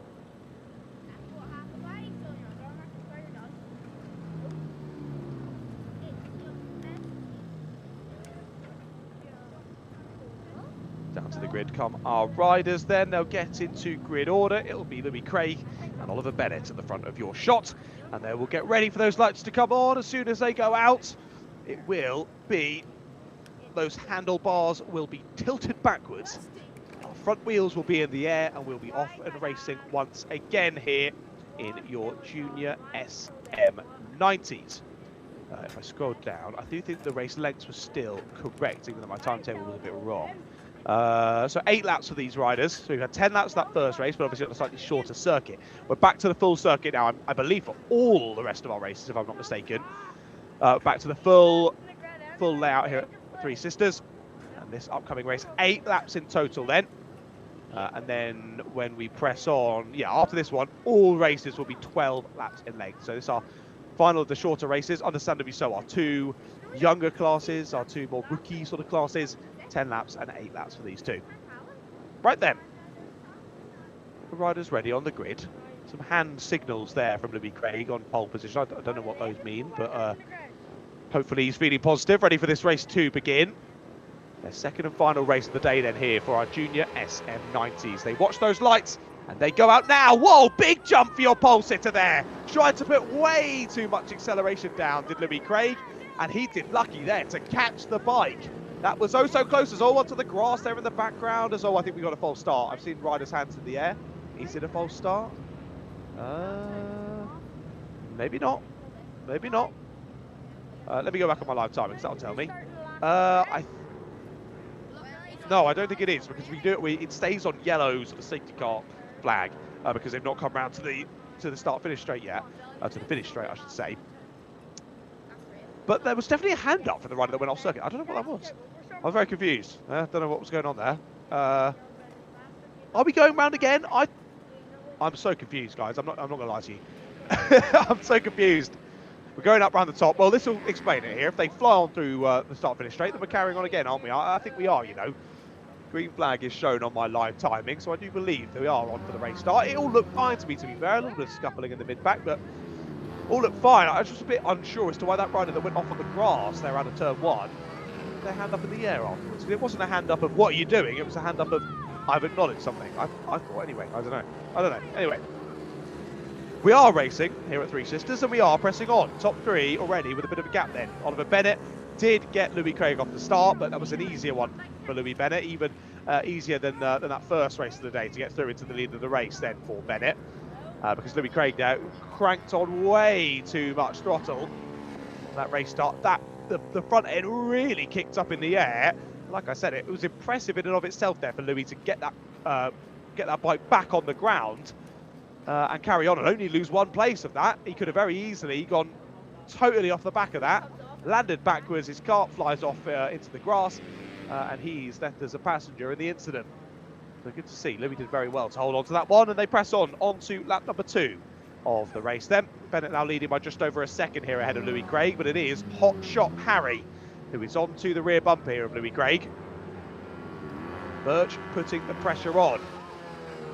Couldn't get close to the top 2 in the first race. It was a big chasm of time between Craig and Birch in that first race, but that was due to the what played out in that first part of the race as well. Harry Birch much better start in this one, and very much all over the back here of Louis Craig. Nathaniel Bunclark has got past Callum Fahy on that first lap of the race. And it makes sense in terms of time. He was over a second clear. 107.9 for Bunclark, 109 dead for Fahy. So riders in the top 5 at least are back into the positions that they were in race number 1. Good to see Liam Hoyler back out, because I know he DNF'd an earlier race. It was not this class though, I don't think. I think it was his other class he was racing in that he DNF'd from. Good to see he wasn't hurt from that incident. He's back out, currently in 6th place at the moment. Actually looking to catch Fahy. No, actually has dropped back. I think a similar amount of margin as Fahy has to Bunclark. Oh yeah, there is. Yeah, so there's 2 seconds between Bunclark and Fahy. There's now 7 seconds between Fahy and Hoyland. Dylan Mosgrove has got past both Bobby Baker and Oscar Duckworth on that last lap, so a good lap for Dylan Mosgrove. He's through from 10th up into P8. A very nice lap from him. Like I say, only 8 laps total in this race. So 5 more to go after this one. And Oliver Bennett, again, driving off with this one. He is riding beautifully, isn't he, on his junior SM90. Riding really nicely as he now comes to put a lap on Stanley McClellan. McClellan on that very different bike.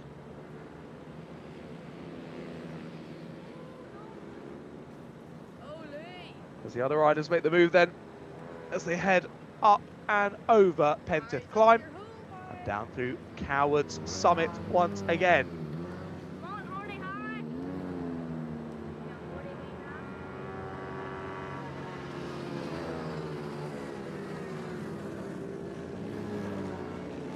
So right to continue on then. Looks now as though that Dylan Mosgrove trying to catch Harry Everts. I nearly called you Harvey again. Sorry, Harry. Harry Everts it is.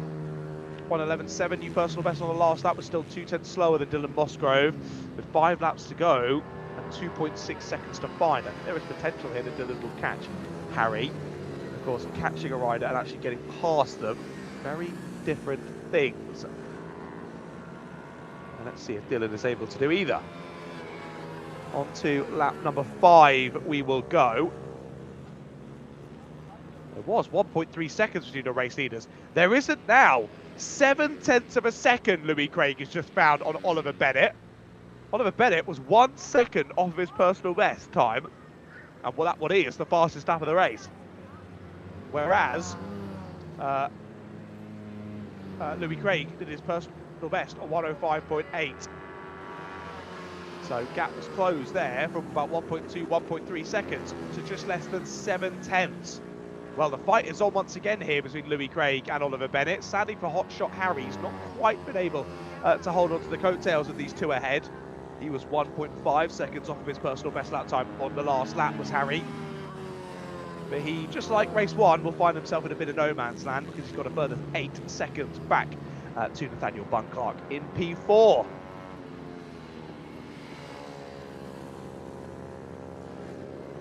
Round Luna Bend go our 2 leaders once again then.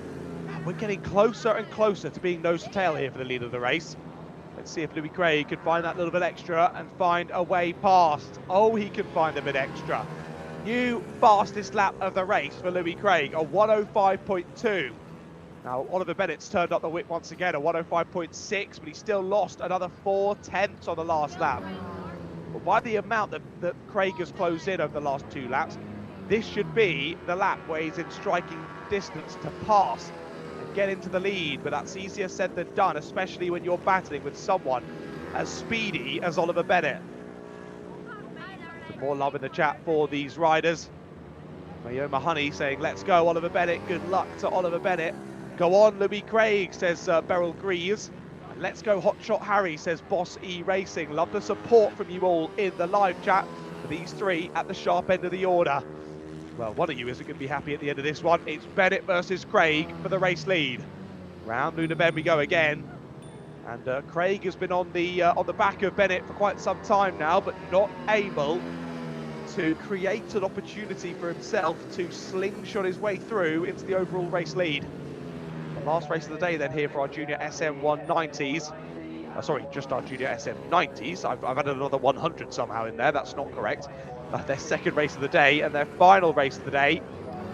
Oliver Bennett looking to make it 2 from 2, but Louis Craig is making sure that he stays on the money in this one. Cannot let his eye off of the ball because Louis Craig will immediately steal away that race win. It looks as though Oliver's dealing with the pressure beautifully, just like he did in race number 1, to be fair. dealing with it so well, not cracking under that pressure. You know what they say, pressure makes diamonds, and my goodness, Oliver Bennett is shining here today at Three Sisters. Here are some other riders who are further ahead on circuit, but further behind in terms of the racing order. That was Bobby Baker, Oscar Duckworth and Stanley McClelland. They're being caught by your race leaders. But it will be Oliver Bennett then who leads us on to the final lap.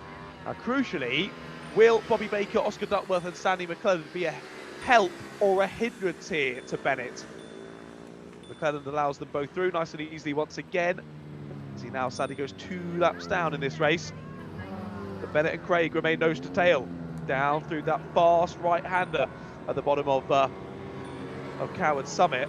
I thought that right-hander was awesome in owner kart racing, but it's even cooler in owner bike racing.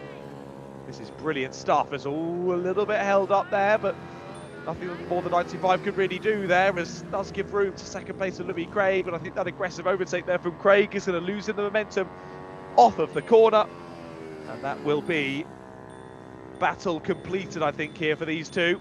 As I say that, hold on, what an exit from Louis Craig. I might have spoken too early here, as threads the needle to Oliver Bennett. I think he's done enough, hasn't he? I think he's done enough. Down through Luna Bend they go. It will be a run to the line between our 2 race leaders here, but Bennett has got it signed, sealed and delivered. 2 wins from 2 here today at Three Sisters from Oliver Bennett. And once again, just like we saw in race number 1, Bennett showing that he can pick his way through the traffic just that little bit better than Louis Craig can at the moment. But again, these are junior categories. These are very young riders, and they ride very impressively well for their age. I must say they are going to go on to some very good things in their racing careers. I can just tell. Well, there you go then. 2 wins from 2 in junior SM90s there from Oliver Bennett.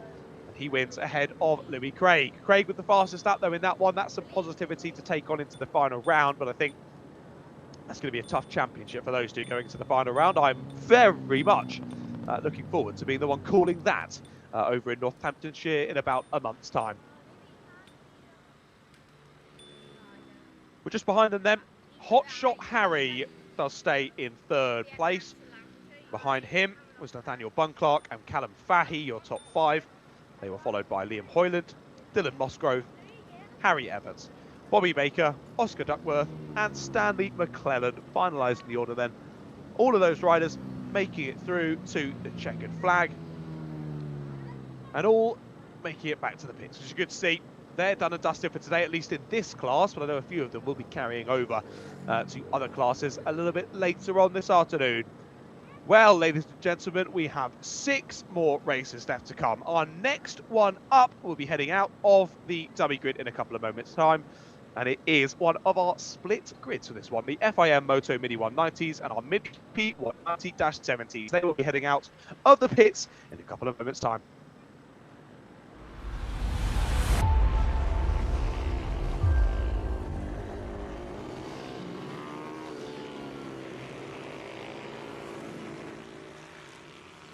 So then, next race up, we are flying through this afternoon's schedule here from Three Sisters. Don't blink or you'll miss the brilliant racing action here from the ACU British Minibikes. Thank you so much for joining us again. Make sure you subscribe to the channel. Don't miss out on the final round at Wilton Mill in a month or so time. And thank you all for letting me know who you're supporting in the live chat. Mayoma Honey saying, well done to Oliver Bennett. Great race of all 3 of those at the Sharpening Order and everyone in that race, to be fair. But yeah, Bennett picking his way through the traffic really nicely. It was great to see. Right then, let's have a look at the grid for this upcoming race. Tommy Keats is on pole position for this one with Max Robinson alongside him on the front row.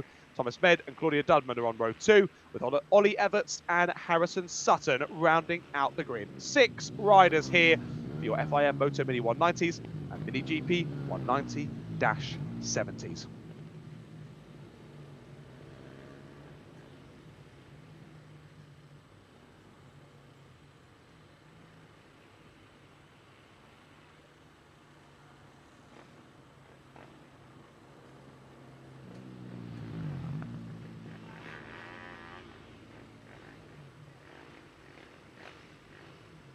Right then, riders are lined up on the grid. Looks like they are getting ready to go. We're just waiting for our pole sitter though. as they draw back into line. Tommy Keats then. That is Tommy Keats on number 8, isn't it? So maybe I'm wrong then. Hold on a second, because it said... Oh, of course, I'm being so silly. Right, ready to race? Lights are out, we're racing, let's go. Oh dear, a little bit of a wobble there from the driver at the back of the grid. The rider, sorry. Oh, in excitement, I got it wrong again. The rider, big wobble there at the back. They've done well to not fall off there. Very impressive. They've caught that one back up. I think that was Harrison Sutton there on the 63, potentially. We'll double check when they get to the end of this first lap of the race. What a breakaway from Max Robinson. He's got Tommy Keats off the line here on this race start. And it was these two who battled through to the flag. A 10th.5 at the checkered flag in race 1 between Keats and Robinson, but it was Keats that got that race win. So, as you press on through this one then, Keats starting ahead of Robinson, but Robinson getting the breakaway. These two will run together, I'm sure, for the next 12 laps. As on we go then, Robinson from Keats there, leading us through. Med is in 3rd, Everts 4th, Dudman 5th, and Harrison Sutton 6th. It was Sutton who nearly dropped the bike there on the race start, did well to gather it up. But yes, sorry, I realised my mistake, and I mean, it was so blindingly obvious, I don't understand how I even made this mistake, but of course, there were 2 qualifying sessions yesterday, so qualifying 1, of course, set the grid for race 1, qualifying 2, set the grid for race 2. Come on, John. Oh my goodness, I promise there's a brain in there somewhere, ladies and gentlemen. Worked it out anyway, halfway through the second round of racing. Let's keep our focus, though, on what's going on our screens. This battle is hotting up. Tommy Keats looking to put the pressure back on here to Max Robinson. Can he find a way through, though? He's done it already in the previous race. And like we say, it was the other way around on the grid between these two from qualifying 1. In qualifying 2, Keats found that pace and took pole. But this time, having the less than ideal start, and gifts that lead back to Robinson.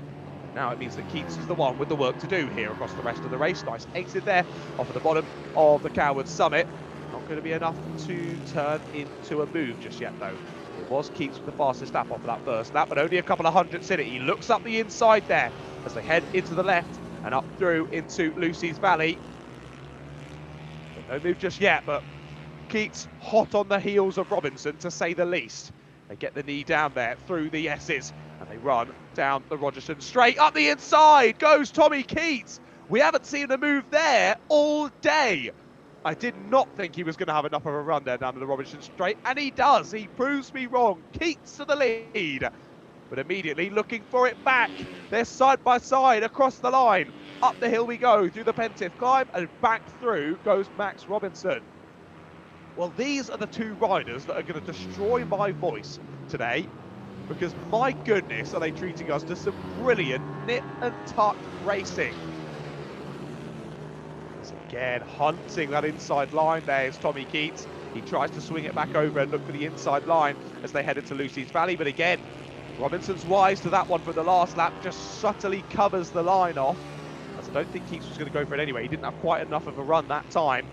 But Robinson will know that Keats gets a good run out here and down the Rogerson straight. Will he cover it off this time? Doesn't need to. He gets a good enough run himself. And they stay as they were this time then. Robinson ahead of Keats as they come through to the end of lap number 3. Wide run out of Luna Bend for Tommy Keats. Can't make use of it in the run up the hill once again. These two battling so well. These two are inseparable, and they're only going to get better in battling like this, because they're going to keep each other so true. They're going to get so much better at riding. Not that they're not already brilliant at riding, but they're only going to get better, because I always say, of course, we're moving on up the classes now. These aren't our youngest racers like we've just seen out in the first 2 classes. But I always say with younger drivers racing, the only way to really get better is out on a racetrack. Of course, you can do as much testing as you want, but getting out in race conditions teaches you things that you'll never learn out on circuit on your own. So having another rider to battle with so close like this is beneficial for both of them. No matter which way it goes at each circuit, they will both get better at racing on these FIM Moto Mini 190s. And my goodness, are they getting better. Both getting faster. 57.120 now for Tommy Keats versus a 57.163 for Max Robinson. And that is over a second quicker than Thomas Med in third, who is himself almost a second quicker than Ollie Everts and Claudia Dudman.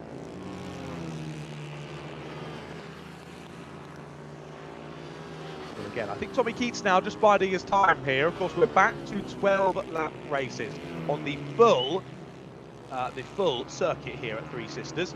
It's back to 11 turns and 1,473 meters long, this track.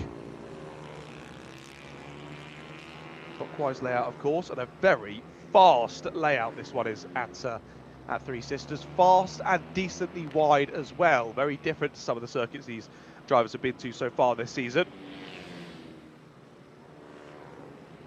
Now they fly their way up over the crest of the hill once again. Up through Pentith Climb, up through Coward Summit once more, but again Tommy Keats not able to find a way through just yet. Potentially just watching and waiting at the moment, assessing the riding, I should say, of Max Robinson ahead. Assessing where he can go for a move. He thought it was now. It was too late. Too late from Tommy Keats. Putting the pressure on very nicely, but that one doesn't amount to anything just yet. Just time lost for the both of them. But maybe Tommy just trying to get in Max's head at the moment, trying to force him into a mistake. If he can do so, that will make Tommy's run at getting past that little bit easier. And as they do run around those final couple of corners yet again, onto a new lap we go, and still for the moment Max Robinson holding on beautifully here at the sharp end of the order. First blood, as we say, in the first race earlier on went to Tommy Keats. So this is not only for race win, this is not only for pride, this is not only for the championship. This is for everything here for Max Robinson. He wants to put a win by his name here at Three Sisters. He doesn't want to give both victories here in the FIM Moto Mini 190s to Tommy Keats. Up and under will try Tommy Keats. It's a nice exit, but it ain't going to work. Not a long enough run there through Lucy's Valley and down into the S's. After rethinking, he usually gets a good run here out of the left of the S's, though. He does again, not good enough to put alongside, though. That initial move was the most amazing move there, down at the end of the Rogerson Straight and down through into Luna Bend. The only time we've seen someone make an overtake down there all day. I think that just shows the brilliance of that overtake from Tommy Keats a few laps ago. But since then, Max Robinson has remained, well, not unchallenged, but certainly unwavered at the sharp end of the order. The pressure has been piled onto him, but he has remained firm in holding his race lead. Up the inside, though, I might have just jinxed it. Looks for it, does Tommy Keats, but again, can't force Robinson into a mistake. And Robinson again covers that line through and up into Lucy's Valley, because he knows that up and under does not work. There's just not enough of a run. So that's a corner where you can go for the slightly defensive line. You know you don't open yourself then up to a further overtaking opportunity further down the line. You can halt the progress of Tommy Keats through the S's and then carry that speed down through Luna Bend once again. On to lap number 9 we're going to go then, ladies and gentlemen. 4 more laps of this race to go.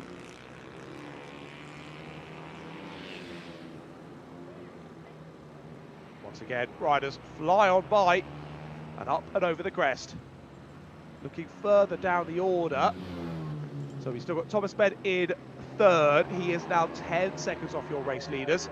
Further 5 seconds then back to Ollie Everts, who has a further 5 seconds back to Claudia Dudman, who has a further 15 seconds back to Harrison Sutton. So everyone in a bit of no man's land in this race, apart from these front two. Up the inside, trying it again. How was there not contact there between Robinson and Keats? So the first time that Tommy Keats doesn't cover off the inside slightly defensive line there going into Lucy's Valley is the one time that Max Robinson thinks, or Tommy Keats, sorry, thinks, well, go on then, I'll have a go. I will have a go, Max. And he tried it. Somehow they didn't make contact there. I thought surely it was going to be front wheel into rear wheel there. Keats into Robinson, but no, they carry on.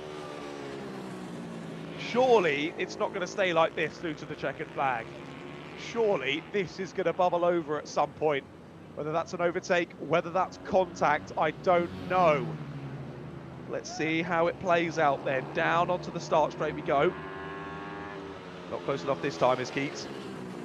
Settles in behind. There you can see there a whole bike length between the two of these. But Robinson clearly didn't know that. Goes very defensive this time into the entrance to Lucy's Valley. And is that going to untangle him? Just enough of an exit there for Robinson, despite the even more aggressively defensive line. I think he was just a little bit worried after how things played out in on that previous lap. He went extra defensive that time just to make sure, but that almost came a cropper on corner exit. Down across the line we go. On to lap number 10 now, ladies and gentlemen, or lap number 11 even we go now. Lap number 11 for these riders. 2 more to go.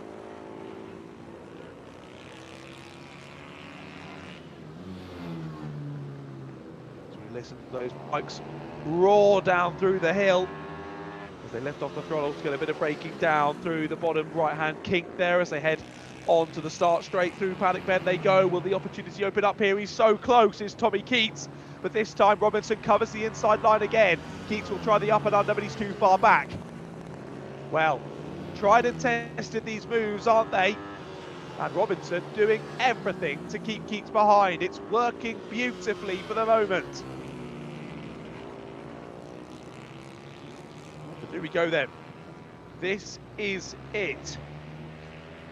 Round Lunar Bend they go. These riders have got 1,473 metres of this circuit to go. Can they do anything? Can Keats find a way past Robinson? This battle has been bubbling on for the last 12 laps now. We're on to said 12th lap. Can Keats do anything about it? Down into Paddock Bend we go then for the final time. Keats is super close here, but surely Robinson will know it, and he'll hold this inside line here. Will he give the space? He almost does, but just enough defensive action there from Robinson to hold on. They roar back into life as they crest over the hill through Lucy's Valley yet again, down into the S's. We've seen Keats do it into this corner at the end of the Rogerson Straight before, but he can't do it on this final lap. It's not going to happen. Through into Lunar Bend, this will surely be a run to the line here between Robinson and Keats. Through the final corner, a big wobble for Keats. Big wobble, and that is it. Keats tried to thread the needle there up the inside, I think, going through the final couple of corners out of Lunar Bend. But it didn't work out, and honestly, Keats did a good job there to just hold onto the bike and keep it upright. So Robinson takes the victory, and it's one each then from today between Robinson and Keats. Keats settling for second place in that one, with Thomas Med coming round to finish the podium. There is Ollie Everts to come through in fourth. There is Claudia Dudman to come through in fifth. And then it'll just be a little bit more of a wait for Harrison Sutton to come through, who again, fair play to him for holding onto that bike on that race start. It was like a bit of a bucking bronco, that bike, as he tried to accelerate away. Did well to gather it back up and carry on in that race. Well, he'll be coming around the final corner any second now. Here he is coming into view. Harrison Sutton takes the checkered flag then. And that is our FIM Moto Mini 190s and Mini GP 190-70s. Their second race and final race of the day is done and dusted. Robinson taking the win and the fastest lap there on the last lap. He had to press on to keep Keats behind at 56.856. What a lap. Well, there you go then. That's racing and day done and dusted for those riders, unless, of course, they're out in another class later on. 5 more races left to be delivered to your screens, ladies and gentlemen, and it is our biggest grid up once again. I thought we only had 23 in the first race. Well, I've got 24 now down on the grid for this next one, and it's our only triple split. Our Minibike 160s, our Minibike veterans, and our Super Minis are up next.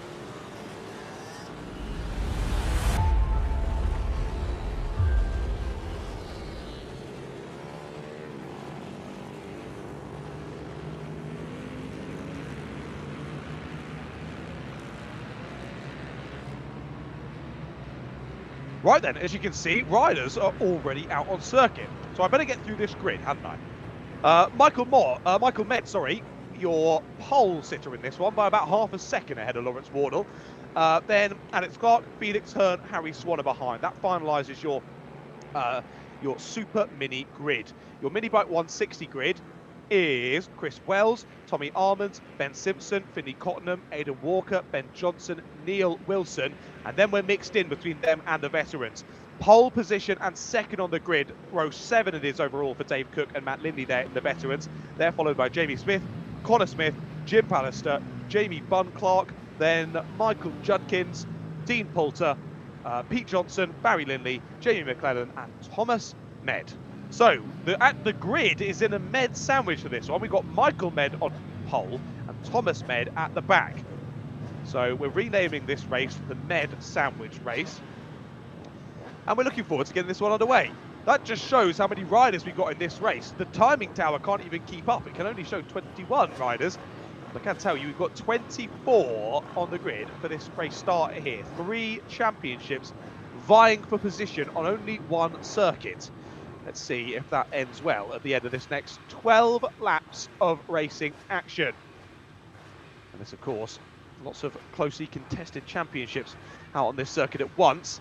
And they're getting themselves ready and set up as best they can for the finale at Wilton Mill in the not too distant future. Right then, they're all happy down on the grid. Riders look to those lights. You'll see the red comes on with ready to race. It goes out now. We're racing. A little bit of movement there for one of the riders in the mid-pack, but I don't think anything too aggressive. As said rider now dives to third place, or attempts to. They'll move side by side through the right of Paddock Bend, but as they head down into the left now and up into Lucy's Valley, they lose the place and slip back down into P4. It was movement, but I think it was potentially movement just on the foot more than anything. So how those jump start penalties are done in bike racing, I don't know. But either way, I think all is fair in love and war, and I will leave any penalties up to people much smarter than me that are there at the circuit there today. And of course, head over to Alpha Race Hub if you want any of those finalised timings. Round the outside for the race lead was that I've just spotted. Yeah, we're side by side here. That was Michael Med trying to go all the way around the outside there of Alex Clark. That would have been, well, certainly a discussion for race. Oh my goodness, he's gone all the way around the outside. Oh wow, I was just saying his first attempt at the move might be the move of the day. Well, that is definitely the move of the day. We've seen other riders go up the inside there through Coward Summit, but that was your number one plated rider going round the outside there through Coward Summit. Michael, what are you on, mate? That was insane. What an overtake. I'm going to need to lay down in a dark room after that one, and I'm about 300 miles away from the circuit. What a move. Michael Med retakes the lead then in the Superminis. Well, Alex Clark had a great breakaway from the grid, but sadly for him, so he gained 2 off the start then, but he's lost the lead now to your championship leader. He's lost second place as well. He's back down to where he started. Lawrence Wardle has slipped behind in all of that as well. Wow, that move was something special there from Michael Med. That's definitely one for the show reel, isn't it? That one for Michael. Someone's stopped paying him to ride that bike. What a move. Well, Med leads then from Wardle, Clark and Hearn in your Superminis, sorry. Harry Swan has slipped back quite considerably, actually, something for Harry, down to 13th place of the race starts. In your Minibike 160s, it is Chris Wells who leads the race, who did an amazing job in the first race, coming through the order, getting to the front, and then just riding away. Chris has been so impressive. One of the standout riders across multiple classes today has Chris. He's been amazing to watch. So given the fact he's already in the lead, I have a sneaking suspicion he might ride away in the lead of the Minibike 160s. But that battle for second was crazy in the first race. Of course, it was the battle for the lead for most of the race in the first race, and until Chris Wells got involved and then rode away. But it is still, oh no, Finney Cottenham's out. Yeah, Finney Cottenham's down. Finney Cottenham's down somewhere. He's dropping down the timing screen. Finney Cottenham is down. We'll surely see a yellow flag out somewhere soon enough here. Cottenham's out. That's a shame. He was up in 9th place. He was in that leading battle. Well, that's a bit of a set down into Lucy's. All close. It's all down. Down goes the rider. That was in our Superminis, wasn't it? Is that Felix Hearn potentially down? It was Hearn and Clark there who were battling over 3rd place. And I think it was the chasing rider of Felix Hearn who has gone down. What a shame. Just a little bit too much lean angle there, and the bike fell away. As there is Finney Cottenham. Yeah. So Jamie Smith hasn't got No, Jamie Smith is retired on the first lap. Vinny Cottenham is then retired on the second lap. Okay, so we lost 2 already from that one. And then, of course, like we say, it was Felix Hearn who went down there, heading in to Lucy's Valley.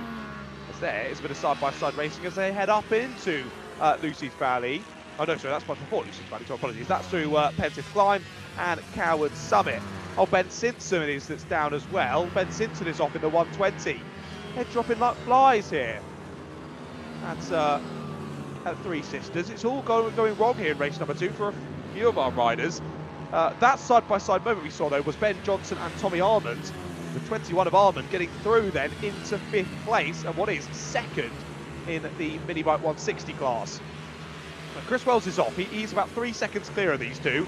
These two are left to squabble it out over 2nd in the class. Armand getting through there in that side-by-side move up and over the hill. So it's now Wells in the lead for Minibike 160s ahead of Armand, Johnson, Walker and Wilson. They're your top 5. Felix Hearn dropping back as we saw there. He's actually fallen into the clutches of Harry Swan, which is a battle for position. But we know that Felix has the pace over Harry, so he should ride away once again, realistically. But Lofty Heights of 4th in the class is going to be for Felix Hearn after he was doing his best to get into 3rd. Alex Clark closed the door there on the entrance to Lucy's Valley, and down went Felix Hearn. There is your race leader, Michael Med cutting through the shot as... oh no, that wasn't Michael Med, sorry, that was Alex Clark, wasn't it, in 3rd? Oh no, it wasn't. 3rd time lucky, John, it was Chris Wells. Oh my goodness, it was Chris Wells in 4th place that we see at the front of the shot as these two continue to go side by side. And it looks as though Ben Johnson is back through. Armand looks back up the inside, but can't get the move done. And yep, 34 is back into 2nd place in the class then. So Armand makes a move and gets past. 1 lap later, Johnson makes a move and gets back past. I think this battle might just continue on through to the checkered flag here in this one. So, to the line they go then. Look at the exit for Tommy Armand. The slipstream is serious, isn't it? Uses it to perfection, and Armand's back through. Across the line, there were 66 thousandths between them, with Johnson slightly ahead. And Armand gets the run, gets the inside line, up and over Pensive Climb and Coward Summit, and he's back into 2nd in class overall for Tommy Armand. Of course, we had a big group. It included these two in the first race, but Aidan Walker, Neil Wilson were involved as well. Looking down at the veterans as well, it's Dave Cook and Matt Lindley. Again, it was Dave Cook and Matt Lindley who had an awesome race in race number 1 as well. We didn't see them in race number 1, but they finished the race with, I think it was even less than a tenth or a couple of tenths between the two of them at the line. Very closely fought in the veterans. Of course, our older riders here today at Three Sisters, very different to the mini moto riders and the rookies that we saw out a few races ago. They're being our youngest riders here today. The veterans doing a lovely job though, battling well. 11th and 12th overall it is at the moment for Dave Cook and Matt Lindley is looking on the inside. That door's going to close. How do they not make contact? How many times have I said that today? How did Armand and Johnson not make contact? Armand stays ahead. Yeah, like I say, it is Cook and Lindley in the lead in the vets. They're a couple of seconds off the back of Harry Swan in the Superminis, who's 10th overall at the moment. But actually, gap has opened up on that previous lap between Cook and Lindley. It was only a couple of tenths. It's opened up to 1.3 seconds now. So Lindley just dropping off the back of Cook at the moment. So Cook looking to take home another victory here from today, if I'm not mistaken, in the veterans. Is all held up here. This is going to be tough for Tommy Armand. He does dive up the inside and just about keeps ahead of Ben Johnson. Both the two of them losing momentum there down through, heading into Luna Bend. No fault of the run he was taking, simply on a bit of a slower bike. Now Oliver Johnson press on to another lap. Johnson's looking up the inside line. He's used the slipstream, and again his knee takes out the cone. His knee clatters through the cone there on the apex of the corner. And again, I think Ben Johnson maybe thought he was entitled to a bit more space there. Armand certainly disagreed, closed the door. But again, 2 laps in a row where I thought there was going to be inevitable contact there between Armand and Johnson. And at that point in the circuit, they are full chat at the end of that straight, up and over Pensive Climb. If there was rear wheel to front wheel contact there, they would both be straight to the scene of a very serious accident. I don't want to see an incident like that at the end of the start-finish straight. But 2 laps in a row there where Ben Johnson has put the nose in. And we've got quite lucky. He's been able to pop himself back out again and not go for the move. Let's see. Down the finish straight we go yet again then. I don't think that Johnson's as close this time. He's not. He's not able to use the stitch. He's actually got a bit of a worse exit than Allman that time. Well, either way, he's moved the cone for everyone there, so everyone's able to get their knee properly down as they head up the climb. At least for this race, I'm sure the marshals will jump in to move that cone ready for the next one, so that everyone is following the same rules in the next race. For those two continuing on then, looking down the order, where are our nearest battles? So yeah, Allman and Johnson very close together, as we can see on our screens. Only a second now as Felix Hearn chases down Aidan Walker and tries to find his way back through the order after that off-track excursion a bit ago. Oh, Matt Lindley, new fastest lap in the veterans. He's closed right back up to the back of Dave Cook with 3 tenths between them. He gained 8 tenths on the last lap, a 102.9 versus a 103.7. Close the gap back to 3 tenths for Cook and Lindley. So battle still on here for the win in the veterans. As it is, oh my goodness, as it is in the Super Mini. The Super Mini gap is down to 7 tenths of a second. Lawrence Wardle put in a new fastest lap of the race, a 56.3, and closed in by nearly a second on the last lap to Michael Med. So right now, we've got a battle on our hands for the lead in Super Mini, a battle on our hands for second place in Minibike 160, and a battle on our hands for the lead in Minibike Veterans. What an awesome race this is. Honestly, it's a bit of a shame that we're split grid for this one, because we can only look at one camera at a time. If these 3 races were all happening at separate times, we would have plenty to keep our eyes on. A bit of a shame that it's a split grid here. We've got to choose a battle to watch, and for the moment, we choose to watch this squabble for second here in the Minibike 160s. Ben Johnson still all over that rear wheel of Tommy Armand. What are they now? 2.5 seconds off the back of Chris Wells. Oh, they actually caught Chris Wells by 6 tenths on the last lap. They've caught him again by half a second. They probably won't know that. Okay, they can see Chris ahead, so they might see that they are closing it little by little, but there's 2 laps to go here, including this one. They are closing in by half a second a lap. Okay, even if they stay at the same pace of closing in, they won't catch Chris. They won't. I got excited and then I realised I did a bit of maths, and I realised I don't think it's still on. Even at 6 tenths of a second, that's 1.2, and they'd still need an extra lap to find that other 6 tenths. That's a shame for the neutral anyway, but for Chris Wells, he can maybe take a bit of a sigh of relief. This gap's opened up a little bit now between... Oh no, now we're looking back to Michael. Sorry, apologies. I was looking at the timing screen there when the fantastic producer must have switched over. So now we look back to our race leaders here in the Super Mini, and they are on to their final lap here. This is it. Sadly for Lawrence, he's too far back, isn't he? That late charge, sadly, will amount to nothing here for Lawrence Wardle. Michael Med has done enough here. He had a bit of an off lap a lap or 2 ago that allowed for Lawrence to catch back up, but he did enough early on. Michael Med is going to win again here, and I've got to say, takes John's award for best overtake of the day. That was mental. Up around the outside through Coward's Summit. That was amazing. Amazing from Michael Met. He wins again in the Super Minis. Lawrence Wardle comes home in second then, as we're going to have riders randomly over the line here, really. We'll wait. There are your winners. Dave Cook gets it. Your winner in vets there. Dave Cook holds on ahead of Matt Lindley. Well race between the two of them. We wait for Chris Wells. There they are. Hold on, is this them? To the line go these 3. Oh no, this is further down. Sorry, I got excited. I thought they'd caught Chris Wells. But no, Chris Wells, they did catch by another 6 tenths to be fair. So they'll probably do the same again on this lap, but he'll still have 6 tenths in hand. This is them. Now, there is Chris Wells to the line. And you see there, the check over the shoulder. They closed the gap by another 9 tenths on the last lap. Genuinely, not even another lap, another few corners. And I think Tommy Armand and Ben Johnson might have been able to get Chris Wells there. What a last couple of laps there for Tommy Armand especially. Brilliant race. Right, most of the drivers are through. Let's see if I can call them through then. Michael Med, Lawrence Wardle, Alex Clark were your top 3 in Supermoto. And behind them, Felix Hearn was 4th, Harry Swan was 5th. In Minibike 160s, Chris Wells takes the victory ahead of Tommy Armand and Johnson.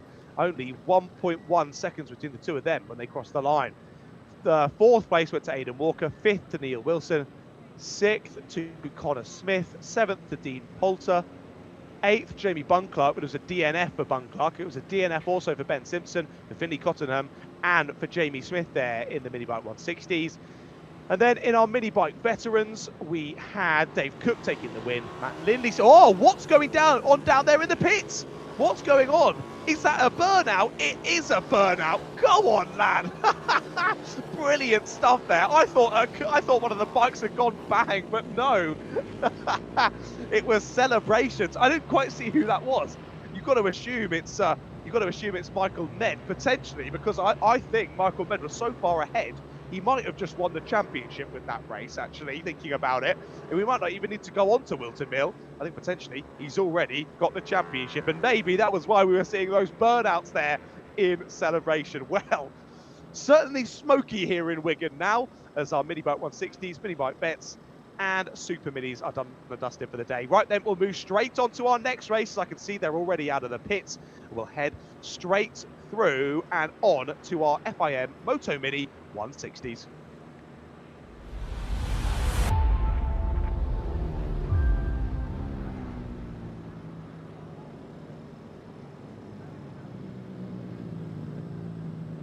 Right then, as our next group of riders heads on round to the grid. Let's call you through said grid then. Jensen Ansell and Jensen Knowles, your two Jensens back on the front row of the grid for this one again. Joey Athersyth and Maxwell Keats are on row 2. We've seen one Keats be very aggressive in their challenging today. Let's watch and wait for Maxwell to do just the same. JJ Manchester and William Dickinson are on row 3, with Matthew Jennings and Leon Simpson on row 4. Claudia Dudman and CJ Maguire are on row 5, with Daniel Tanton, rounding out the grid there of 11 riders here for our FIM Moto Mini 160s.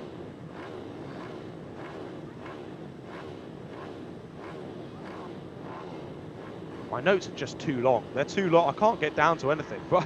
Right, we're looking forward to the race start then. We go. Now, off and racing. A couple of riders with a bit of a jump there, as they are definitely forced back in their seats as we head on for the race start. Oh, classic. Superminis is right at the bottom. I'll have a look at that in a second.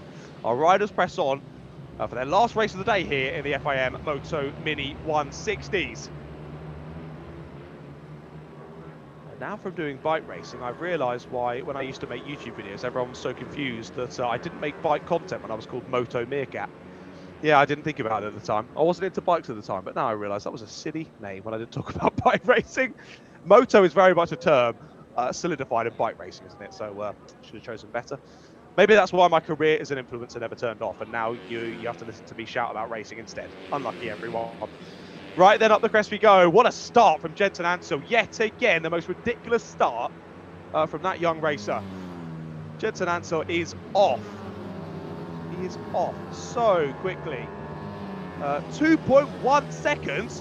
What? I knew he was far enough in the lead, but that's a crazy start from Jensen Ansell. As there, it looks as though Jensen Knowles was losing a place. He's already lost the position to Joey Athersyth. Athersyth is through. There we now see Matthew Jennings going for the move. Is that? Or is that Matthew? Yeah, is that Maxwell Keats? Maybe. Let's have a look. When they come through to the line again, I will double check and let you know. But the 100% knowledge I do know is that Jensen Ansell is nearly at the end of the race. He's that far ahead of the rest of the drivers. Look at him go. He is off. What a day for Jensen Ansell. So across the timing beam we go again. What's the gap going to be now? 3.5 seconds it is for Ansell in the lead. Right, it was Maxwell Keats. It was Maxwell Keats who'd made the move on Jensen Knowles. Matthew Jennings has dropped back behind Jensen Knowles to 5th now. So it's Athersyth and Keats who go into battle once again. They were into battle last time out. It's all looking up the inside is Keats. And these two were trading blows in race number 1 earlier on. I think we're going to see the same here over the next 12 laps of racing.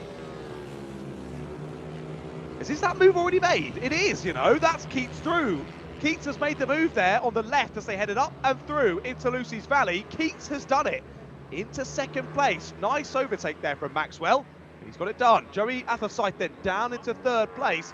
And again, with those two reshuffling, that's just going to give even more breathing room for your race leader, Jensen Ansell, out at the sharp end.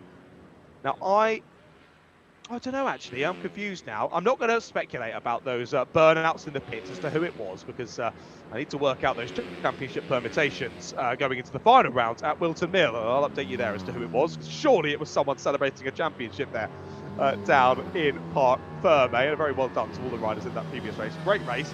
And yes, seriously impressive riders. And yeah, that move around the outside through the top section of the circuit, through Coward Summit, is what I'm not going to forget anytime soon. What an overtake. Right then, these riders continuing on. This is that group slightly further back then. So Jensen Knowles has now been overtaken. Matthew Jennings goes to the front of this next group. So it's Jennings from Knowles, and 3 more riders involved. Dickinson, Manchester and Simpson. So we're 4th to 8th in this big battle pack. There's about 5 seconds further back then to CJ Maguire, who was fighting again with Claudia Dudman, just like those two did in the first race of the day. And Dan Danton just falling a little bit off of him at the moment. A couple of seconds at the back is Daniel. Jensen Ansel, Al, 3.7 seconds ahead of Maxwell Keats. But Keats almost matching the pace now of Jensen Ansel. And actually, it is Joey Athersyth who's going to be the one trying to hang on to the coattails here of Maxwell Keats. There are those two heading into Paddock Bend once again. But we keep our focus on this squabble for 4. Confirmed on your timing tower now on the left-hand side of your screen that Matthew Jennings had made that move into 4th place, and he's leading that train of 5 drivers now as they press on through. But I think Jennings and Knowles just about having the pace over Dickinson, Manchester and Simpson at the moment. And when I say that, I said that from just looking at them, and actually looking at the timings, they all seem to be pretty similar. Actually, a little bit of a gap between the 5 of them, but not a whole lot. There was Ansel coming across the line to start a new lap. A nice exit here for Athersyth. Is he going to go for it? He thinks about it. And, well, Keats just about able to close the door there. It was more of a soft close, though, that one. As he gave Athersyth just a little bit of a room to breathe there at the apex. But either way, Keats roamed his way around the outside. And fastest on that last lap, 59.7 for Athersyth, actually. Bit of a slow lap there for Jensen Ansel, a 1 minute dead. 1.5 seconds off of his ultimate pace, as here's the other Jensen going up the inside there. Late on the brakes, he was given loads of room there by Matthew Jennings. Gets the move done. So once again, another change for 4th place. Jensen dials through on Matthew Jennings. Down through into Luna Bend we go once again. And it'll be on to now lap number 6 of the race for Jensen Ansel. 7 more to go. So here we go, up the inside. Athersyth is back into 2nd. We've been waiting for that for a little while. It was a new personal best on the last lap for Athersyth, but he was 5,000 slower than Maxwell Keats. Either way, he gets a better exit there out of Luna Bend, uses the slipstream to his advantage. It is Joey back into P2. And 5-way back battle still hotting up there in the background as they come closer to our camera shot. Bit of defence there for the driver 3rd in the train. That was William Dickinson trying to hold on there for JJ Manchester. Leon Simpson right in their tow as well. We've got more love in the live chat for so many of our riders out there. Go on to Louis Craig. We saw him out that a little bit earlier on. Good luck to Oliver Bennett. We saw all those. Thank you. Helen saying marvellous day for Harry Birch Racing and the Boss E team. Well done. Worth the trip. Well, I'm glad it was worth the trip, Helen. Very well done to Hotshot Harry, racing very well out there on the black stuff today. And those two stay as they were. A bit of jostling, I guess is the right word there to use between Athersyth and Keats there. Sort of trying to give each other enough room, but equally not too much room. And there's a bit of wobbling there from both of them, but they both press on nonetheless. And Athersyth now doing his best to see if he can hold on and keep Keats behind now. And yeah, he's going a bit defensive now. Back to the inside goes Keats. That would have been cheeky if it had worked, but it doesn't this time, sadly for Keats. And Maria saying well done to Oliver Bennett in the chat as well for that previous race. Yeah, it was good to see Ollie pressing on. And Denise as well saying let's go JJ, good luck. And JJ at the moment in 7th place in this race. But JJ in that pack of 5, so it could easily be 4th place in this race for JJ. Needs to find a way past William Dickinson to begin with, though, and has been stuck behind William for a good few laps now. Look at this aggressive weaving here from Joey Athersyth. I think these two. Oh no, because I was just about to say, they're weaving, they're defending, they're totally focused on each other. Despite that, they're still catching your race leader. They caught Ansel by a second on the last lap. There's 5 laps to go and they're 4 seconds back. Of course, there's going to be no comps here between the riders and anyone on the race, on the pit wall. They're going to have no idea that they are closing in by such a considerable margin. Because even if they do notice that they're closing into your race leader, they're so focused on each other that they just won't have the time to really properly clock in with how much they're closing up to your race leader. So this might just be gifting Jensen Ansel the race victory here. Yeah, you got that great breakaway and yeah, broke away really nicely and built a gap really well. But Athersyth and Keats have the pace to catch your race leader here and have the time to do so. They're too focused on each other at the moment. Understandably so, they're so close on pace and the leader's often up that straight. You would think, ah, well, it's the battle for second. But actually, they can see the timing screen. They would know there's opportunities here. Oh my goodness. There's a lot of weaving there from Athersyth, but he takes the corner. Chops across on Maxwell Keats, barely so. That was his corner to take. Maxwell tries to get up the inside. But yeah, this is some aggressive weaving now from Athersyth. I don't know what the rules are in terms of weaving in bike racing. Because of course in kart racing you sort of can, but it's kind of up to the steward's discretion as to what is too much, really. So I would assume it's probably quite similar in bike racing as well. What we've seen so far though, relatively aggressive weaving, but nothing too crazy. 2 or 3 times on the straight and then opening up the corner. Once he's at the end, just trying to break that toe as best as possible. And that's T-O-W, not T-O-E. We don't want to see any broken toes here today at Three Sisters. Or broken anything for that matter. I'm pretty used to broken collarbones in karting. I'm sure there are a few in bike racing as well. As look at that, uses the slipstream all the way around the outside. Goes Maxwell Keats. And here's Maxwell back into second place. It's taken a few laps, but he's done it.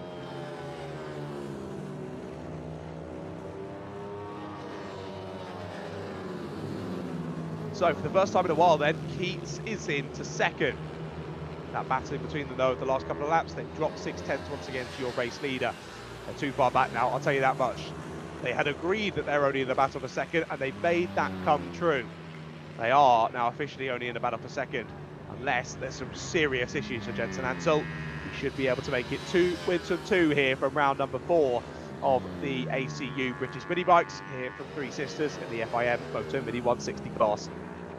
Round Lunar Bend come our leaders once again onto the penultimate lap of this race.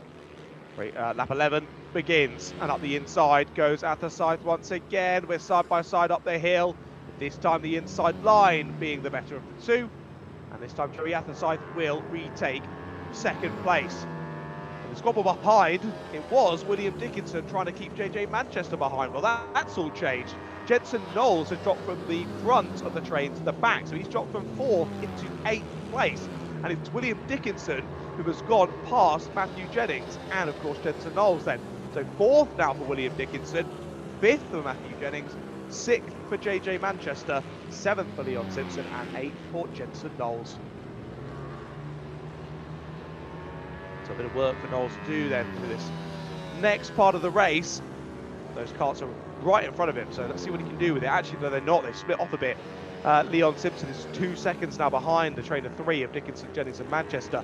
It's actually Simpson versus Knowles for 7th, Dickinson, Jennings, Manchester for 4th. And then this battle we're still seeing on your screens, Athersyth versus Keats for 2nd place. On to the last lap we go. And this is it, ladies and gentlemen. Riders can't leave anything on the table here. Got to go for it out on the black stuff. And for the moment, the pendulum has swung on the way of Athersyth. He's got the move done there in the early part of the lap, and he moves aggressively to defend there into the paddock bend. Will it be enough to keep Maxwell Keats behind though?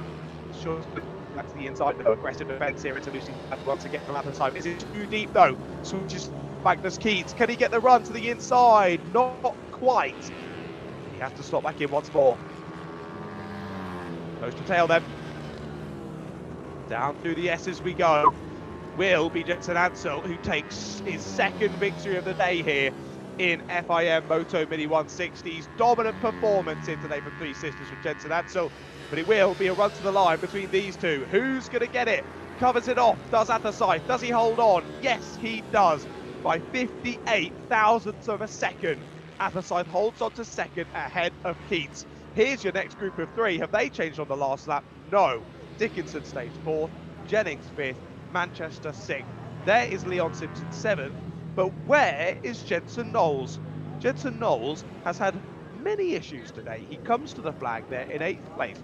He has been 7 seconds slower than his personal best on that last lap. What happens to Jensen? He flies out the gates and then later on in the race just seems to drop like a stone in terms of pace and drops way back in the order, loses loads of positions and loads of points. I don't really know. I don't really get it for Jensen because he always seems to make it to the end. So if he was nursing an issue, you think at some point it would come to bite him, but there we go. I don't know. Either way, a shame for Jensen because, like I say, he's been on for some pretty good results throughout today. It just hasn't quite happened for him. Well, there you go. Ansel from Athersyth from Keats, your top three. From Dickinson, Jennings, Manchester, Simpson, Knowles, Dudman, Maguire, and Tanton. Your 11 riders there, all making it to the checkered flag in FIM Moto Mini 160s.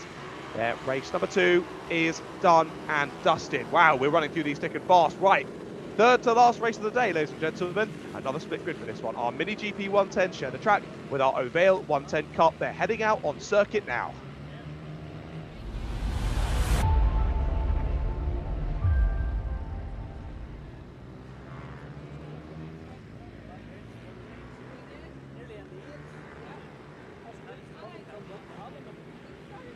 Well then, riders continuing on. Their second race of the day here in our Mini GP 110 and our Ohvale 110 Cup.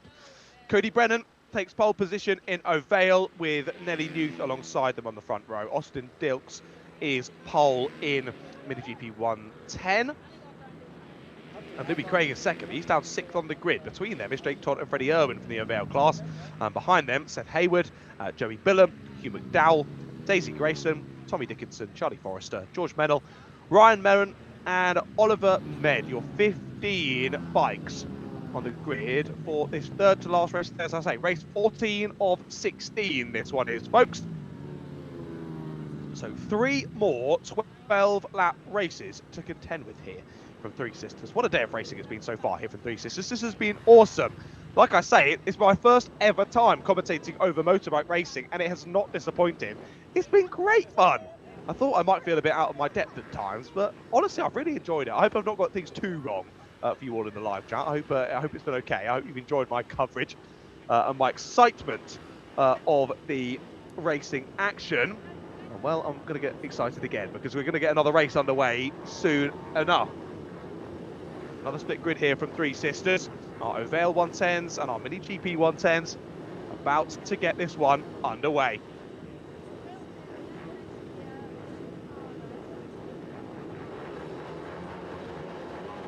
Riders, watch the lights then.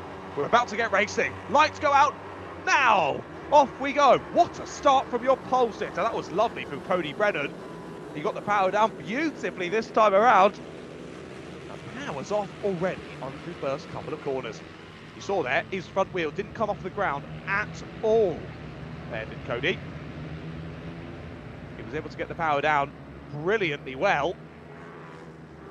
And already he's trying to scamper off into the sunset in this race, isn't he? And speaking of sunset, we are certainly seeing the clouds come over here in Wigan. Starting to press on towards the dusk. I can tell you here in Milton Keynes it's still definitely very sunny. But in Wigan it has clouded over somewhat. I think it will still be pretty warm and toasty though. 27 degrees my temperature is reading out here in Milton Keynes. Might be a degree or two lesser, especially with the cloud cover up there at Wigan, but it'll still be pretty hot. And what a day to be out there racing in heavy bike overalls. I feel bad as it is for people when they're out karting, relatively thin, full suits, let alone in battle-hardened bike suits like these. They've got to be absolute sweat boxes over a 12-lap race. I'm sure riders can't wait to get out of them once they're done with their race. But on we continue then. Our Mini GP 110s and Ohvale 110 Cup. Lap number 1, of course. about to come to an end. After that first sort of half lap, it was 1.5 seconds that Brennan got ahead of Youth. And it's more than that here after the proper first full lap of racing, isn't it? To the line goes Cody Brennan. A 1 minute dead point 2. He is 2.7 seconds ahead of Nelly Youth at the moment. Side by side though as we head up towards the crest of the hill. Whoa, that's aggressive.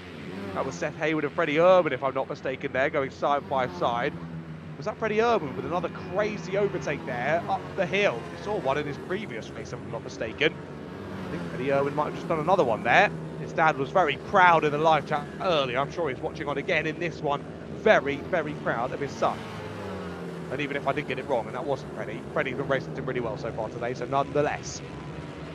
These two up and over the crest, then through Lucy's Valley once again. As they get the knee down, hunker through the S's once more. Down towards that timing beam once again. Bit of a gap opening up then from Freddie Urban, actually backwards.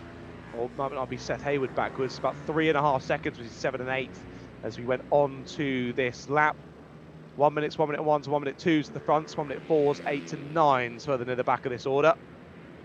As this is Nelly Youth and Austin Dilks, those two. But yes, it was that move we saw in the last, that was Freddie Irwin and Seth Hayward. Freddie Irwin through, up the inside and into 6th place. Nice move from Freddie, and they'll look to press on now to try and catch the likes of Louis Craig and Jake Todd ahead. As we say though, this is Nelly Youth and Austin Dilks. So this is your leader in Mini GP 110, actually catching and trying to pass 2nd place in the Ohvale 110. Same CCs, slightly different bikes, so that's why they're allowed on the circuit at the same time, and again why they're all intermixed on the grid, because very similar pace amongst these bikes. So this, a perfect split grid race here, where drivers across separate classes are still able to battle amongst each other. That's exactly what you want from a split grid race, and that's exactly what we're enjoying on our screens at the moment. There was some love in the live chat for Nelly early on as well, if I'm not mistaken. As Nelly's under pressure up the inside, move made, Austin gets it done. Nicely done there from Austin. Dilks is through into overall 2nd place then.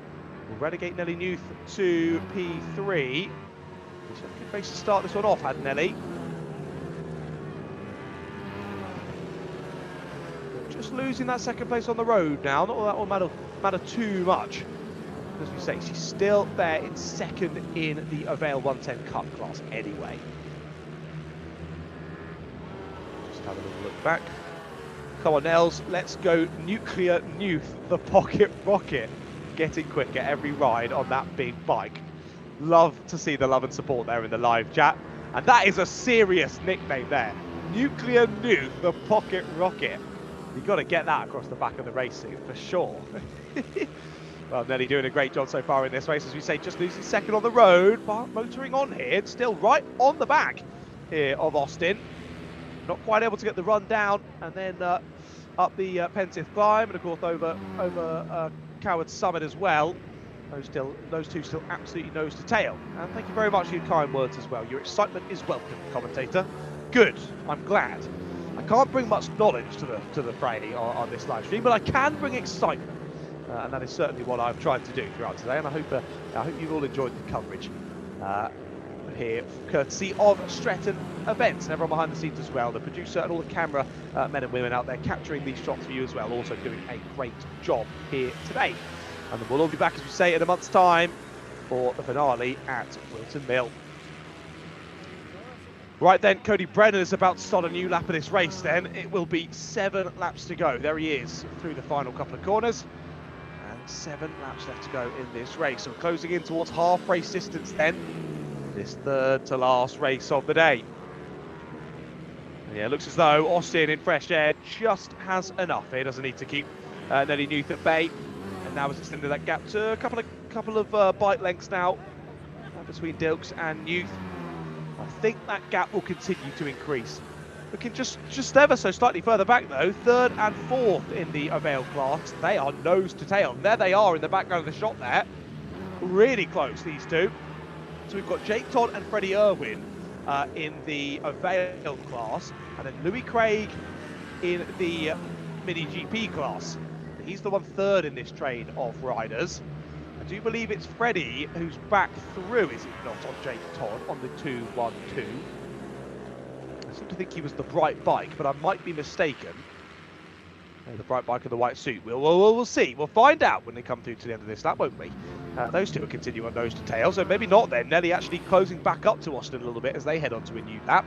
But Freddie Irwin, Jake Todd and Louis Craig here will head on to lap number 7. And let's see if it's confirmed. Did Freddie get through with the opening part of that lap before we found them? Yes, he did. I am learning some things today. I'm starting to recognise some of these riders. So Freddie Irwin did get back through in the opening part of that lap. He's back into the overall top 4. And don't forget, Austin Dilts is in that top 4 in a different class. So that was a pass for a podium in class here in race number 2 for Freddie Irwin. So Irwin and Todd battling over that pacing class, and Louis Craig there for the fun of it as well. He is second in the Mini GP 110 class. And yeah, the closest driver behind him is... oh, what is that? 15 seconds behind, really. So he hasn't got anything to worry about. And equally, Austin Dilts is so far clear, up in second overall, that he's not going to catch him either. So only thing you can do is try and have fun here and pass some of the Ohvale riders. As oh, we're going to go 3 wide. We totally reshuffle there out of the corner. What happened there? Hold on a second. Hold on a second. Oh, it's a back marker. It's a back marker. John, calm down. Calm down. I thought Cody Brennan had issues. No, he's still 6.5 seconds clear at the sharp end. That was Oliver Med, who just caught me by surprise there, as Austin Dilks and Nelly Newer found their way past. Oliver Med there dropping a lap down, sadly for him. But these two still nose to tail here, Dilks and Youth, and that battle behind still close as you like. With Irwin, Todd and Craig still nose to tail. Irwin not his fastest lap on the last lap of 101.7, whereas it was a personal best for both Todd and Craig. 101.5 for Todd, 101.4 for Louis Craig. So your race leader putting a lap, I think, on a couple more riders now as well. Putting a lap now on George Mennel, or looking to do so in the near future. Here is Dilks and Youth still holding on to the handlebars of the rider ahead, but not quite able to close it enough to really look like she's on for an overtaking opportunity. 4 laps left to go in this one now, and opportunities do seem to be dwindling away. Lee Edwards is going crazy in the live chat. Hello, Lee. Go on, green. I assume you're talking about Austin Dilks. He has that sort of greeny, yellow and blue liveryed machine. Please let me know if that is indeed who you are cheering on. Because all there is in the chat is from Lee. Come on, green. Yes, green. Let's go, green. Yes, green. 6-7. Go, green. Is it the number 67, or have you just said 6-7 for the hell of it? Yeah, there's no 67 in this race, so I don't know what you're chatting about in the live chat, mate. Lee is on one, but go look green. Cheers, Lee. Right, we'll look back onto our screens then as the riders continue to press on. Up and over the crest they go yet again. And still now a 6-second lead for Cody Brennan. He has absolutely dominated here today, hasn't he? Another one of the riders I've got to pick out as one of these standout performers throughout today. Cody Brennan has been unstoppable. 1 minute and 2.2, fastest lap of the race. Very impressive. That is, wow, 6/10 quicker than the next fastest rider, which is Nelly Youth. And she is a further 8/10 quicker than the next fastest rider. Wow, that pace from Cody Brennan, it is something else. Something else. Here we see riders pressing on in this one. And the final couple of corners will come our race leaders. So Cody Brennan through now. So he's in a bit of no man's land, I think, all on his own. And Dilks has very much extended the gap now to Nelly Youth, partially due to pace, I think partially due to getting through the back markers a bit better on that lap. I think mostly due to getting past the back markers on that last lap. So their personal bests are both a 1 minute 0.8. The last lap, Dilks was a 1 minute 2.7, and Youth was a 1 minute 4.2. Just shows you how much those back markers can come into play, even in these short and sharp heat races like this. It's difficult to get overtakes done at the best of times here in bike racing. let alone around kart tracks and when you're overtaking back markers. Got to be careful that you don't make a silly mistake. Youth has just been a little bit more careful, or maybe has just happened to come onto those back markers in a bit more of a challenging place than Austin was so lucky to approach them at. So either way, Nelly drops back. Right then, your race leader Cody Brennan is about to start the final lap of this race. This will be the final time we see these riders out on these Mini GP 110 and Ohvale 110 machines. Last time we see them out here today at Three Sisters. The next time out will be at Wilton Mill, of course. Now going to change further down the order though. Joey Billam has got through on Tommy Dickinson, so that's a change for 8th position as Joey set his fastest lap. They're still in a very close battle. Joey Billam, Tommy Dickinson and Daisy Grayson are absolutely nose to tail. They're about to head onto their final lap. 8th, 9th and 10th respectively. But we look back, of course, to Cody Brennan. What a dominant performance so far today from Cody. Brilliant stuff from him.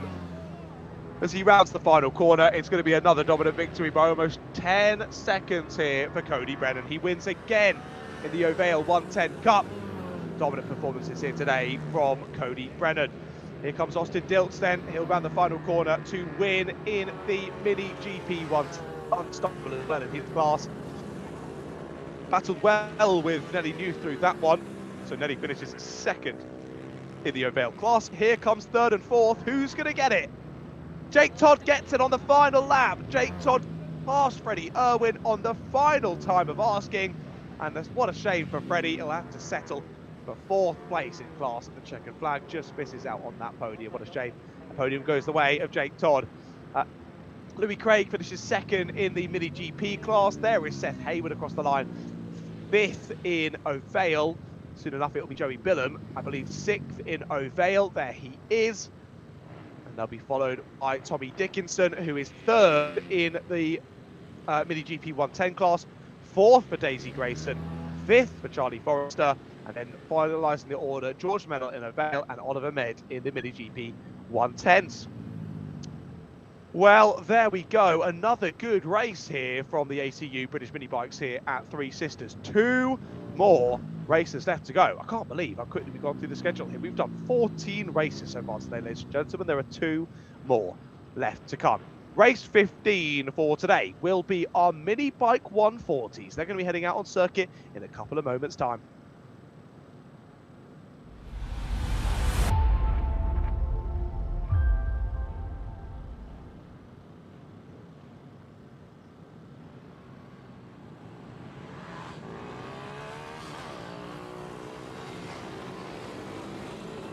So, out they go from the pits then, our Mini Bike 140s. They exit from pit lane and they head round the circuit ready for another, I'm sure, will be a very exciting race. Well, we see the return of Michael Med, so I don't know, I think it was him that was doing the burnouts in Parc Ferme after that earlier race, but I'm honestly not really sure. Well, Michael is back, and he still, I think, has the trophy for best overtake of the day from today. That move round the outside through the fastest section of the circuit, nonetheless. Coward Summit. What a move it was. Well, he's back out again. And yet again, he starts this one from pole position. This was, though, of course, the grid was set from qualifying 2, and this is the closest qualifying I have seen so far today. 1,000th of a second separated pole and second place on the grid for this one. Michael Med, 59.435. Chris Wells, 59.436. So close. Ridiculous here. And I think Med and Wells could have quite a good race today. They've both been standout performers across different classes. Let's see what Chris Wells does from the front grid of this one, along with Med. Right, Tommy Arndt and Ben Simpson, we've seen them battling well so far today. They start on row 2. Ben Johnson and Aidan Walker are on row 3. Vinny Cottenham and Michael McLean are on row 4, with Ben Lord and Dan Merrin on row 5. That rounds out the top 10. They're followed by Dave Cook, Jamie McClelland and Jamie Bunclark. Then Cook, if I'm not mistaken, was the rider that just took your win in the veterans. Well, they're ready to go. Lights are out, and we are racing yet again here at Three Sisters for the penultimate time today. Michael Med and Chris Wells lead us away then, off of that race start. And it is the 777 who's dropped to second place. So lovely start then from Chris Wells. He immediately scythed through and straight into the lead of the race. Michael Med drops into P2. And it is Ahmed, Simpson and Johnson train behind. Oh, well, I should have 13 in this race, but I've only got 10 on the live timing. We'll see if any more come through at the end of this lap number 1, but they maybe just didn't quite clock through the timing on that warm-up lap, which would seem odd. But anyway, on we go then. Let's call them through. Let's look at this, using the slipstream as best they can. Won't turn to a move this time, though. It is Wells, Med, Almond, then Johnson, Walker, Cottenham, Merrin, McLean, Cook, Lord. No, we do only have 3 riders in this race. We have a change for the lead. We have a change for second place. Michael Med is through to the lead, and Tommy Almond is through to second, but immediately he's under pressure. Diving up the inside on the brakes there. Tries Chris Wells, but I think that was a little bit too late there from Chris. And yes, it hasn't worked. Now he thinks about it there into the left before they head up into Lucy's Valley. Second half of this first lap. Tommy Almond really nicely read there on that situation. Yeah, read that really nicely as Michael was able to slip back through there, up and over the crest of the hill. Door open there for Tommy Almond. He said, thank you very much. I will pop myself into second. And this might just be what Michael Med needs here. As, oh, looks up the inside, does Chris Wells. That could have ended in tears. Thank goodness he backed out of that one. But as I say, is this the opportunity here for Michael Med to press on in the lead, scamper off, and leave these two in his dust? If they continue to battle, it might just be. But if they can settle in, we'll see if they can match the pace of your race leader. Fast in first lap, 59.3 for Med, 59.9 for Armand. That's a minute 0.5 for Wells. Battles raging on behind though. Here is that squabble for 4th place. We've got Ben Johnson, Finley Cottenham, Aidan Walker all battling well. They're just starting to drop Walker now as Cottenham got past Walker on the previous lap. So here you see in the shot Med, then Almond and Wells, then Johnson and Cottenham, and a little bit of a gap back to Walker. And then those two at the back are Merrin and McLean. Further back is Dave Cook. Sadly, we've already got a DNF in this one. Ben Lord is out of the race. And there goes Chris Wells, powers his way out of Luna Bend and gets it done before they even get to the right, heading up through Penton Climb. Back to second place now goes Chris Wells. But in this bit of dicing between these two, are they going to hold each other up a bit too much? Tommy Almond looks back up the inside, but it ain't going to work there through Paddock Bend. He'll settle back in. He'll try and use the switchback though. Does he get to the inside line? Not quite well enough. So settling back in then. Right, as Wells took the lead, the gap between him and Med was 1.3 seconds. Let's see, does it open up on this lap? Or does it close in? And if so, by what kind of margin? Around the final couple of corners we go yet again to a new lap of this race. It'll be lap 4 that begins here, courtesy of Michael Med. Gap's gone up. Yeah, it has 1.8 seconds now, the gap. That's gone up by around 0.4 of a second on that last lap. So a new personal best for Chris Wells. He's still yet to get into the 59s, and that's why he's under pressure again from Tommy Almond. And Almond was slightly slower on that lap, but he himself has got into the 59s by 1,000 on a previous lap. I suddenly thought that the producer behind the scenes had started sending me audio, but it was just a bike going past my window. It really threw me off there. I was like, I've got audio. No, oh no, there's just bikes. There's just bikes here in Milton Keynes as well. Bikes continue on around the circuit here in Wigan though, and still, I think Armand that little bit quicker, but not able to find a way back through on Chris Wells here. I really thought that Wells was going to bring the fight here to men in this one, but at the start of the race, well, it was very ideal initially for Wells, but then slipping back behind Armand is what has caused this issue for him. And as Med continues to be in the 59s, Wells continues to not be able to break into them as well, threading the needle. Oh my goodness, there to the inside line, tries Tommy Almond again. Can he force his way through? He's still there as they get to the bottom of the hill, but no. Chris Wells is able to just about chop back across there. That was ridiculously close. The respect that I've seen amongst the drivers today has been amazing, because it really is. If you make contact, you're going to have a big crash. So you have to give each other room. And I think that's what we've lost in a lot of owner kart racing now, is you can have a bit of a bump and a barge and you'll probably be fine.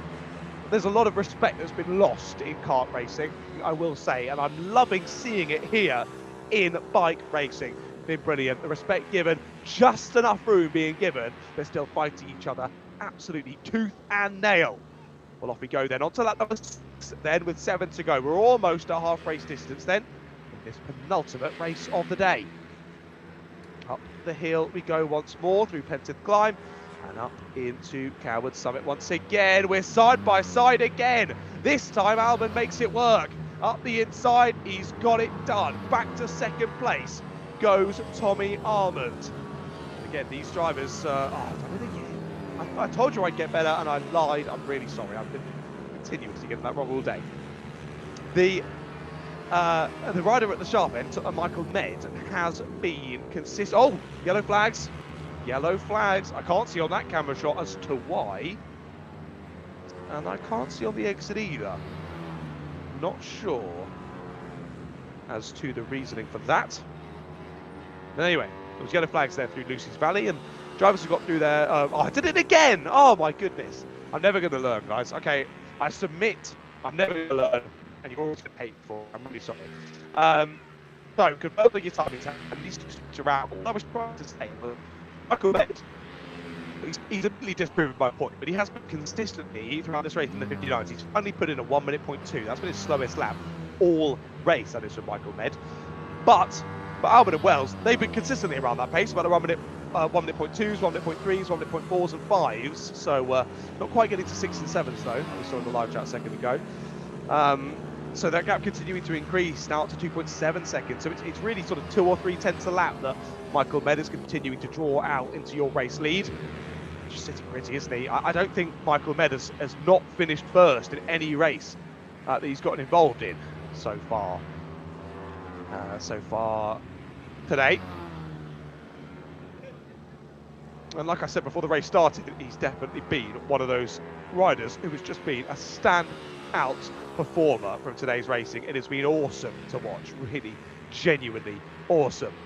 Now we're side by side again here. This is Chris back to the inside line. He's got a nice ride out the final corner, and Chris Wells at the inside line, but swinging all the way back round the outside goes Tommy Almond. Awesome from Tommy Almond. Brilliant, brilliant move there from him. Keeps second place. Wells, you saw, had that run out of Luna Bend. Well, surely he's got it up through and over the crest, but no. Keeping it pinned in Tommy Almond, hung it round the outside line, keeps second place. As these two continue on then, nose to tail, and still one of our closest battles out there. We've got Ben Johnson and Finley Cottenham still squabbling over 4th place. About 3.5 tenths between them as they headed on to this lap. And then we've got about a second, just less between Matthew McLean and Dan Merritt. Those are your closest squabbles on circuit. Then that one for 6th place. But we should keep our eyes firmly fixed on these two. They're consistently swapping places. And again, looking to the inside line. Closes it much earlier this time. Does Tommy Almond. Closes that door. Slap bang in the face of Chris Wells. And Wells, another opportunity goes missing there for him. 4 laps left to go in this race, ladies and gentlemen. We've completed 8. Whoa, those two go 2 by 2 down the bottom of Coward Summit, and that has got to be our battle for 4th, hasn't it? Yeah, that's Ben Johnson and Finley Cottenham. Have they now switched around courtesy of that? No, 34 still ahead.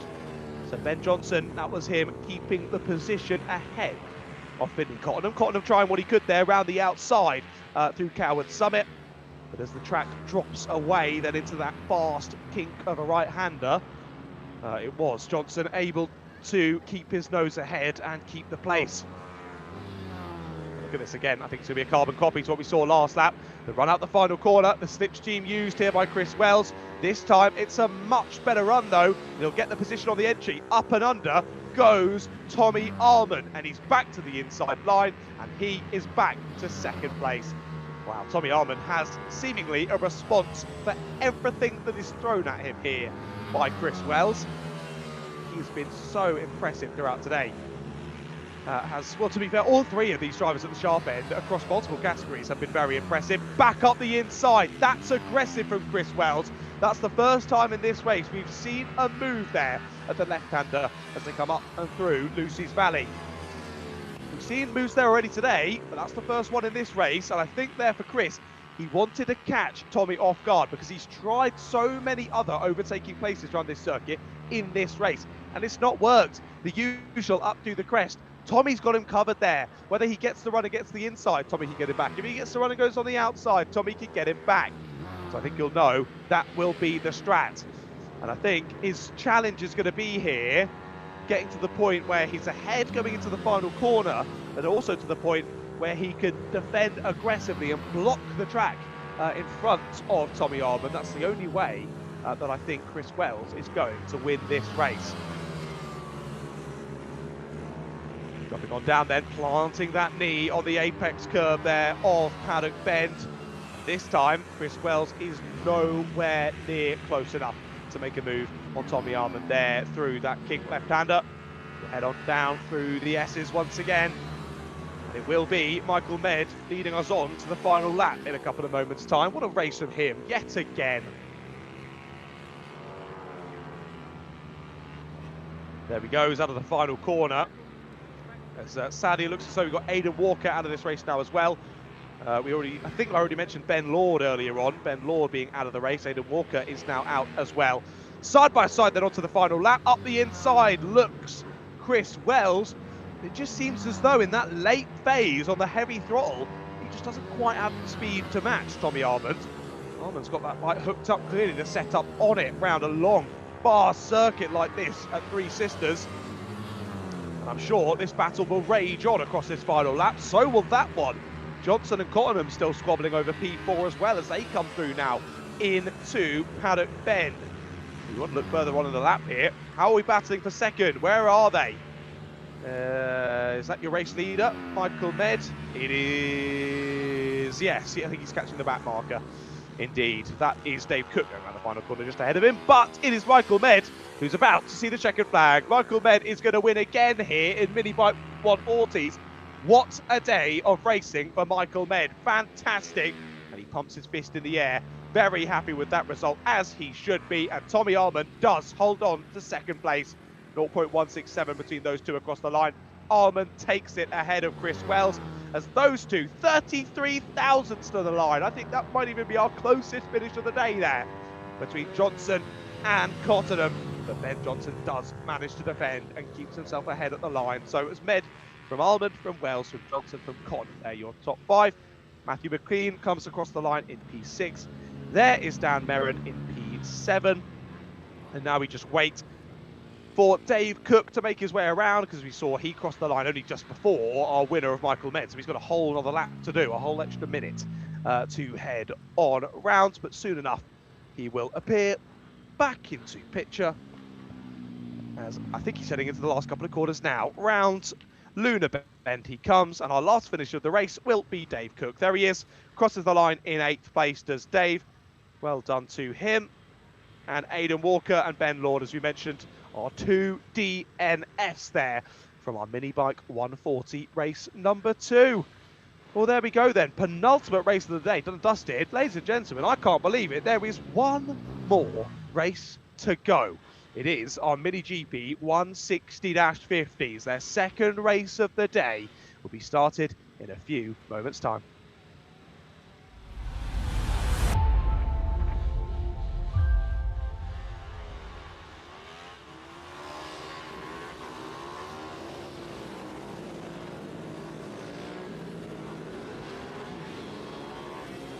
Right then, riders heading out the pits already then for the final race of the day.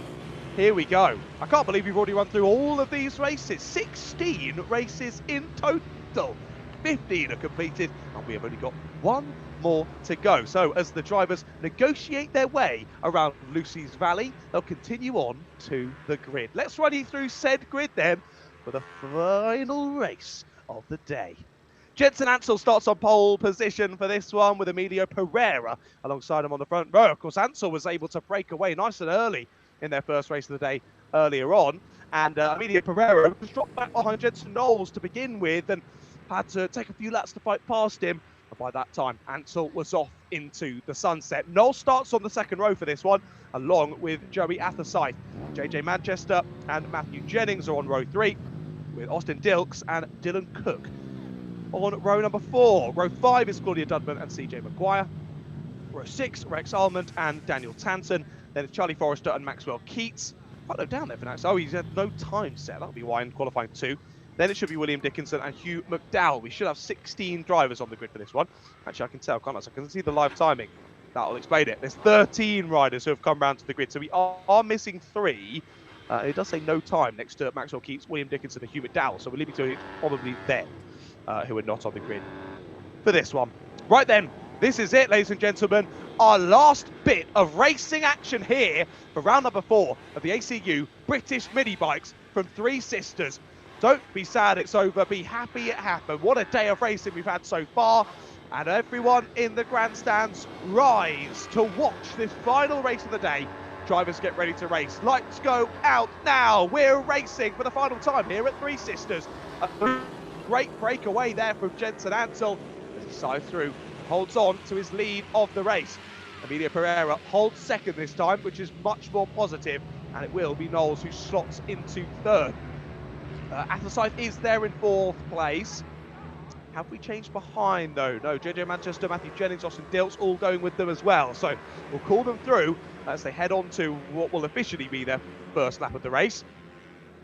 Down through Luna Bend for this first time, and nose to tail already between Ansel and Pereira.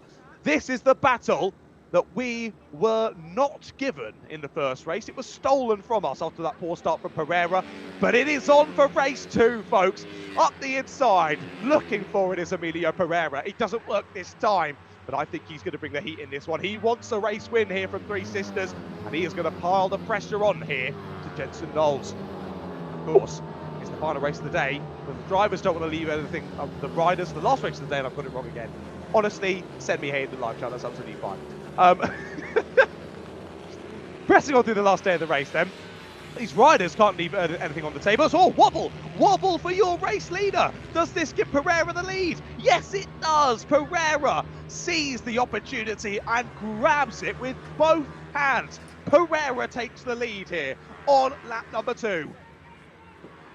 Lovely reading of the situation there from Emilio Pereira. You saw Knowles trying to defend his place, but he just tried to crank the power on when he still had a little bit too much lean on the bike, and the bike went, whoa, hold your horses, Jensen, I can't do that. Gave him a big wobble there from the rear of the bike. He did well to hold it, but of course then when he got the power down in true fashion, Emilio Pereira was just able to sneak through on the inside line and take the lead.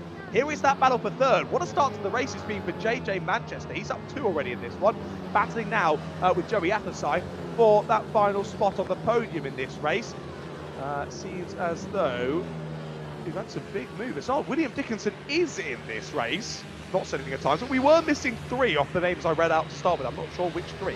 But Dickinson is up for the back of the pack. He's up to 8th already in this one, so Dickinson having a good run through in this last race of the day then.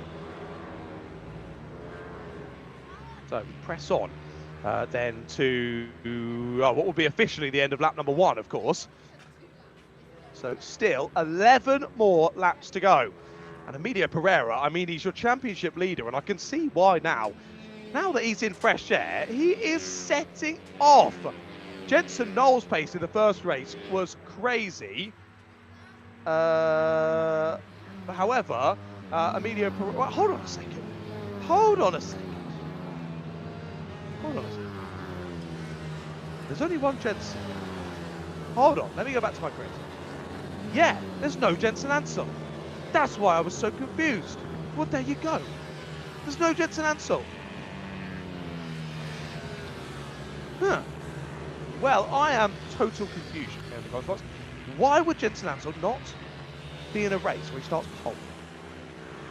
And we saw him out not that long ago in another race. He's definitely still here.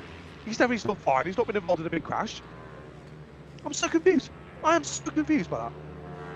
Well, so one of the three riders that we're missing is the rider that should have started in pole position. Blimey. Right, well, there you go. That has really shown me there. And I wasn't helped by the fact of there's another Jensen, so I've got the two confused, obviously. But no, suddenly thought, no, Knowles was the one starting behind Pereira, not the one in front. So Knowles had a good start then, getting past Pereira into the lead. Then Pereira working hard. That little mistake then, it must have been from Knowles. Sorry, who made that little mistake. Not Anson. Drops them behind Pereira. I am really confused by that. If anyone would know as to why Jensen Ansel would not be in this race, please let me know in the live chat. Please let me know. Good to see in the live chat as well. All that love for Nelly as well. Third, getting better every race. Yeah, shout out to Nelly. They're racing really, really well. She's done a great job today. And as you say, getting faster and faster every race. And that's all that matters for progression as a bike racer. More love in the chat as well, once again, for JJ Manchester. Well, that is pushing JJ on in this one. JJ is battling tooth and nail here. As it looks as though he's just dropped ever so slightly off of these two. As now it... Hold on a second, that's not updated. Right, there we go. Yeah, so Knowles has dropped 3 seconds now off the back of Pereira and is slipping into the clutches here of Joey Athersyth. Athersyth and Manchester were battling pretty closely only a couple of laps ago. Sadly now for all the supporters of JJ Manchester in the chat, looks as though he has dropped off the back of these two now as Athersyth was closed up to the back of Knowles. Manchester has dropped off the back of Athersyth and actually now really into the clutches of Austin Dilks. Dilks, then it's a couple of seconds then further back to Matthew Jennings, who then himself has a further couple of seconds back to Dylan Cook in 7th, but Cook then battling with Dickinson, then a bit of a gap back to Dudman, a bit of a gap back to Maguire, and Maguire's then battling with Tanton, and then Almond and Forrester rounding out the order in this race. Well then, our battle for second continues. Nice run out the final couple of corners there for Athersyth. He is sizing up a move here on Jensen Knowles. Let's see if he can get it done. 8 laps to go, including this one here for Joey to try and find a way past. I think this would be his highest finish of the day if he was able to get into second place. He's battling up and around the podium positions. He might have got a third earlier on, but I think his best finish today is a 4th, if I'm not mistaken, for Joey. So a P2 would be brilliant to finish the day here in the Minigp 160-50s. That's all getting close behind as well. Austin Dilks is now all over the back of JJ Manchester. He put in a 59.9 on the last lap, whereas it was a 1 minute 0.3 for JJ Manchester. He's just falling off his pace ever so slightly, half a second off his ultimate pace on the last lap. So JJ Manchester going to find himself under a bit of pressure here as we head through towards half race distance. We look back to second and third now, 4.2 seconds off of the back of Emilio Pereira. Well, with no Jensen Ansel in this one, Emilio Pereira has been allowed to properly scamper off. I think by the checkered flag, he could even be 10 seconds clear here of this battle for second place. Well, it's been a number of laps now, to be fair, that Joey Athersyth has been on that rear wheel of Jensen Knowles, and he's not been able to find a way through. That was the biggest bit of defence we've seen so far, though, from Jensen. Down into that left just before Lucy's Valley. Down through the S as we go. And like you say, Athersyth is putting the pressure on, but for the moment he's not able to find a way past.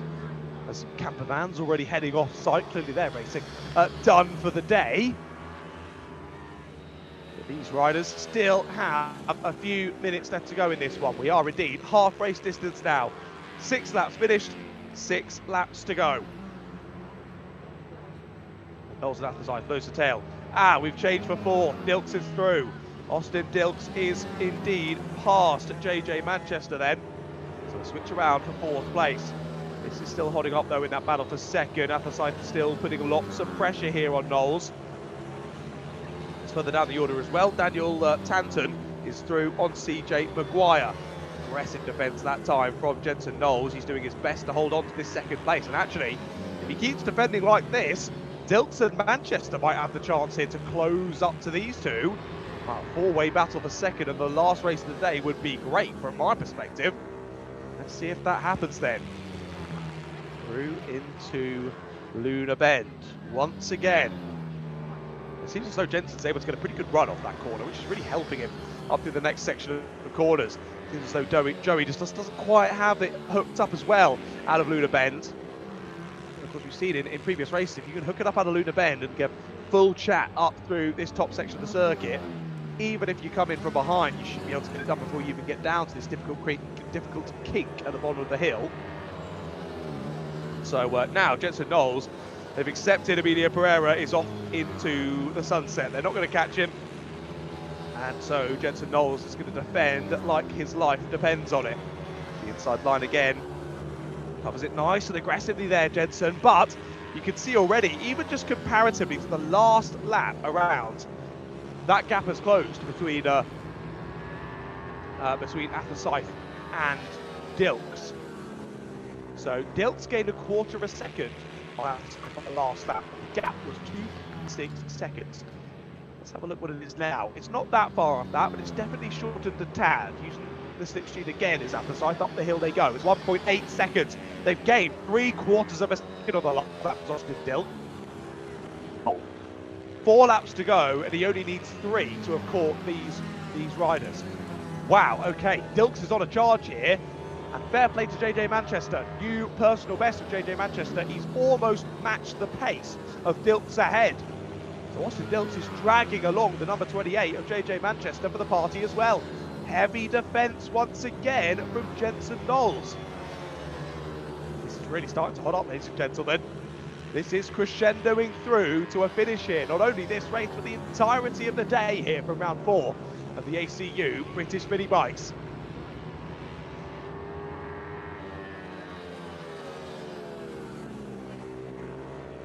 Through, out of Luna Bend once again then. Nose to tail between these two. Looks like a better exit this time from Joey, I must say. He's on the tail of Jensen. He's looking to the inside. Door is closed by Jensen. Mighty close there between those two. Somehow they both live to fight another day. They both press on through this 10th lap of the race. Pereira is now 8 seconds clear of these riders, a 59.4 on the last lap, but he has done a 58.5. He's a second quicker on ultimate pace than anyone else in this race. But look at this again. Knowles defending, and look how much Dilks and Manchester have closed in. I'm rubbing my hands with glee here in the commentary box. This is setting up for the most brilliant last 2 laps of this race. There is way ahead there through that camera shot. Emilia Pereira now heading on to the penultimate lap of proceedings here. But we are now so close together. It was another half a second on the last lap from Dilks. On that time around, it's another 9/10 of a second. We're side by side as we head up the hill. Athersyth makes the move. And there was no more opportunistic time to do it than that. He had to get through now, or Dilks was going to be all over him. Now, interesting that. I did not think Athersyth would defend now. I thought he'd have the pace here to go alone. Does he defend? No, he's not going to, but that might be an issue. Up the inside, he's going to try. He's going to try, Jensen Knowles. And he gets the run. Lovely move from Jensen Knowles. Aggressive there. Given the room by Joey Athersyth. Joey had to be respectful there, and he was. Gave the room to Jensen. And allowed for Jensen to get the move done, get the power down on the exit, and retake second place. Well, it was only for a matter of corners then that Joey Athersyth was up into second place. And as we head on to the final lap of this race, the final lap of racing here from Three Sisters even, it is all to play for here in the battle for second place. As we go on to it, Pereira's 9 seconds in the lead, but it's Knowles, Athersyth, Dilks and Manchester battling over P2. Not only that, they might have to get past some back markers here as well. That could throw the cat amongst the pigeons. We head down through Paddock Bend. Down that short straight to Lucy's Valley. It's heavy defence once again from Jensen Knowles. Joey will look for the up and under, but can't get the power down on the exit. Knowles has it covered off for the moment. Down through the left into the S as we go then for the final time.